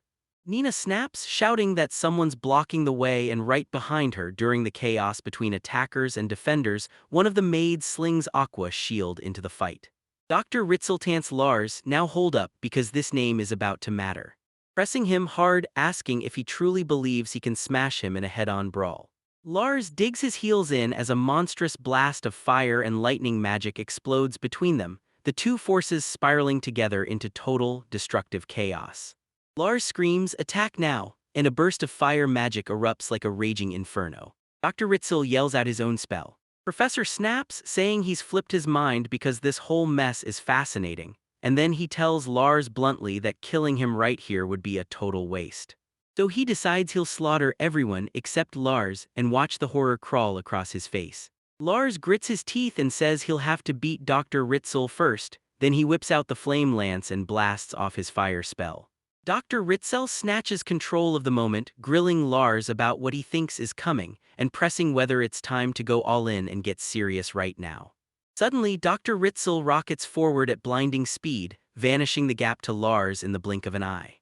The attack slams in out of nowhere. By the time anyone even thinks to move, Nina's got a blade biting into her throat. Dr. Ritzel pins a weapon to Nina's throat, and the number 19 flashes in plain sight. Lars freezes in total shock, eyes bulging with terror at the sudden twist and at what just happened to Nina. Then Dr. Ritzel smirks cold, razor-sharp confidence and tells Lars, "First, you've got to understand one thing." Dr. Ritzel told Lars to look and more than anything listen up. To really see his precious friend, the one he used to sneer at, now curled up on death's doorstep. The camera caught Rue sprawled across the checkered floor, mangled and bleeding, while someone dropped to their knees beside him as he fought to force words through shaking lips. Ruse apologized every week, swearing he'd been admitted because he couldn't see them at all. Lars froze in terror, staring at his own hand as that dark corruption crawled across it like a living nightmare. He lunged for Ruse and snapped healing magic into place while the others with Ruse begged Lars to shut up. Ruse shot back, screaming that this whole thing was a dead end. Lars should stop burning his magic and go save someone else instead. Then Nina burst onto the scene and slammed healing down to help everyone. Lars spat out a curse. He'd trained only in attack magic because he swore he'd handle this alone, and now healing spells kept swirling around them while the full mess hit him. The mage's body went completely still. He couldn't move a single step anymore. Maids couldn't hold the line. One hit after another, their power crumbled and their forces collapsed. All that remained was a band of knights past their prime, worn down but still standing. Dr. Ritzel leaned in and told Lars straight up, if he dumped Nina, he could keep running with his life. Lars clenched his teeth, burning with frustration, wishing he had just a bit more power. Dr. Ritzel looked downright thrilled by Lars's rage, praising how perfectly he was roaring, while swirling magical energy danced around the professor. Lars begged with everything he had, telling his super jack-of-all-trades skill, the one meant to grow stronger the more he used it, that he didn't care if he burned out every last drop of mana. Nina turned to Dr. Ritzel and told him straight up. She didn't know what went down between him and Lars' father, but even she could see one thing: you don't kill an innocent child, not even a kid like her. Right then, a young voice snapped out, calling to their father in total confusion. Corruption surged through Nina's entire body as Dr. Ritzel loudly swore he was absolutely going to do it. He lunged in with his corrupted arm and slammed her to the ground. Nina's face flashed with pure shock the moment the blow hit. Dr. Ritzel pressed on with his attack, hammering the idea that parents and children just have asterisk to stay together. Then Dr. Ritzel leaned in and praised the incredible look on Lars's face. The impact blasted Lars backward like a cannon had fired, tearing him through the air with brutal force. Then, right out of nowhere, Dr. Ritzel stumbled mid-speech, snapped to Rowan's son and blurted that he'd been wrong, while Nina, even with her own injuries, urged Lars to stop worrying and just focus on saving Ryu's. Desperation poured out as she and Dr. Ritzel grabbed Lars and begged him, just this once, to save Rouse. Lars told everyone his brother couldn't possibly face the dead I-8 and keep his nerve. Dead 8 slumped injured in the back, but Lars's face hardened the second he confronted Dr. Ritzel, who had the nerve to tell him that after trying to kill his brother, he still thought he deserved respect. Dr. Ritzel started to say something about Ryus, then snapped and told Lars to just ditch the son of his hated enemy. Meanwhile, Nina's eyes burned with fierce determination as she swore she'd save him no matter what. Then Lars roared his vow right after, hitting every word like it was guaranteed. Ryus wasn't alone, because his friend Lars stepped in and with magical energy whirling through the air, he rushed to protect him and heal the fallen Ryus. Suddenly, a voice cut in and said, "Those were good words," like it hit straight through the moment. Lars and Tigray shouted in shock at finally recognizing each other. Tigray had just arrived, crackling with raw magical power all around him. Lars stared in shock, blurting out how his teacher even got here, and Gray shot back that when a student is in trouble, a teacher is supposed to rush in and save them. Gray slams out a hello to Dr. Ritzel, then spits that he's a total quack doctor. Then he starts gushing about how the professor has been looking after his student, only for Dr. Ritzel to shoot back a cold, stern stare that shuts him down. Meanwhile, Lars is totally stunned, staring at Gray like he just appeared out of nowhere, then blurts out, "How the heck did you get here?" Gray gets it: when a student is in trouble, a teacher's gotta step in and rescue them. Lars jumps in surprise, and then to his shock, Great tells him he wasn't the only one who showed up. Suddenly, shouts roar from the other side of the hospital. Lars snaps to attention and realizes it's Lieb and Hassan. They tell whoever's listening, "Hand this to us, go help Lars." But another voice cuts in, bitter and sharp like, "So that's what happens when a place like this gets left to someone like him." Just then, more allies surge in. Someone shouts for the headmaster, and another voice tells Gray to step back and let the king go to them. Then another person bursts in, shouting that they're here as well, absolutely thrilled to be seen. Lars demands why everyone's here, and a voice spills the truth: "We've been staking the place out because Ruse told us about you, Lars." Then the crowd turns on Lars fast. People start yelling that he had no business confronting an already injured child like that. Another voice snaps at him that he should have come to them first, and a third person tears into him for storming off and doing everything solo, while he just swallows his pride and whispers a quiet apology. Dr. Ritzel snapped, demanding who this new guy was, and Belna, still in her maid getup, shot back that she was Lars's magic teacher.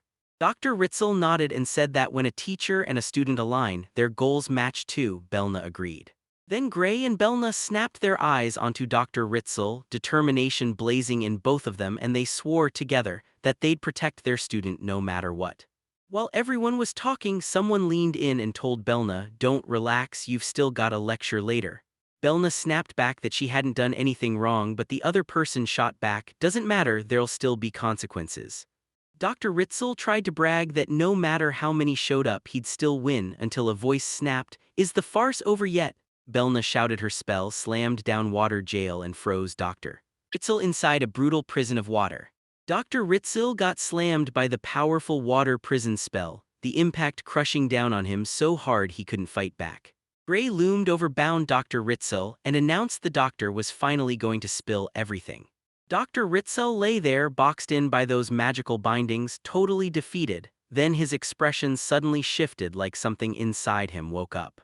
Something flickered behind Gray's eyes as realization hit, and that tiny sound slipped out of him. Then the scene snapped from multiple angles into one clear view, Gray looking down from above while Dr. Ritzel stared up at him.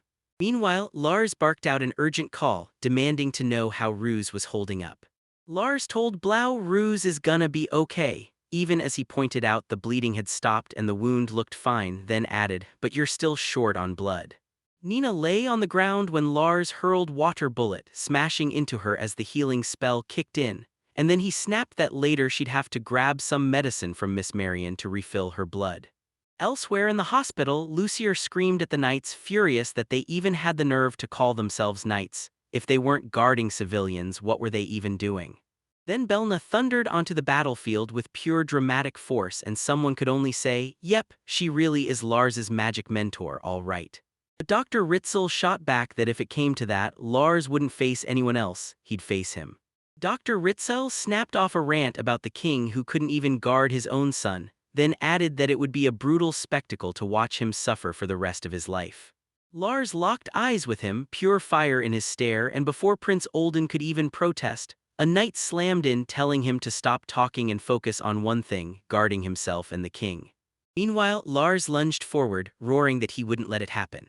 Lars told everyone to chill, it would be fine, but right then someone shouted that two reliable teachers had barreled in to help, and Nina snapped, "Trust me, just let me handle it."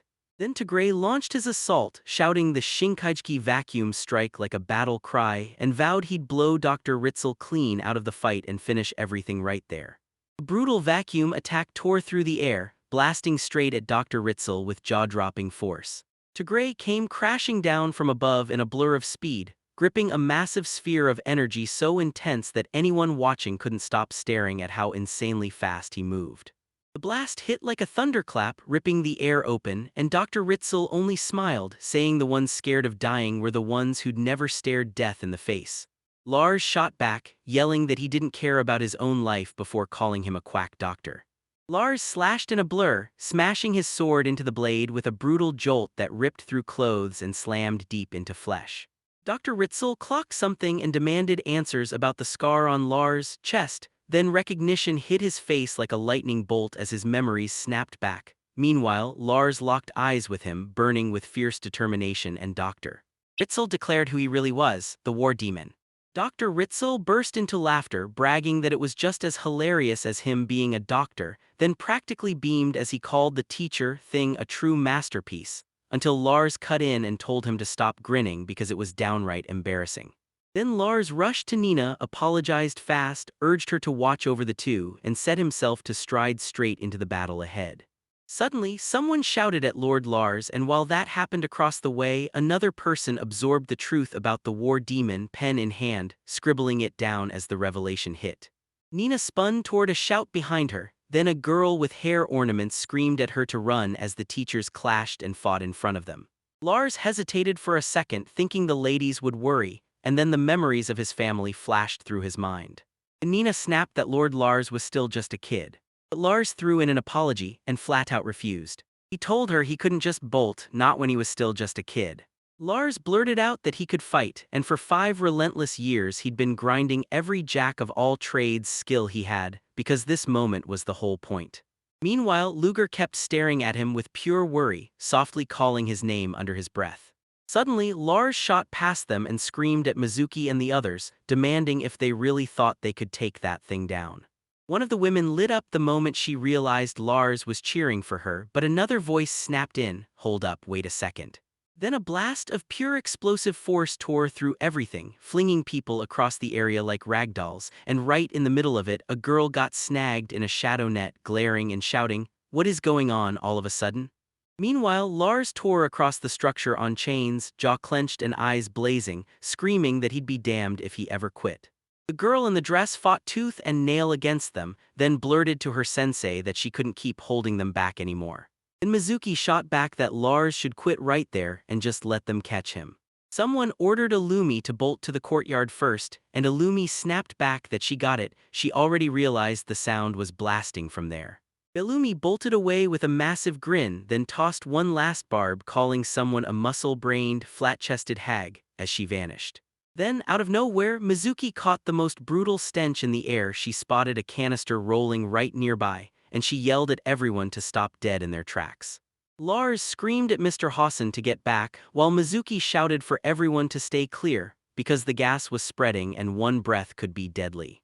Lars dropped into a crouch and shielded his face, sniffing hard as the stink hit, chlorine gas probably. He warned them that they wouldn't drop dead without inhaling a decent amount, but even then they'd black out in an instant, so someone yelled for everyone to scramble to safety right now. Lars tore open the sky with Severing Void, a brutal slash that screamed through the air like pure destruction. But his opponent snapped back with Hydro Stream, blasting a massive burst of water magic skyward. The two attacks slammed together with brutal force, sparking an explosion that made someone cry out in raw, unbearable pain. When the smoke finally cleared, Lars stood there, battered by the blast, with a broken blade lying near his feet. Then Lars snapped to attention and told his teacher this quack doctor's days were over, while Dr. Ratzel, trapped in magical bindings, finally confessed he never stood a chance against the war demon. Illumi cut in and said it was all Lars's magic. Ritzel might dodge like a blur, but his fighting style didn't really bring the heat. Lars lunged in to restrain him, but Dr. Ritzel snapped that he didn't remember giving Lars permission to call him that. Then he told him straight up, even if victory was out of reach, he could still slip away and live to fight another day. Total gasp hit them straight up shock. Right before Lars could lock him down, Dr. Ritzel slammed a barrier spell. An enormous circular wall of energy burst outward, blasting around them both with brutal force. Lars got totally blindsided by the sudden blast, and the explosion slammed the entire building from the outside like a punch. Then a sharp voice snapped at Lars to stop, right there, and someone rushed to apologize to Professor Ritzel for making him wait. Dr. Ritzel grinned and said the timing couldn't be better, then he fired back at Lars, asking if he still thought he could strike right now. The truth hit the moment three captured girls were dragged into view. Nora in her maid outfit stood front and center, Luciira and Luger flanking her, all three tied up and trembling as hostages. Nora shouted at Lars each week, and one of the girls still screamed back that their captor had better let them go.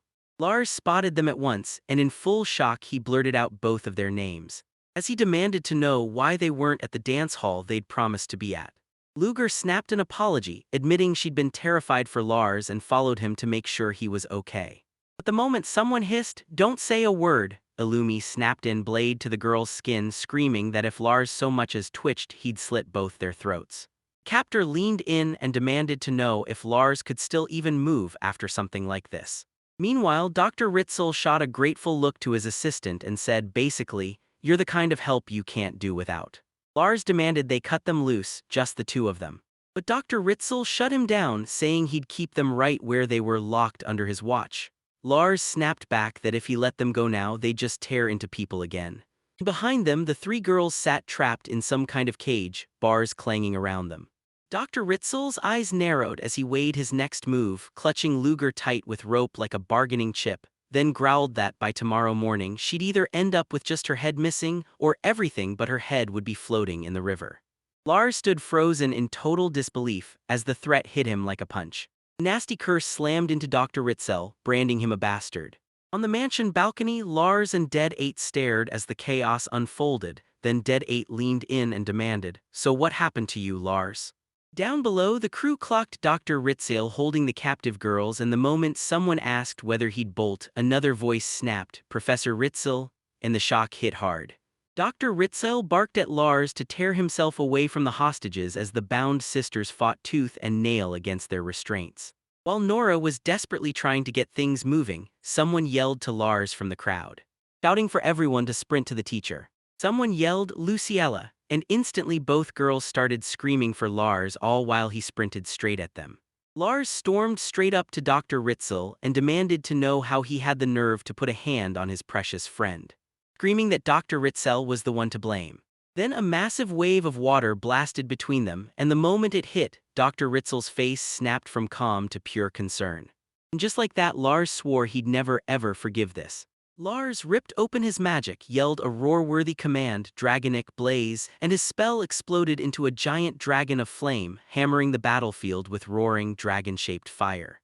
A brutal inferno ripped through that tour, chewing up everything in its path with unstoppable force.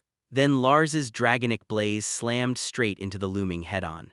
She screamed as dragon-shaped flames swallowed her whole, and Dr. Ritzel just froze in terror, staring as that massive fire magic burned everything to nothing. Dr. Ritzel tore through the smoke and explosions, shouting that it was perfectly done. He'd memorized Lars' face. As he broke free, he shot Lars a name, Rathuan Irving. Meanwhile, Lars crumpled to the ground, wiped out after unleashing that kind of power, then fought his way back to his feet and demanded, shaking, whether he finally understood, because Lars knew it had actually worked. Suddenly a voice nearby screamed, "Lars." And it hit hard when he realized with horror that he'd killed him. Down there, Rowan and Nora screamed for Lars with everything they had, desperately calling his name. Through the forest, Lars stumbled in a daze as people shouted his name over and over. Eventually, Lars crumpled somewhere out of nowhere, utterly lost, and blurted, "Where am I?" Later, Lars jolted awake in a medical room, wincing through searing pain, and the doctor instantly snapped to attention, declaring that Lars had finally opened his eyes and ordering someone to call his family. Lars's hands shook violently as they started examining him. Rowan and Nora burst into the doorway as Lucier leaned over him, eyes full of panic, screaming his name like it might pull him back. Lars spotted everyone filing in to greet his dad, mom, and his big brother, because they'd all rushed over to see him. Then Lucier yanked Lars up by the collar, snapping at him not to hit her with that casual greeting anymore, because he'd been out cold ever since he collapsed at the Lord's manor. Lars rushed to apologize for scaring her, then demanded to know if the king and Prince Olden were safe. Rowan told him it was brave to try and guard the king, but the moment he did, everything spiraled into chaos. Rowan spilled every detail of what happened and Lars listened in stunned silence, his face still tight with worry.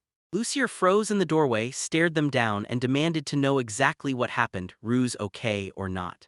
Someone leaned in and broke it down for her. Officially, Ritzel had been wiped clean by Lars's magic. Bloodstains splashed the street, but the trail just died at the riverbank. Then Ritzel's body never turned up and his assistant Ilmi vanished too. Lars took it in, eyes narrowing, and demanded what it meant. Then the guy next to him leaned in and said they needed to talk right now. Meanwhile, Lars jolted awake in the medical room, then stared in horror as everyone around him lay dead, and 8 loomed in the doorway. Dead 8 finally let out a breath of relief. He confessed he'd been seriously worried. Lars was safe, God thank you. Then Nora blurted out Lars's name, saying Professor Berna and Nina told her he was up to something deadly. She demanded to know why he never told her, and Lars's face tightened, lost in silent doubt that she might have judged him far too unreliable. Lars shrugged and said, I figured she probably didn't, but he still did it just to be safe. He sank onto the bed and confessed the gut-punch truth. No matter if he pulled it off or flopped, he might never make it back home. He couldn't shake the feeling that it just wouldn't be right to let both kids disappear. Out of nowhere, Dedek yanked Lars by the head and slammed the pain into him. Lars winced hard as someone shouted, worried and alarmed. But Death 8 looked Lars in the eye and warned him, if he did this for their sake and they still lost him, all they'd do is break and regret it for the rest of their lives. Dead 8 pulled him in tight and promised with a chilling certainty that they'd both pay for it for the rest of their lives. Lars' eyes went wide and then a dark memory crashed in. Someone once told him he was the unwanted child. Lars broke down in tears and started apologizing as Dead 8 gazed at him with a kind, gentle stare. Lars blurted that he loved his dad, his mom, and his big brother more than anything, so when it came to Blau, he just couldn't bring himself to forgive him. Dead 8 barked Lars's name, but Lars didn't stop. He kept sobbing, choking out apologies between tears, swearing his father was just. Lars kept on crying for a while, and even in his old life he'd never cried this hard. Could his mind be slipping backward to match his young body? He didn't know, but the tears kept coming anyway. Then, like a light breaking through, a warm memory hit him, his family all together, smiling like nothing could ever hurt them. Meanwhile, Dr. Ritzel stood in the dark, alone and trembling, pouring out apologies to his uncle and his big brother. Then Dead 8 slapped a steadying hand on Lars's shoulder and told him not to sweat it, while Nora popped in with a bright grin, saying she was totally fine too. Lars flashed a grin at both of them. Nora told him that the guild had snatched her father and locked him up until the trial was over. Someone called out the obvious, Lars was the one really struggling, and Lars admitted he'd already guessed it about Lord Brow's situation. Someone apologized for dragging him into trouble with their selfish choices, but Lars waved it off and told them not to worry. He added that adventuring fit him way better than getting stuck in some rigid life as a feudal lord, and Dead 8 grinned as he said it. Lars had to admit it, there's no way he could have pulled off what happened next by himself. Nora said she'd heard his own father tried to help too, and then the scene snapped into a flashback, one terrifying magical blast from the battle.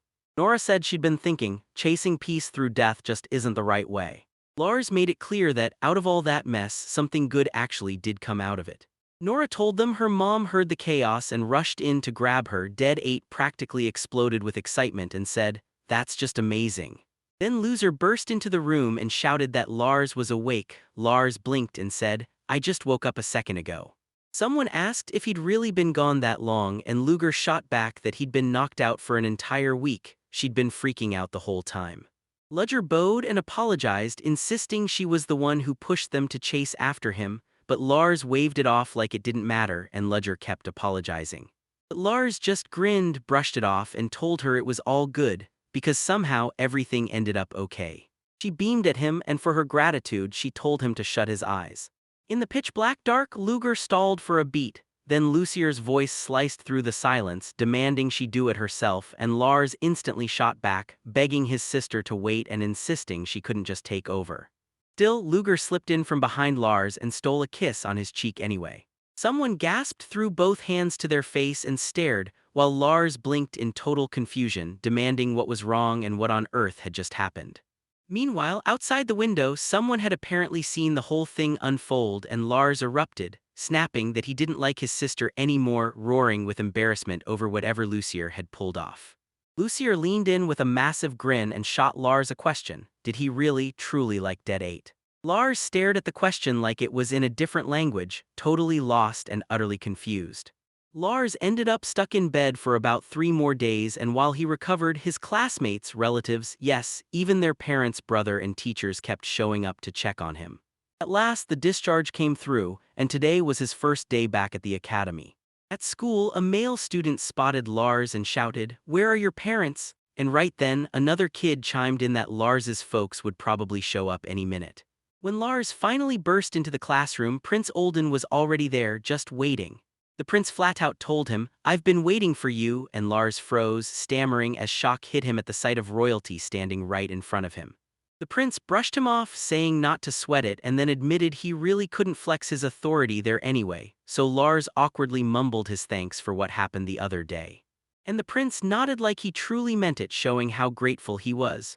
Hassan slid in and told Lars he looked great, but then another voice cut in, dead serious, warning him about how reckless that stunt of his really was. Lars apologized, insisting he didn't want to pull everyone into it, but Hassan cut him off by calling him an idiot, then admitted he was relieved Lars was safe. Still, Hassan demanded Lars tell him first next time, and Lars promised he would. Then Belna finally showed up, all nerves, and blurted out her introduction, while Marion hurried in, apologized for making Belna wait, and introduced herself as Lars's mother. Someone joked that Belna looked stiff as a board, and she didn't even deny it, she just admitted it.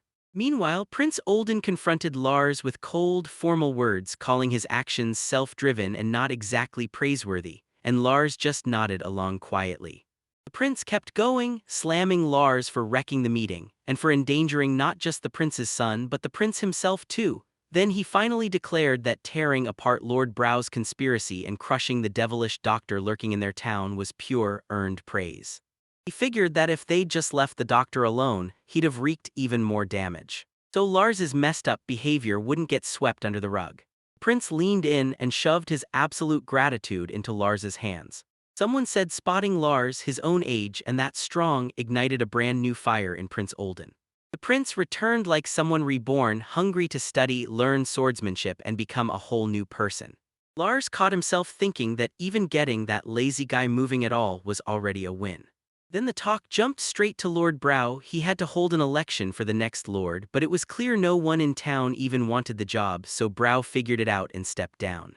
Prince Olden leaned in and demanded to know why Rowan wouldn't go back to being the lord, and Rowan shot back that he absolutely would. Marion and Prince Olden both froze in shock. Prince Olden looked Rowan straight in the eyes and asked, point-blank, if he'd take the title of lord again. Marion and Lars both shouted out, Lars yelling father. But Prince Olden thanked Rowan again and again for that choice. Rowan admitted he had no cash and no credentials, so becoming a lord was out of reach. But Prince Olden promised him not to worry, and somehow, everything felt like it would be okay. Then Prince Olden leaned in and told Rowan the townspeople were pouring in donations, begging him to come back. Rowan finally admitted that even if it was for his child, he once ditched his duties and stepped down as lord, but Mary fired back that, no matter what, a parent will always do everything they can for their child. Meanwhile, a bespectacled man brought up how the Brion company made its own donation, then pressed for answers about a guy named Solio. Prince Olden leaned in and told Rowan, the guy who owes me doesn't give a damn about what's right or wrong, he's got no respect for that.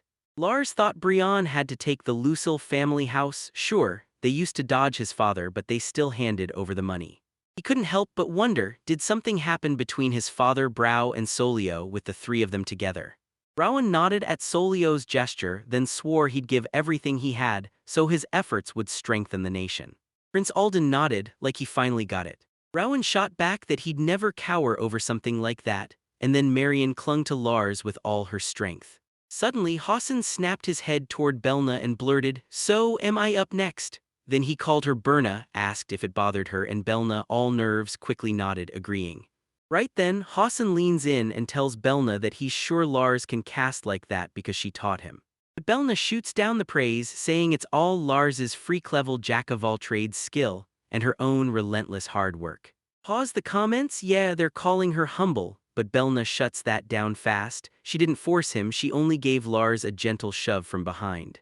She's an amazing teacher, but you can tell she's not as sharp as the training that shaped her, Lars watches her and starts thinking about Professor.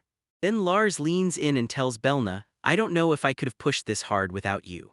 Meanwhile, Hazen can't stop thinking about the super part of Lars's skill. He heard it's called Jack of all trades, and that name feels like it hides something huge. People might call it useless, but he's convinced. Lars busted his tail and Professor Berna backed him, and that's what truly changed everything. Right then, Hasan blurts out that Ms. Berna looks eerily familiar to him, like he's seen her face somewhere, but he can't place where. He blurts out, "Have we met?" and Belna shoots back, instantly denying it, saying they've never met at all. Hasan waves it off and keeps rolling, then lays out what's left. Lowen's mercy saved the day. Lord Brow dodged the death penalty and will rot in the royal capital's prison for the next 5 years. So Rias's mom stepped in, pulled him out of the Lord's residence, and kept him on track. Same home, same academy, no stopping. Lars told him that if it had been the death penalty, he'd rush to file a petition to the king. Elna finally let out a breath of relief. Grief hit Lars like a wrecking ball. He just wanted Brow to finally make things right and atone for his sins, even if it meant doing it for ruse.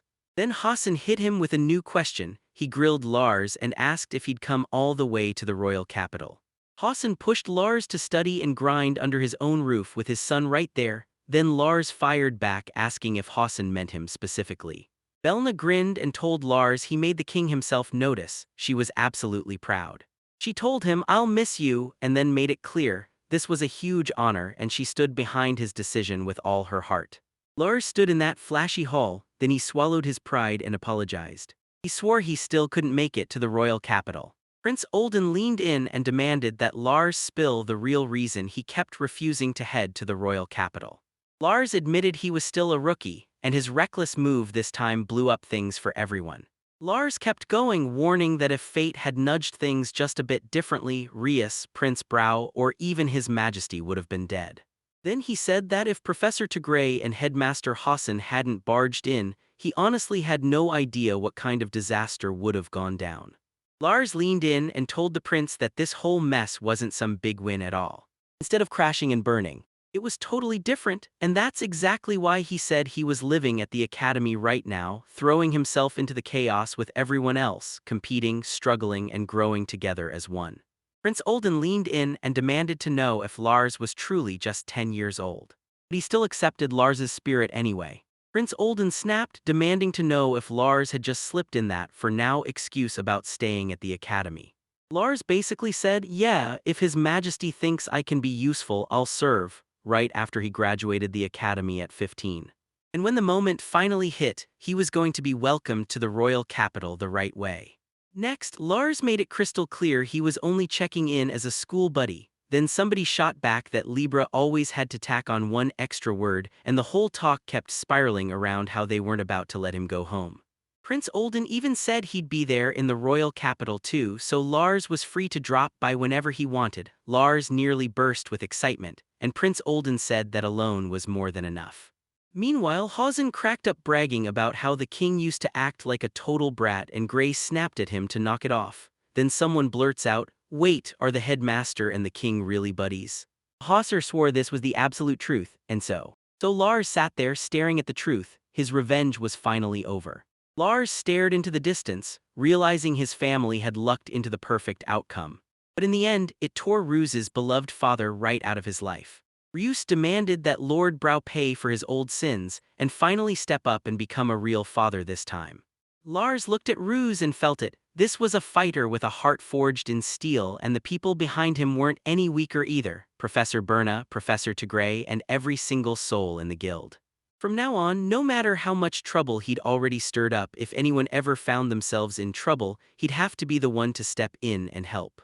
With his father back as Lord, Lars couldn't stop wondering what kind of wild life was about to hit them from here on out. With hope buzzing in her chest and unease gnawing at her, Nina beamed at Lars and called out a bright good morning as she carried breakfast to him on a tray. Lars beamed back at her, because 2 weeks had already slammed by since the fight at the Lord's mansion. The Irvings rolled back into the Lord's mansion, and every single day hit like it had completely flipped the rules from before. Nina grilled Lars about what color socks he'd wear that day, and Lars just shrugged, anything's fine with him. Of course, they couldn't just march in and fire every maid Blau had hired. So now, besides Nina, there were maids everywhere too. That old mansion was huge, but this one blew it out of the water. Lars could barely even size it up. And by morning, with maids besides Nina lurking around, the air felt so tense it practically snapped.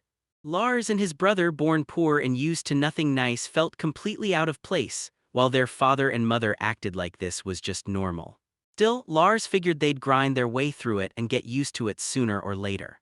Meanwhile, his father kept skipping breakfast lately. He was burning himself to the bone trying to fix everything back up, and Blau's domain management had been a total mess.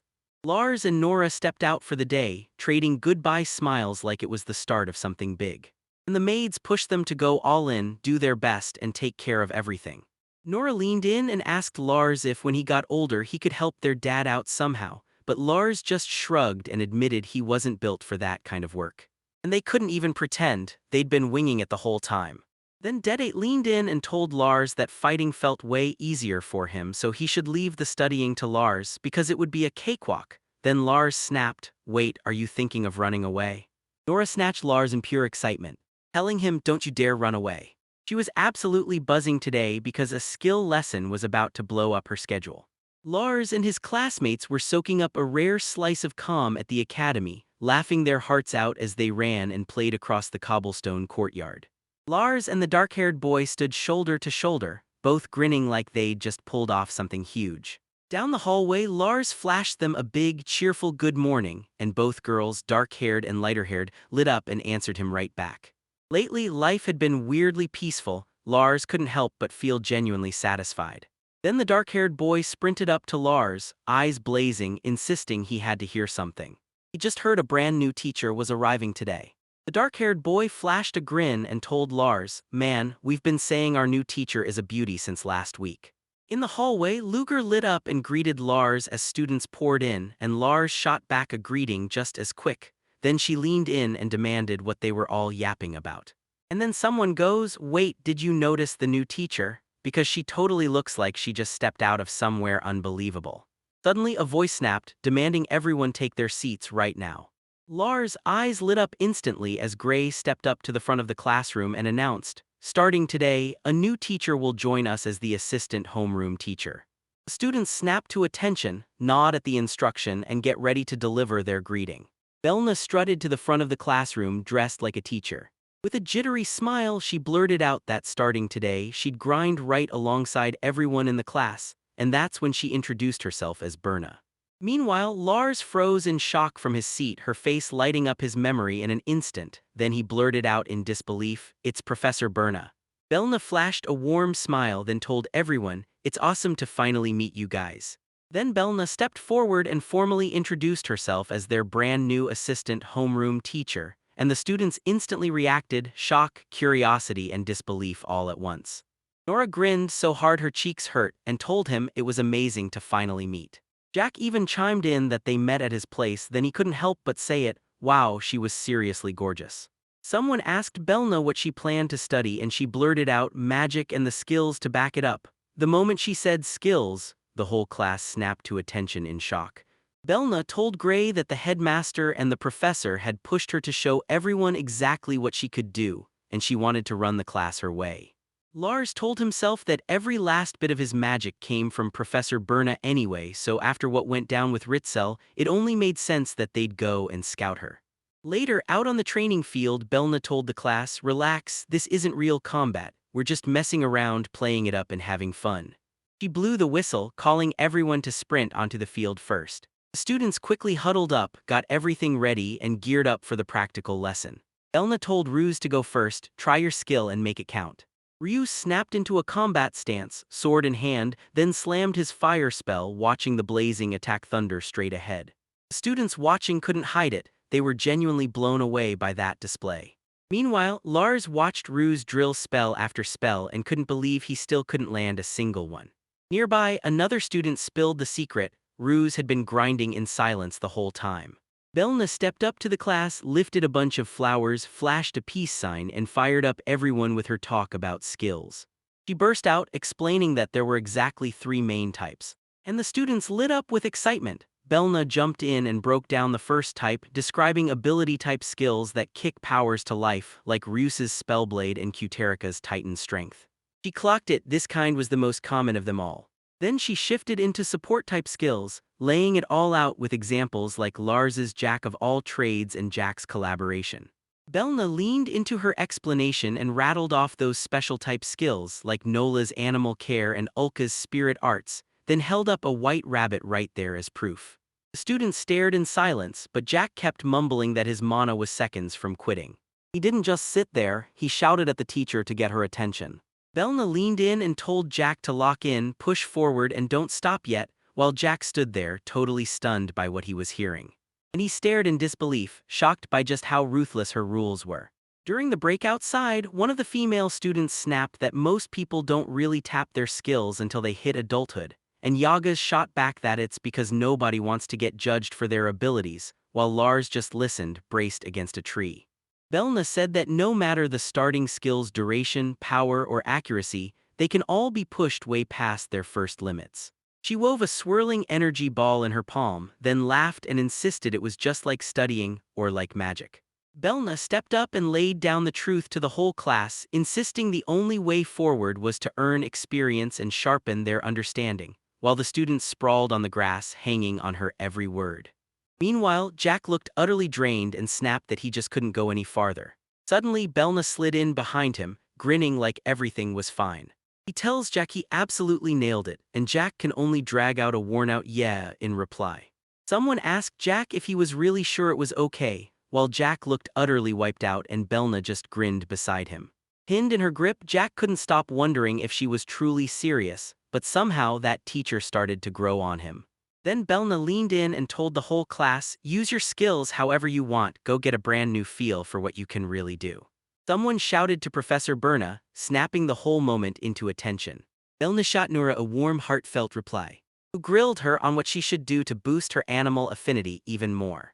She told me, still cradling that happy cat, that she'd been calling out to cats and squirrels the whole time, just like Belna said she should. But it felt like everything had stalled. Nora's cat was curled up in her arms, glowing with peace, while Belna reached toward them. It's basically saying animal welfare isn't just about stuffing animals in cages or making them do tricks for laughs. She pitched it as a way to finally get what's going on, like figuring out why an animal's grumpy, what it craves to eat, and even learning more about its family. Belna kept going, insisting that if Nora really tried to understand the other person, it could be a power that makes her friendships even stronger, while Nora just stood there, clutching the cat. She swallowed the advice as the cat stared up at her from below. Nora's eyes widened when the cat looked like it got it, as if this was a skill it could master too. Then she realized she could do the same thing with her friends. Nora practically fizzed with excitement, told Belna she'd give it a try, and thanked her with full-on enthusiasm, while Belna smiled in the background as Nora clutched the cat close. Meanwhile, Jack stormed up to Lars and demanded help with his skill, then a voice confirmed it on the spot. Jack's power was all about collaboration. And Jack admitted he couldn't stop thinking, what if he cast a collaboration spell through ruse? Maybe he'd finally unlock spells he couldn't even touch before, or spells that used to wreck him. Lars looked around and snapped, so nobody else wants to work here. Someone just called it out, their class was packed with self-empowering special-type skills. Another voice chimed in, and yeah, there was no arguing with that. Then Lars got challenged. Do you even mean a collaboration, or does that whole idea just feel like it's missing the fun? Belna's eyes lit up with interest, but she snapped that Jack hadn't exactly wiped out from her Spartan training. One of the female students shot her hand up and promised she'd handle it, like it was already taken care of. But then Jack ignited, fists pumping with pure motivation, and shouted at Belna to watch him because this was their shot to prove they were capable, and on day one, first impressions hit hardest. Everyone stared, baffled by this sudden burst of motivation he didn't have a second ago, but Belna just reached out, patted Jack's head, told him to forget it, and pushed him to go for it. Jack grinned and agreed on the spot, then fired up his plan. He shouted what he was doing, "Here we go," and slammed down the spell to announce their collaboration before unleashing fire magic. The spell detonated in a blaze of insane magical power thanks to the collaboration boost, and Jack stared at the result, straight up shocked. And both he and Lars erupted into wild cheers, celebrating the fact that he'd actually managed to pull it off. Meanwhile, Lars couldn't stop asking himself why the magic sword he forged with Jack's help came out insanely better than his usual ones. Then someone tossed out a theory. Maybe the blade's power shifted based on how much magic was in the mix. Lars figured they needed a new spell, so Jack slammed in wind magic, and the spell burst to life with a massive magical kick that left him damn near giddy. Afterward, Jack said this could level up the magic he couldn't even master yet, then someone snapped at him to wait just a second. Then Lars clenched his teeth and admitted he hated to say it, but he could already tell Ruse's magic hadn't gotten any better. Ruse snapped back in pure fury, saying his magic was nothing more than channeling the sword through Jack, and that was the end of it. A female student said it made perfect sense, because Ruse wasn't casting any magic at all and Jack just stared around, utterly baffled by the whole thing.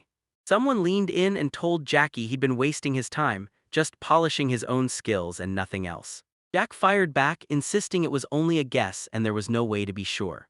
Still, the conversation made one thing clear: Ruse was leveling up fast. Back in the background, the class kept grinding through practice while Nora and Yuruka stayed off to the side, away from everyone else. Nora cranes her neck as someone storms off from group practice, and then she spots Yuruka standing alone beneath a tree. Shut out from everyone else, utterly cut off and left alone. She strides up and blares her call, demanding attention. Nora cornered Yuruka and asked, "So you're really not gonna practice with everyone else?" Yuruka just stands there all dressed up and silent, then finally blurts out that her skill is downright creepy, which is exactly why she refuses to join them. Yuruka looks completely thrown off, like she can't believe it. Maybe she's just genuinely terrible at her own skill. But Nora tells her this: whether she's terrible at it or she hates it, no excuse will change a thing. Yoruba admits she never got the power to choose on her own. Nora tells her it's fine, just do your best and practice on your own. Then Yuruka turns and walks off alone, disappearing into the night. Meanwhile, Tigray grills Yuruka for her thoughts and Yuruka fires back, asking how life as a teacher is treating him. Behind the scenes, a bunch of students keep teaming up and drilling together. Belna watches everyone around him and thinks, wow, these kids are seriously good, like ridiculously good. Belna leans in and tells him with a proud glow that he's standing among her proud students. Before they finally spread their wings, step out into the world as adults, and become real, living human beings at last. So Gray knows he has to hit them with all kinds of lessons first. Belna nods and says she feels the same. Then Gray points out how wild it is that the two of them ever end up agreeing on anything. He tells them he heard Belna's holed up deep in the mountains, then blurts out, why would she choose a place that remote? Belna finally admits the truth: she didn't just leave, she basically bolted, escaping everything that was waiting for her. Suddenly, Belna snaps. She realizes she's doing the exact same thing as her. Gray quickly tells her to drop it, forget the whole thing, and act like she never heard it. At first, he admits he had no clue how all of this would even play out. But secretly, he thinks Belna is totally made for teaching. Then Belna asks, deadpan, if that's his idea of a compliment. And that's how the days kick off right after Belna steps into the academy. She's got that Spartan backbone, but her beauty and teaching skills pull the whole class in fast. Before anyone knows it, the students are tightly bonded to her. The kids burst into excited chatter about how amazing her explanations are, how they'd never stop loving her, and how they're dying to know where she learned magic, especially since she even knows everything about dancing. Lars just wishes those calm days could have lasted forever, but peace like that was never meant to hang around. Lars strode down the academy hallway shouting for Professor Berna, then slammed to a stop, scanned the room, and the second he did, his gut screamed that something was terribly wrong. Belna vanished. Lars just froze there, trying to wrap his head around it, like the whole world had vanished into thin air. He snapped his head around, eyes blazing, and demanded to know what the hell any of it meant. Yaga strode in with his arms crossed and told Lars straight to the point. What he said was exactly what it meant. Lars lurched in panic, but Yagas snapped, wait, and yanked him back before he could lunge forward. Yagas leaned in and reminded Lars, I've already told you this once. He always did that, barreling forward before anyone could even catch up. He shot Lars a calm-down look, and Lars quietly nodded like he understood. Then Yaga said, since Lars used to know Berna, I'll fill him in, straight up, on exactly what really went down. Yagas revealed that Belna had slipped out of the country, straight up, with someone in tow. He admitted it was just a wild guess, and he didn't know the details for sure. Right behind Lars, Belna's image flashed into view like it was acting out every word Yagas was saying. Nora brought it up. Belna had been disappearing for days, and she wanted to know if Lars knew what was going on. Lars and Yaga stood side by side outside the academy building, waiting for whatever came next. Over the past few days, everyone in the class started clocking every single absence. Earlier, Nora snapped, "Is Miss Berna gone again?" And Yagas confirmed it. No one at the academy had seen her for a whole week. Meanwhile, Nora leaned in and grilled Loser, "Did you hear anything?" Luger shot back that the three of them were right there together in the academy library. So Lars couldn't stop asking what happened to their teacher, guessing Gray might have caught a cold, and Luger admitted the worry was starting to bite.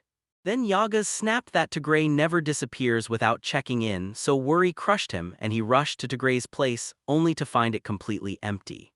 Lars wondered if they'd just gotten lucky and caught them at the right time, but Yagas's face went stone cold and he dropped the bad news. The room had been totally wrecked, nothing was left standing or untouched. Yagas snapped at the others to sweep the whole area fast, then sent them scouring for eyewitness reports from anyone who might have spotted something. Witnesses swear a woman who looked just like Belna was seen out there. Turns out she climbed into a carriage packed with those shadowy night men and raced straight for the border. Lars caught on and blurted, "She's been kidnapped," but Yagas stalled, muttering that maybe it wasn't that simple, like there was something else going on. The room lay torn apart like it was hit by a storm, yet there was zero sign anyone ever fought back. Lars shot Yagas a confused look, and Yagas guessed she'd probably gone along willingly. Lars chewed on it and realized something was off. If Professor Berna had truly fought back, her magic should have left scorch marks or splintered something. And the fact the attackers already had a carriage waiting, that wasn't luck, it was a setup. They'd been hunting Professor Berna from the very beginning. Then Yagas leaned in and grilled Lars, asking how much he really knew about that guy. Lars had to come clean and admit he didn't know much at all.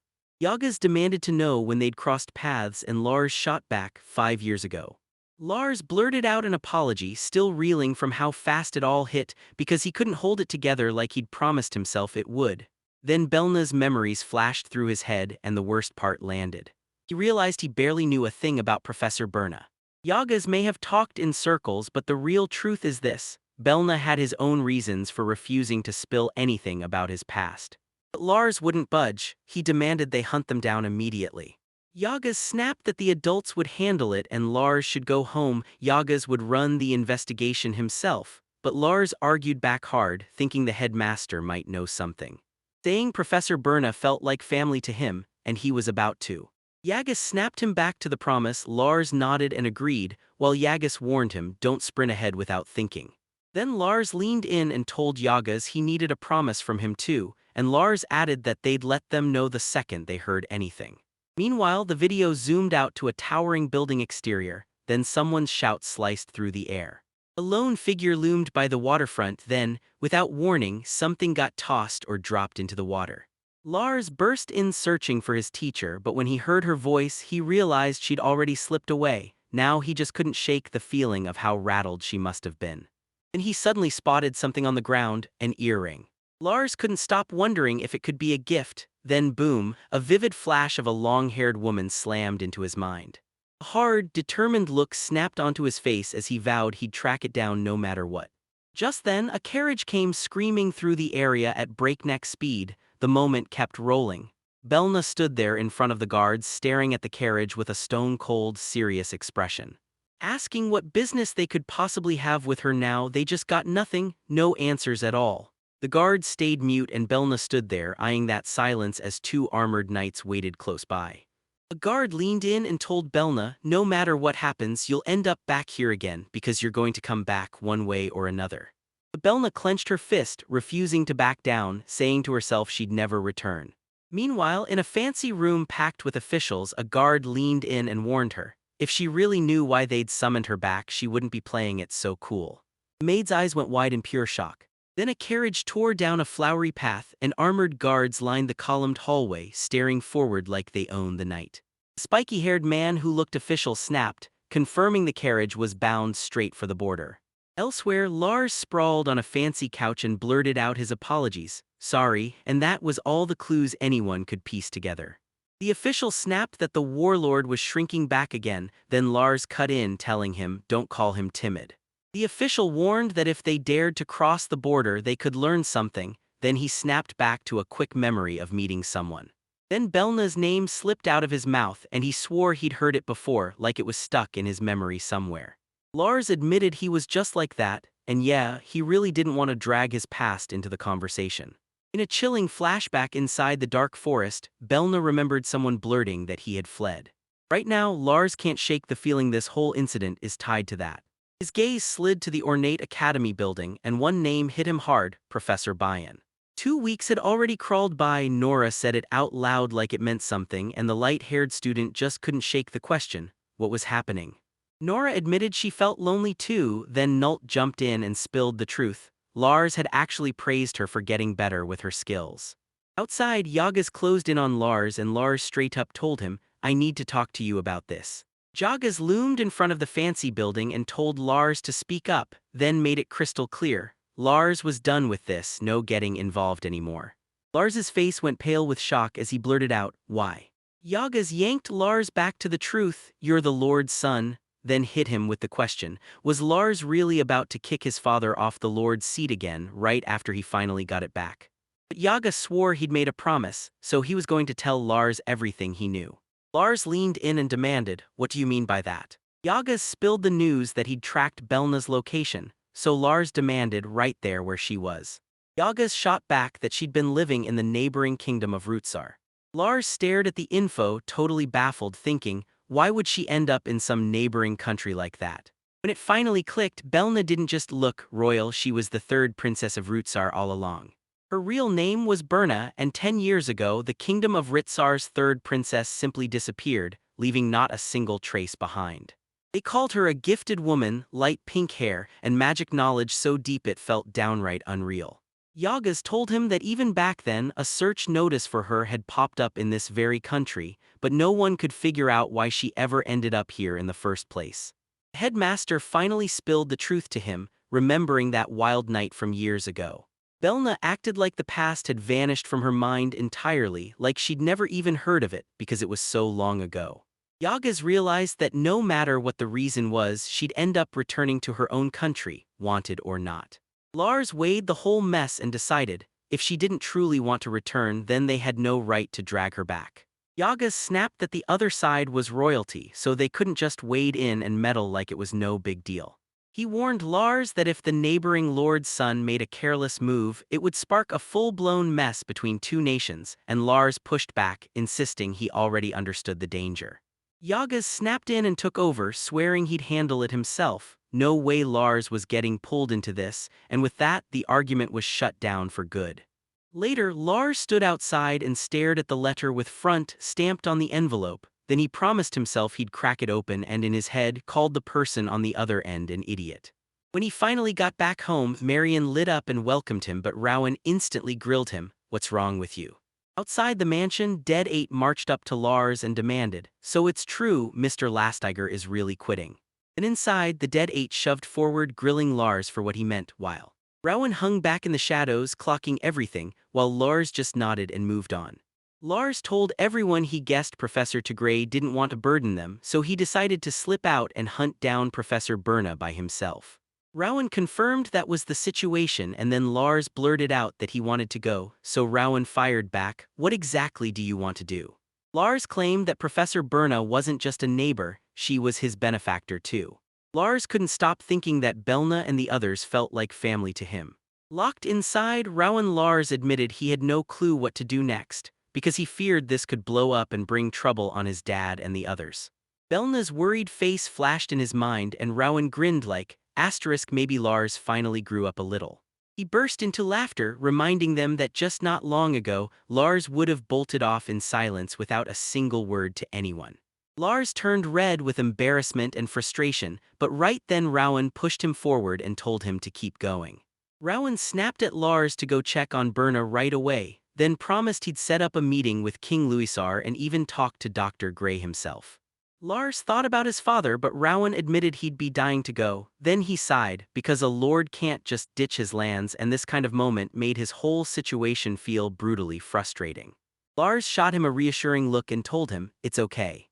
Nora stepped up and declared, "I'll go in for you." Lars shot back, asking if it would be okay as long as a parent tagged along. Then he shouted to his mom like, "Wait, why do people even need parents?" Inside, Rowan snapped at someone to watch the kids, and that person pushed back, asking who he meant by them.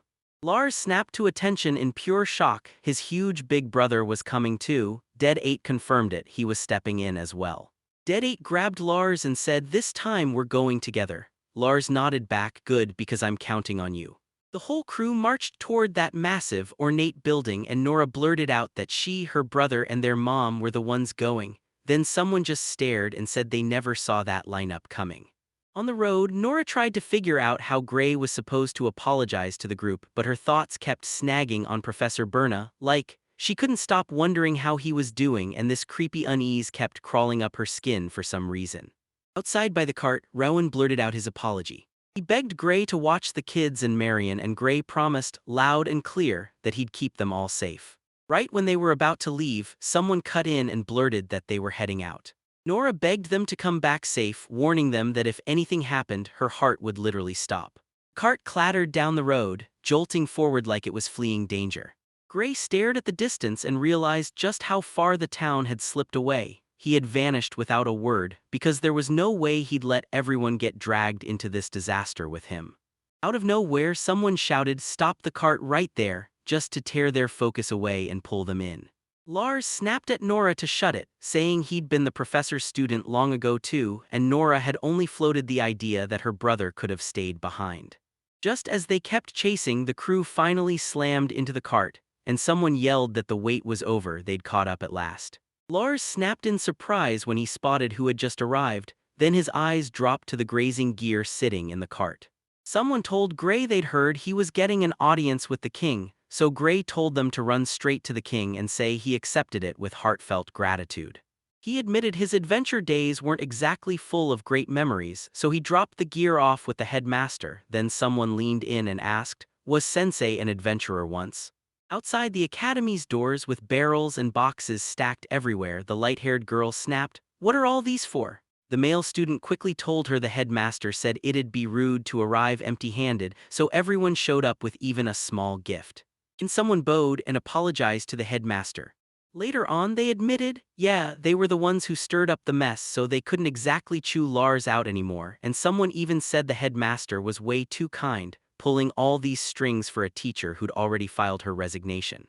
Meanwhile, inside, someone barked, "Go on, check the gifts." Lady Marion grumbled strange sounds as she peered into something.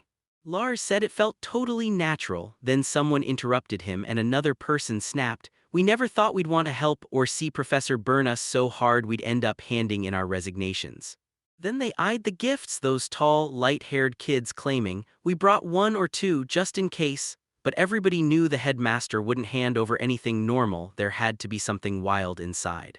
Someone looked around at the place and couldn't stop praising the awesome furnishings and the killer taste. And just like that, another voice chimed in, saying it totally screams intellectual, like it's got brains in every word. Suddenly, Lars shot his question about that box sitting over there.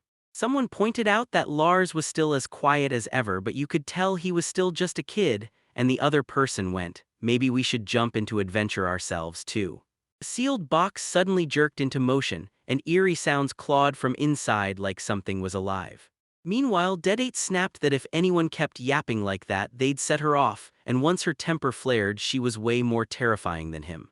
Then the box shattered open with a loud bang and the people inside tumbled out. One girl moaned, said she was finished for, and ranted that it was unbearably hot in there, while the main character swayed, dizzy from being crammed in too tight. Someone else snapped into full-on shock at what they were seeing. Then Lars burst out, yelling for Maskina and Nora right away because he knew them instantly. Dead 8 snapped and demanded to know where they even were, and someone immediately shot a question, why the heck was Jack there too? Then Luger snapped, demanding to know what in the world they thought they were doing in a place like this. The three stowaways grinned like they'd won, then someone snapped, "Hold on, you're leaving them behind." The Dead 8 stared, asking, "So what happens to them?" Meanwhile, Lars shot back a question about what they'd do if something went wrong, then the other person snapped, "Come on, we'd show up anyway because Professor Burna got kidnapped."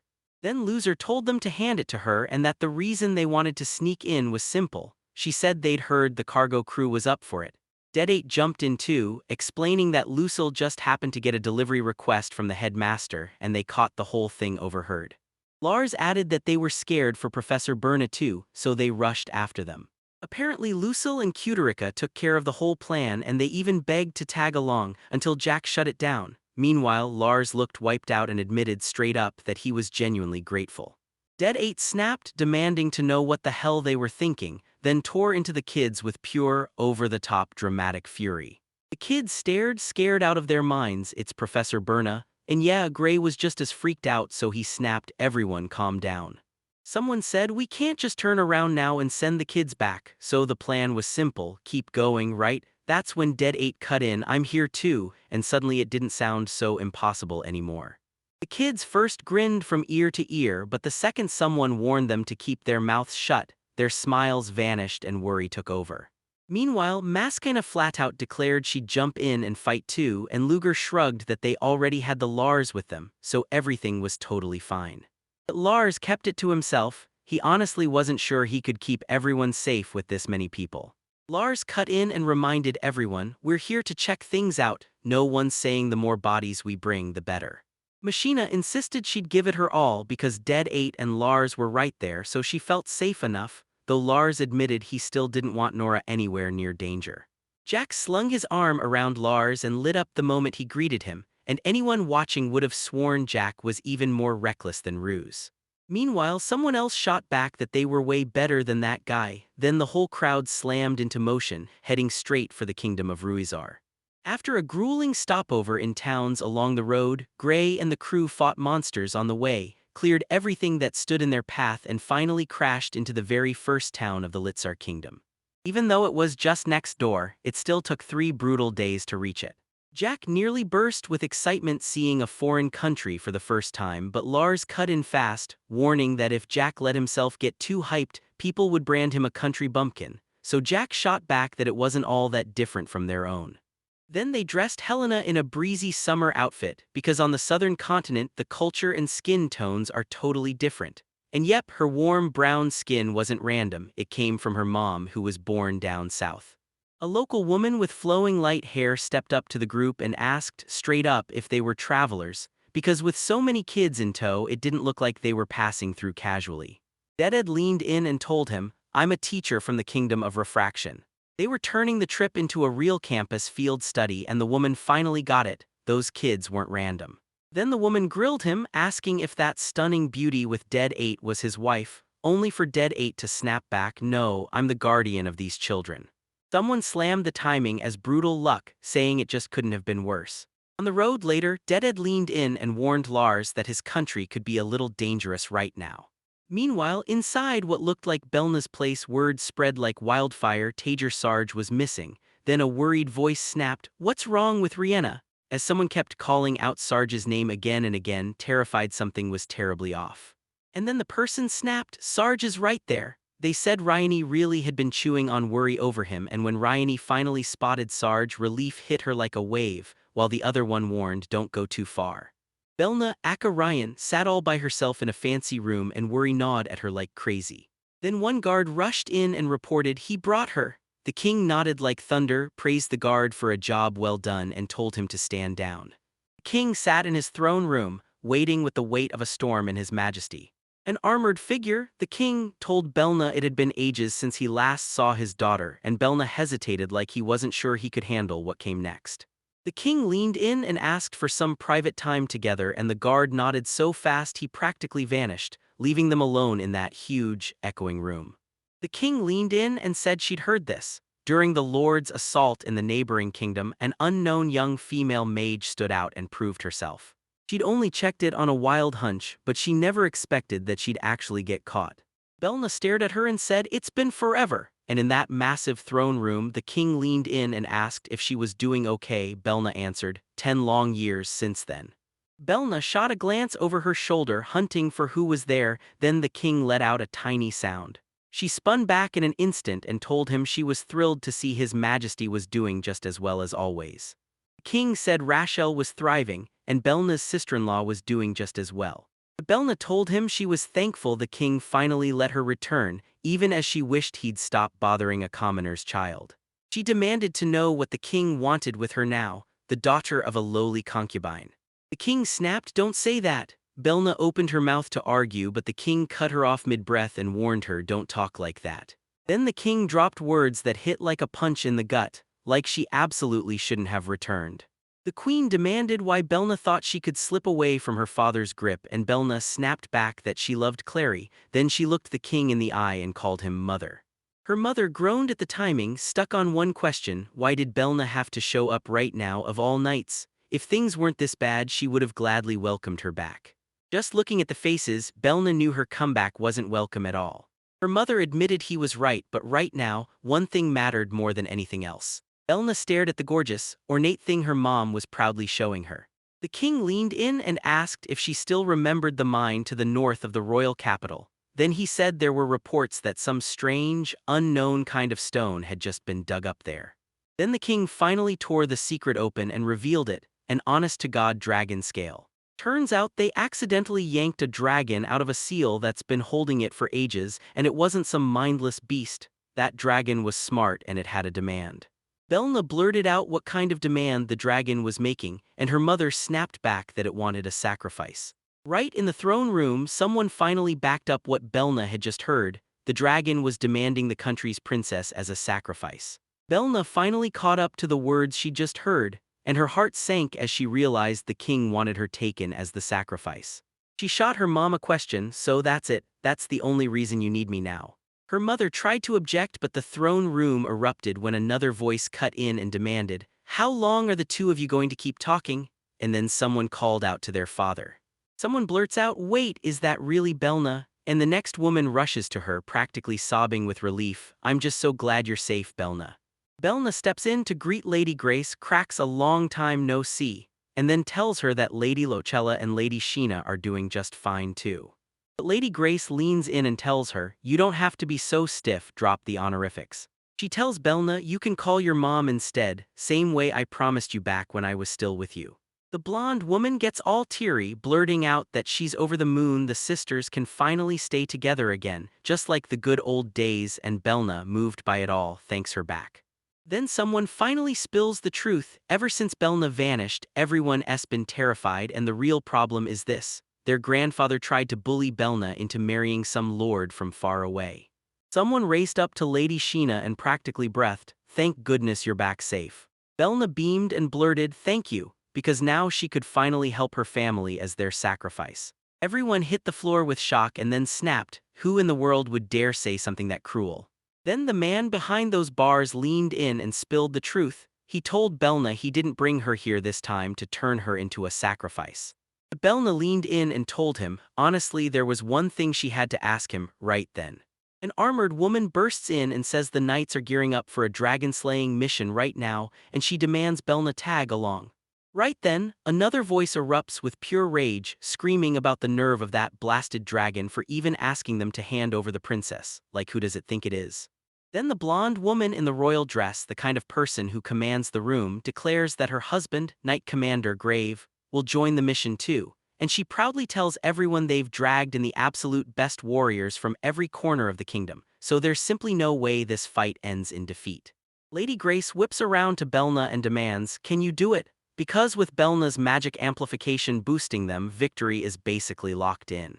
Belna nodded like she finally understood, thanked them with all her heart, and made it clear that even if she was just a concubine's child, their kindness meant the world to her.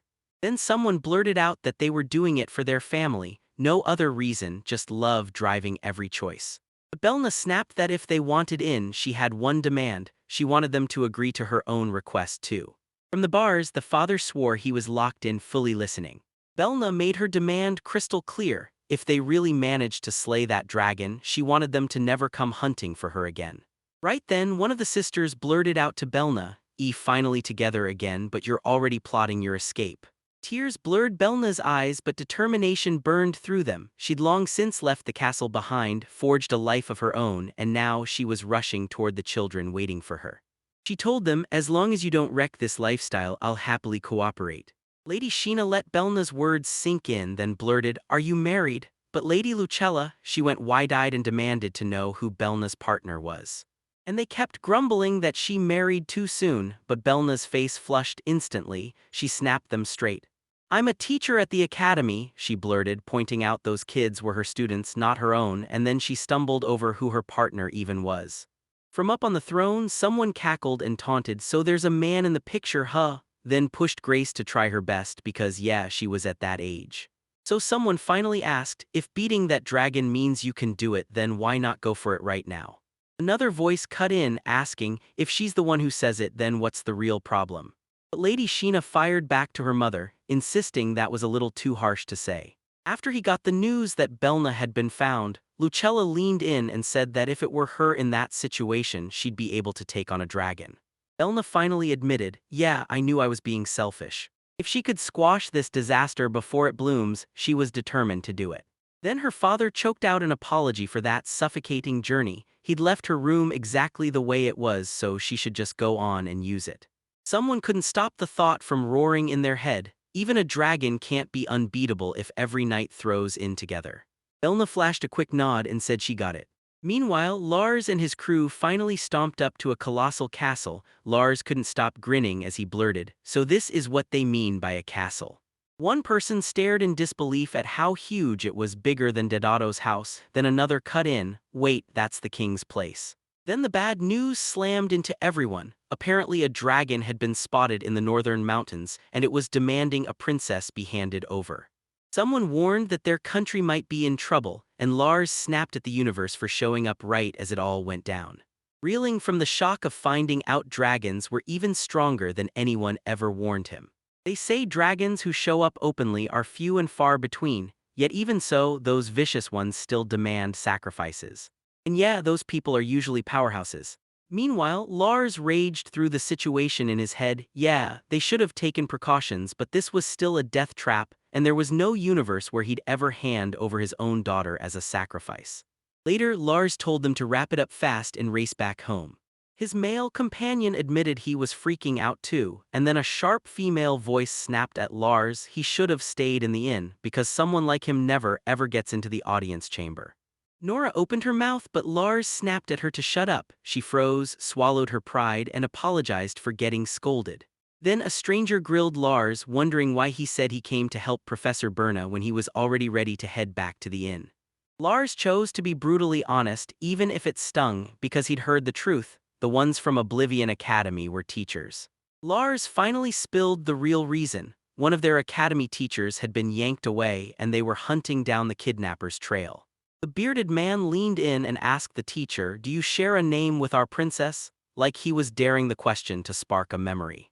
Lars tried to swear that nobody like that existed, but the words died in his throat. Then the man just smiled and said, "Very well." Then Lars finally put it all together. Belna wasn't just anyone, she was the princess, and those "I'm a teacher" words she'd tossed out earlier suddenly made perfect sense. The man confirmed right there that she really was in this country. Lars always knew, but when the bearded man finally confessed that admitting all of it was embarrassing, it hit him like a punch. Belna was the concubine's child, and the moment her father sat on the throne, he still threw her away like she meant nothing. Back then, he had zero power to shield her, so all he could do was help her slip out of the castle and derail that unwanted marriage proposal. And for a while, everything almost felt okay. Someone asks him about the rumors surrounding that dragon, and he admits bringing her back wasn't a gentle decision. It was a bold, forceful move. Lars finally admits, "I get it now," and the whole situation clicks into place. Then the man clears it up. Turns out the sacrifice was just a misunderstanding, because they never meant to hand Berna over to the dragon. But Lars just shoots back, "With all respect, doesn't that sound selfish as hell?"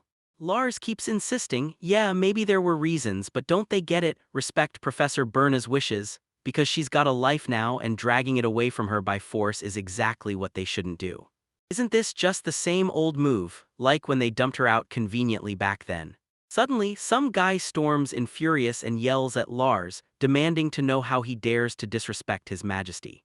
Lars drops to a bow and blurted out an apology, swallowing his pride after that insolent stunt. Marion stormed into the king's court, introduced herself to the officials, and laid it all out. She was the wife of the Lord of Gast, the Kingdom of Reflection's pride, and Lars's mother too. Then she pointed to the real reason she'd come. Lars was a student of Professor Berna. Then she kept going, telling them that before Belna ever met them, she'd been living alone up in the mountains for a long stretch, hiding from the world, staying out of sight. Marion couldn't shake the thought. Those years must have crushed Belna with loneliness. She admitted they'd had a small hunch that Belna wasn't from their country, but still, Belna dove right in, eager to get to know them and chat with them like she belonged. Even though she'd only just met Belna, Marion couldn't stop, because Belna had quickly turned into the one person they couldn't replace and the kind of neighbor who made everything feel right. They'd shared so many moments over all those years, and every single one shaped Belna into the person she was right then. So if Belna didn't want to come back here, Marion pushed for one thing: let her decide herself where she belonged. Belna's father, still rotting in prison, finally cracked and admitted everything was exactly like Marion said. The whole disaster came from his own lack of virtue, and he even begged them to stop bullying him so hard. Marion said, "The moment I'm back, I'll do exactly what Berna tells me," and right then Lars pushed for the real question, when she'd actually return. But then, out of nowhere, someone dropped the bombshell that Berna wasn't even there, she was somewhere else entirely. Turns out that whole explanation was the setup: everyone was gearing up for a dragon subjugation. From behind the bookshelf, someone snapped, asking just how big this subjugation force was supposed to be. Then another voice cut in. The king's wife had been running her mouth that Verna's magic was terrifyingly strong, and if they could get Verna to lend a hand, they'd wipe out that dragon for good. The force was stacked with 5 top-tier magic wielders: Princess Verna, a whole crew of 50 knights, and even the knight commander and vice commander. Lars's jaw dropped in full shock as the news hit. He blurted out, "Why did you ever think that dragon was sealed?" Then someone shot back, "If we're mages, we'd need 30. If we're warriors, it's over 100 just to bring down one dragon.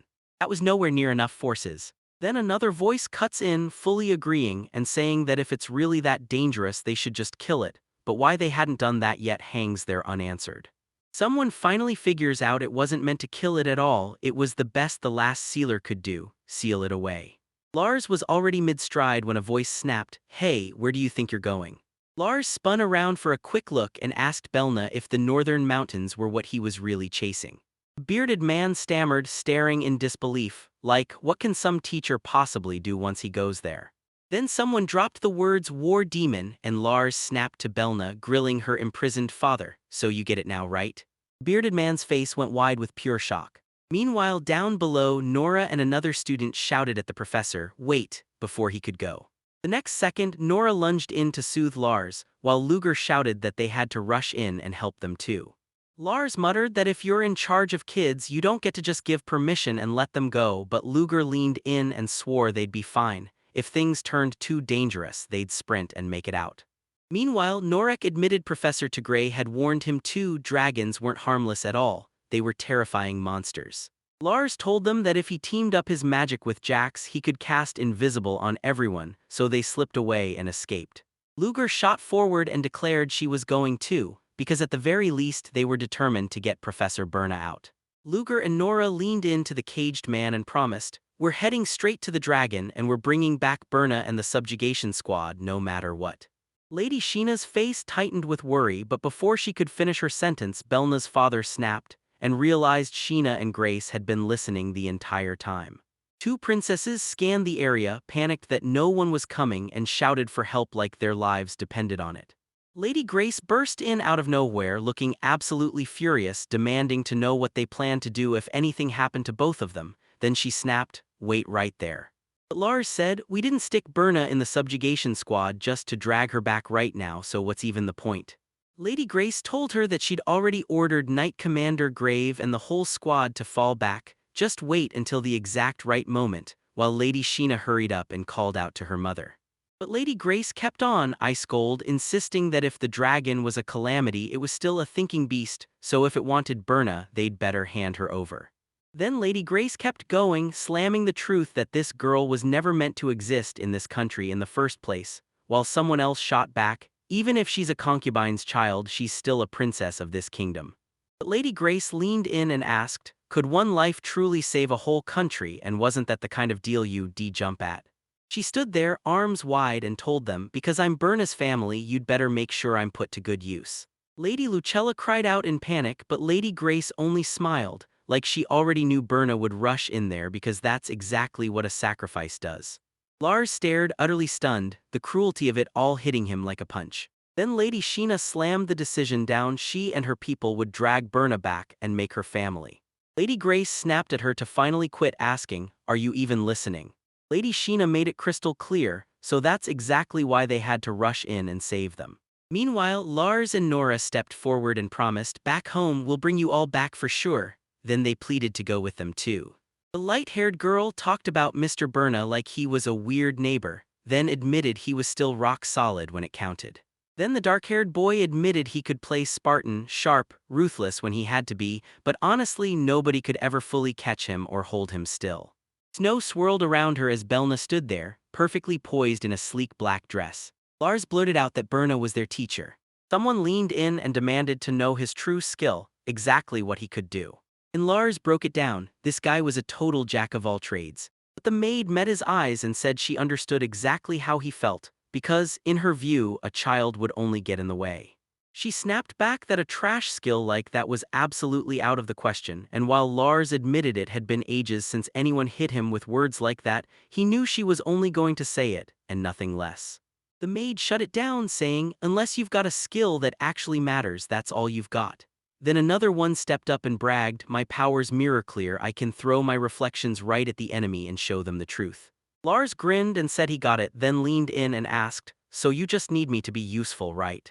Down below, Lars tore into his abilities and right then someone spotted him. People stared upward whispering, "Where are they?" Lars hit the squad with invisible and levitation, and just like that, everything went airborne. One of the girls gasped in total disbelief. Then Lars slammed his hand forward and unleashed fire magic, birthing a colossal, roaring wall of flame. The girl swore it was all thanks to Master Burna, and someone spilled the truth that her brother and Nora too had been trained in magic by Master Burna since they were kids. Later, Lars shot a question to someone about whether his mother was okay with them, and the woman just sighed, saying it looked like he wouldn't listen no matter what they said, so she figured there was nothing to do about it. The girl lit up with excitement, then demanded Lars swear he'd never pull something reckless. Then she snapped, "Come on, we've gotta move." Right there at the bottom of the panel, Lars and his female companion planted themselves and swore they'd wait for Professor Burna. In the middle of the forest, one person rushed over to their companion and demanded, "Are you okay?" The injured person swore they were totally fine, said it was nothing, and demanded the other person just stay put and not move. Healing magic surged over the wound, sealing it shut in an instant. The person who was healed bowed up, apologized hard, and admitted they never once thought the other would be this powerful. The blonde maid snapped for them to reform the line, and as the light-haired boy raised his weapon, Lars made it crystal clear he was ready. In the lower section, Knight Commander Graves stood beside Sheena as someone shouted that they could never pull this off. Sheena snapped at Mr. Graves to grab everyone and get them out, right now. Someone stepped in and swore they had finally nailed down who he really was. At the bottom, the blonde maid marched up to the group and demanded, "Did anyone tell you to pull back so you'd hand me over instead?" The maid snapped back that she wasn't about to let them take her without a fight, but she refused to throw everyone into it either. Then she grinned and said, "Knowing my mother-in-law, I figured this would happen." Lars leaned in and told her, "Go on, tell them the truth, it's totally fine." The maid unveiled her plan with a sharp signal. Everyone bolted at once. But Lars said it flat out, everyone had underestimated them and he wasn't going to let that slide. The maid gasped in shock. Knight Commander Graves declared that was the rule there, and Lars swore it too. Not a single soul among them would ever run. He added that if they dared to pull something like that, Sheena would tear them apart with a brutal scolding. Lars warned them if they pushed Sheena's buttons, they'd unleash pure terror. And the maid just grinned like she'd seen it coming all along. Then she slammed the real plan on the table. At the next signal, they'd break apart and hit the enemy from both sides, flanking them hard. She made sure nobody had any objections, and someone turned to Lars and demanded, "You ready?" Suddenly, a dragon burst into view, its massive head hanging over them like a nightmare, eyes blazing with menace. Lars and Knight Commander Graves dug their heels in and refused to move. Standing toe-to-toe with the creature, both of them tightened their grip and braced for the brutal showdown about to explode. Then the attack slammed into them at full speed. Lars snapped into motion the moment the dragon struck. He snapped defensive magic into place, and sharp geometric patterns erupted around him. The dragon's assault kept hammering in, but Lars dug in and refused to budge, because the battle had finally kicked off for real. Meanwhile, Lars dug in and refused to budge as Knight Commander Grave and the maid launched straight through the air. Their magic patterns exploded together in a blinding strike, but that dragon's massive claw slammed down anyway. Then the beast sneered, taunting them, "What's wrong? And is that really all you've got?" Knight Commander Grave barks that it's still not strike time. Then Lars steps in and swears he's ready to hit. Then the maid flashes forward with lightning speed, and she and the Knight Commander hit in perfect sync, launching a coordinated assault. Crackling energy erupted every time their strikes landed. The moment their attacks connect, the dragon screams in agony. Lars and Knight Commander Grave slammed into the ground right after their strike. Then the dragon's eye snaps into a brutal close-up, its voice spits, "Fools," even as it's still reeling from the damage it just took. The dragon snaps its wings wide and roars, "Try again and again." Nothing changes, because none of them can ever pierce its body. Then it sneers that they need to finally grasp the gap between their powers. Down below, the knights scream and surge forward, fighting tooth and nail to shield the captain and the princess. Lars shot back as the dragon bragged, then the beast snapped at him to dump Rinny and head home. Suddenly, a flashback crashes in. Lars and the maid, side by side, basking in peaceful days with sheep grazing nearby. The dragon's jaws snap into the frame, all teeth and terror. Then someone shouts, "Rion," as the maid whips her head around. Dragon leans in and demands to know if they truly hate the idea of reuniting there that bad, wondering if they're about to lock it up again for good. The maid is surrounded like a queen, while her armored protectors close in around her. Someone froze in doubt, and then, just when curiosity hit, someone demanded, "Wait, who is Ryan?"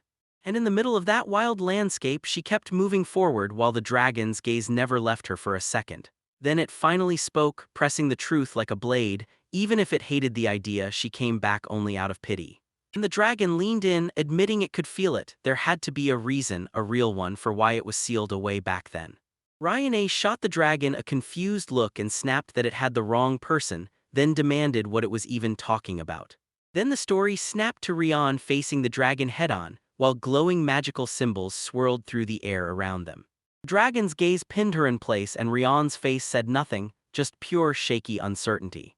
She thrust her hand forward and opened her mouth to reveal exactly who she was. Suddenly, Lars burst out of nowhere and snatched Ryan to his side, shielding her from the dragon. She screamed at it, cursing it as a bastard, and Lars tore into it, demanding to know what the hell it did to Berna.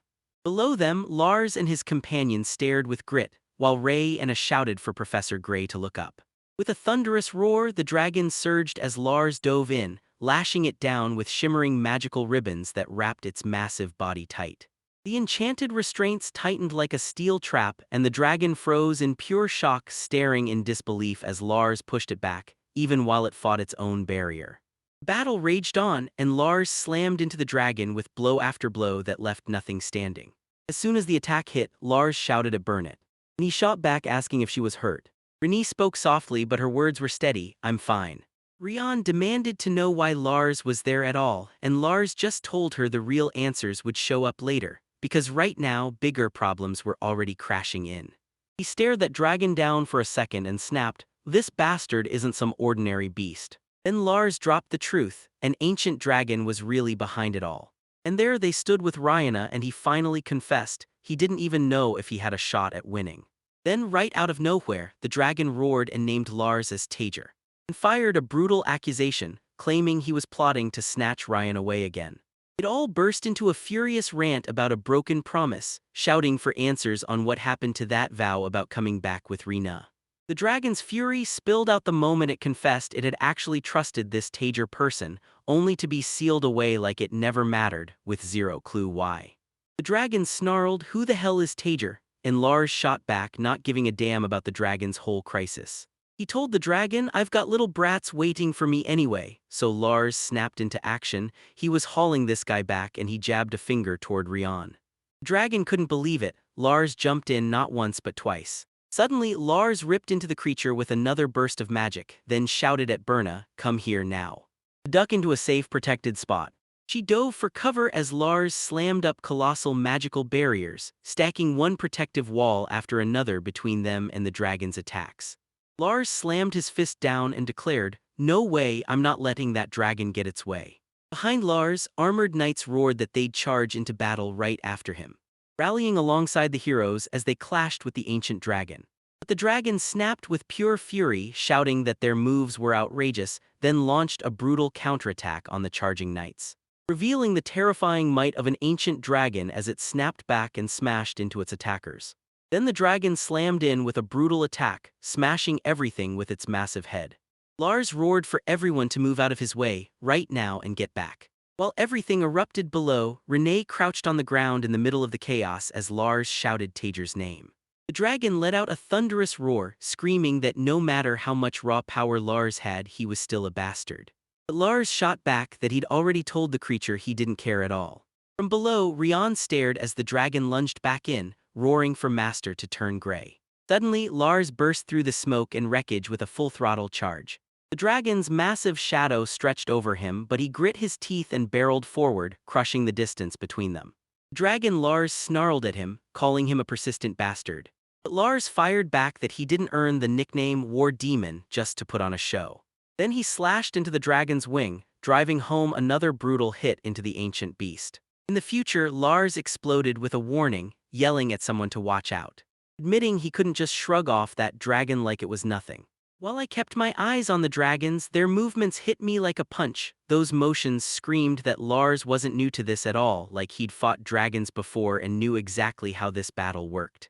The dragon sneered, wondering if that weakling Tager had truly ever fought like this. Lars stood tall before the now motionless dragon, and someone nearby clocked it. This monster had finally stopped moving.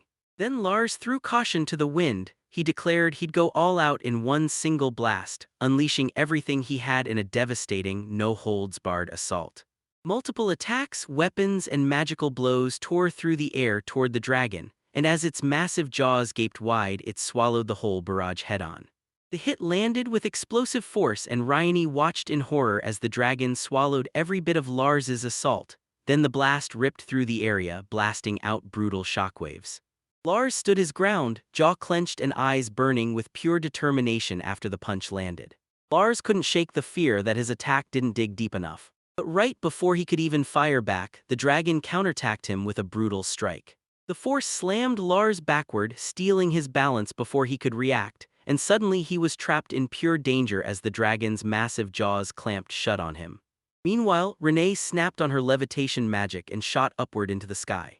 She finally understood she hadn't just dodged it, the dragon's attack had landed on her for real. Even with her injury screaming at her, she clung to perfect magical focus and stayed up in the air, fighting to shift her position and turn the battle. And the dragon froze in shock at what just happened. Lars tore across the battlefield on razor-light magical skates, flying through the air at insane speed, and then he smirked, saying he'd finally made it in time, because he was racing straight for something absolutely critical. Someone shouted Lars's name, then he reached Rinny, scooped her up, and carried her out of danger as magical energy lifted them both into the air, rushing them to safety. Renee shot up and declared, "I swear this was right on the edge of time, just in the nick of time." Lars yanked her out of the dragon's attack at the very last second, and when Riani screamed his name, Dead8 snapped, demanding to know what Lars was doing there. Lars blurted out that everyone's here, right on time. Dead8 leaned in and demanded, "What do you mean, Lars, what's everyone talking about?" Just then someone spotted their teacher and shouted, "Sensei." The entire group burst forward and came sprinting straight at him. People in the crowd were shouting for Professor Gray, and the moment they saw everyone there, Lars let out a wave of relief that he was safe. Meanwhile, Lady Sheena and Lady Grace came charging over, firing worried questions at Berna. "Are you okay? Are you hurt?" Rian clocked Lady Grace and Lady Sheena instantly, then blurted, "Wait, how in the world did you two end up here?" But Lady Sheena shut her down and told her not to say stuff like that, because they're family. Renee said she couldn't stop smiling now that they were finally safe. Ryana and one of the ladies pulled each other into a warm embrace, and Ryana beamed, saying she was just happy she finally got to see her. Out of nowhere, someone shouted the sensei's name, and the whole group snapped their heads up at the massive dragon looming above them. One person gasped at how massive it was, another admitted it was their first time ever seeing a dragon, then Lars just nodded and took it all in. The whole group craned their necks at the dragon's gigantic, clawed feet, and Dead8 couldn't stop himself from gushing about how huge they were. Nora stood right beside him, just as stunned by the sheer size. Then the dragon erupted into motion, smashing through everything with brutal power, thrashing through the whole area like a living storm. Its body smashed through structures and tore up the terrain like it owned the world. As the beast tore through the space, the characters scattered and dodged at full speed to stay one step ahead of its destruction. Grace surged forward and shouted for the dragon to hold up, then declared, "I'm Grace, the second princess of the kingdom of Ritsar." Sheena stepped in right after too, introducing herself as the first princess, Sheena. Meanwhile, everyone in the group stared up in straight-up confusion when the words princesses hit the air. But the dragon let out a thunderous roar and shot back that they were spewing pure nonsense. It blared that Ryani was the sole only princess of the Sibylite Empire, then demanded, right then and there, what in the world that so-called kingdom of Ritsar was. Ryan just gaped upward at the dragon, completely baffled, like she couldn't figure out what she was seeing. Then someone dropped the name Kybelite Empire, and Grace confirmed it was the predecessor to their own country, and just like that, Ryan's eyes went wide as everything clicked into place. She finally snapped into clarity and realized exactly what was going on. Someone yelled out Burna's name. Ryan stared down the dragon and spoke to it straight, telling him that while he was passed out, 500 years had ripped by. 500 long years. The dragon's eye flared with raw, stunned disbelief at the words it had just heard. Ryan barreled forward, telling them the dragon's days already belonged to a long-forgotten past. She hit the dragon with the truth, because the person he'd been hunting was already gone. The dragon froze mid-roar, repeating the number with disbelief. 500 years, that can't be. It basically demanded, be honest, did you really keep it sealed away all this time? The moment it truly processed who stood in front of it, the creature's realization slammed into it like a truck. There was no way that figure could be what it thought. Her name crystal clear. She told me that 450 years ago, the Kybelite Empire's tyrant emperor got toppled and the whole regime collapsed. The empire was long gone now, everything had been swept away, and the kingdom of Ritsar took its place. She stood atop the view, draped in her formal attire, commanding the whole kingdom below like it was hers to conquer. The dragon spun through what it just heard, then snapped, "So you're saying I'm not Tager either?" Burna nodded, "Yeah," and confirmed that's exactly what she'd been telling the creature from the start. The dragon's face snapped from rage to shock, and disbelief crashed in the moment the truth finally hit. The creature couldn't believe its own ears. Then the dragon started to crumble the moment reality sank in, while Lars and Burna watched from below. The dragon roared in protest, screaming that someone had ripped it away from Rna. Even after the truth hit, rage still wouldn't die down. Down below, Lars clung to Burna like a shield while the dragon's anguished roars filled the air. The dragon roared, demanding to know what good it could be if Ray and A were gone from this world. Then it declared it would burn this country to the ground. Lars shot forward in alarm while Rini gaped upward, stunned by the dragon's proclamation. Then the dragon roared its plan to wipe the entire country off the map again. Lars cursed it as a total damn fool move and demanded to know what it thought it could possibly win by pulling something like that. He made it crystal clear, even an ancient dragon would get crushed if it dared to clash with a whole country. But the dragon tore into the attack, the second Lars braced to strike back. While Burna's face hardened with steel, her eyes screamed that she wouldn't let this go. Lars gritted his teeth, bracing for a fight as the dragon's roar slammed into him. The creature lunged in, demanding to know what in the world he could possibly understand about its pain. Suddenly, dark projectiles tore through the air from the dragon and slammed toward Lars as the fight went full fury. Then Burna shouted for Professor Gray while Lars sprinted through the forest carrying her. Gray bolted ahead in the distance, carving a path for their escape, while the blonde princess screamed at Lars to grab Burna and sprint. Then he blurted out after Gray, demanding to know what the heck he was about to do next. Gray shot back that they needed to buy themselves time to escape. He sprinted ahead, calling out to Lars like his life depended on it. The princess snapped for everyone to bolt down the mountain, then spun around to confront her mother. The soldiers snapped back that they'd bring backup right now. One of the knights stepped up and swore they were right on it. Then a colossal magical slash ripped through the air straight for the dragon. Lars screamed at the knights that the dragon had a magic barrier up 24/7, constantly flashing a warning about exactly how it would crush their attacks.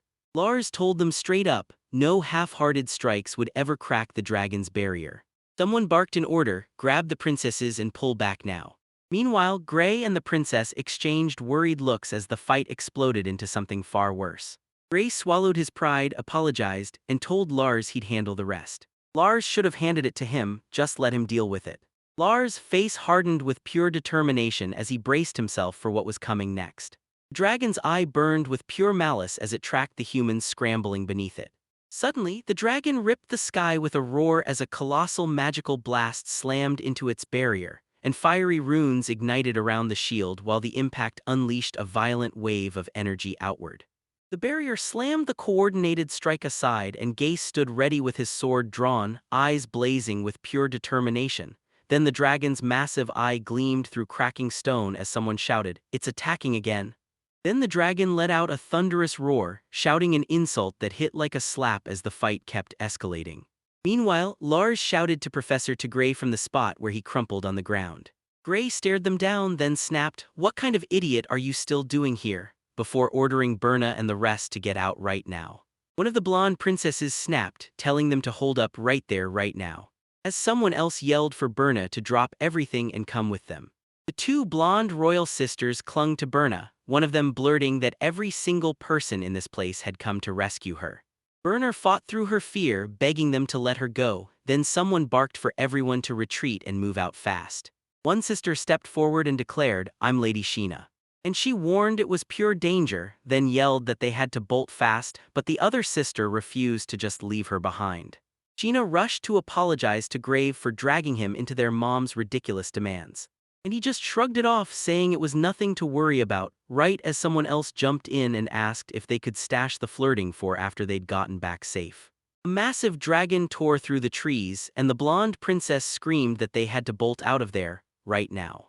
The Gray and the princess bolted through the forest, while two students stumbled off, screaming in pure panic. A blonde classmate waved Jack and Maskina over, right as the dragon bore down on them. Maskina and Jack locked in side by side, staring the danger down. The blonde student got cornered by roaring flames, gasping that the fire was far too strong and she couldn't move a single inch. When the kids realized they were in danger, he screamed at the dragon, yelling that it wasn't chasing him, it was fighting the one who stood right in front of it.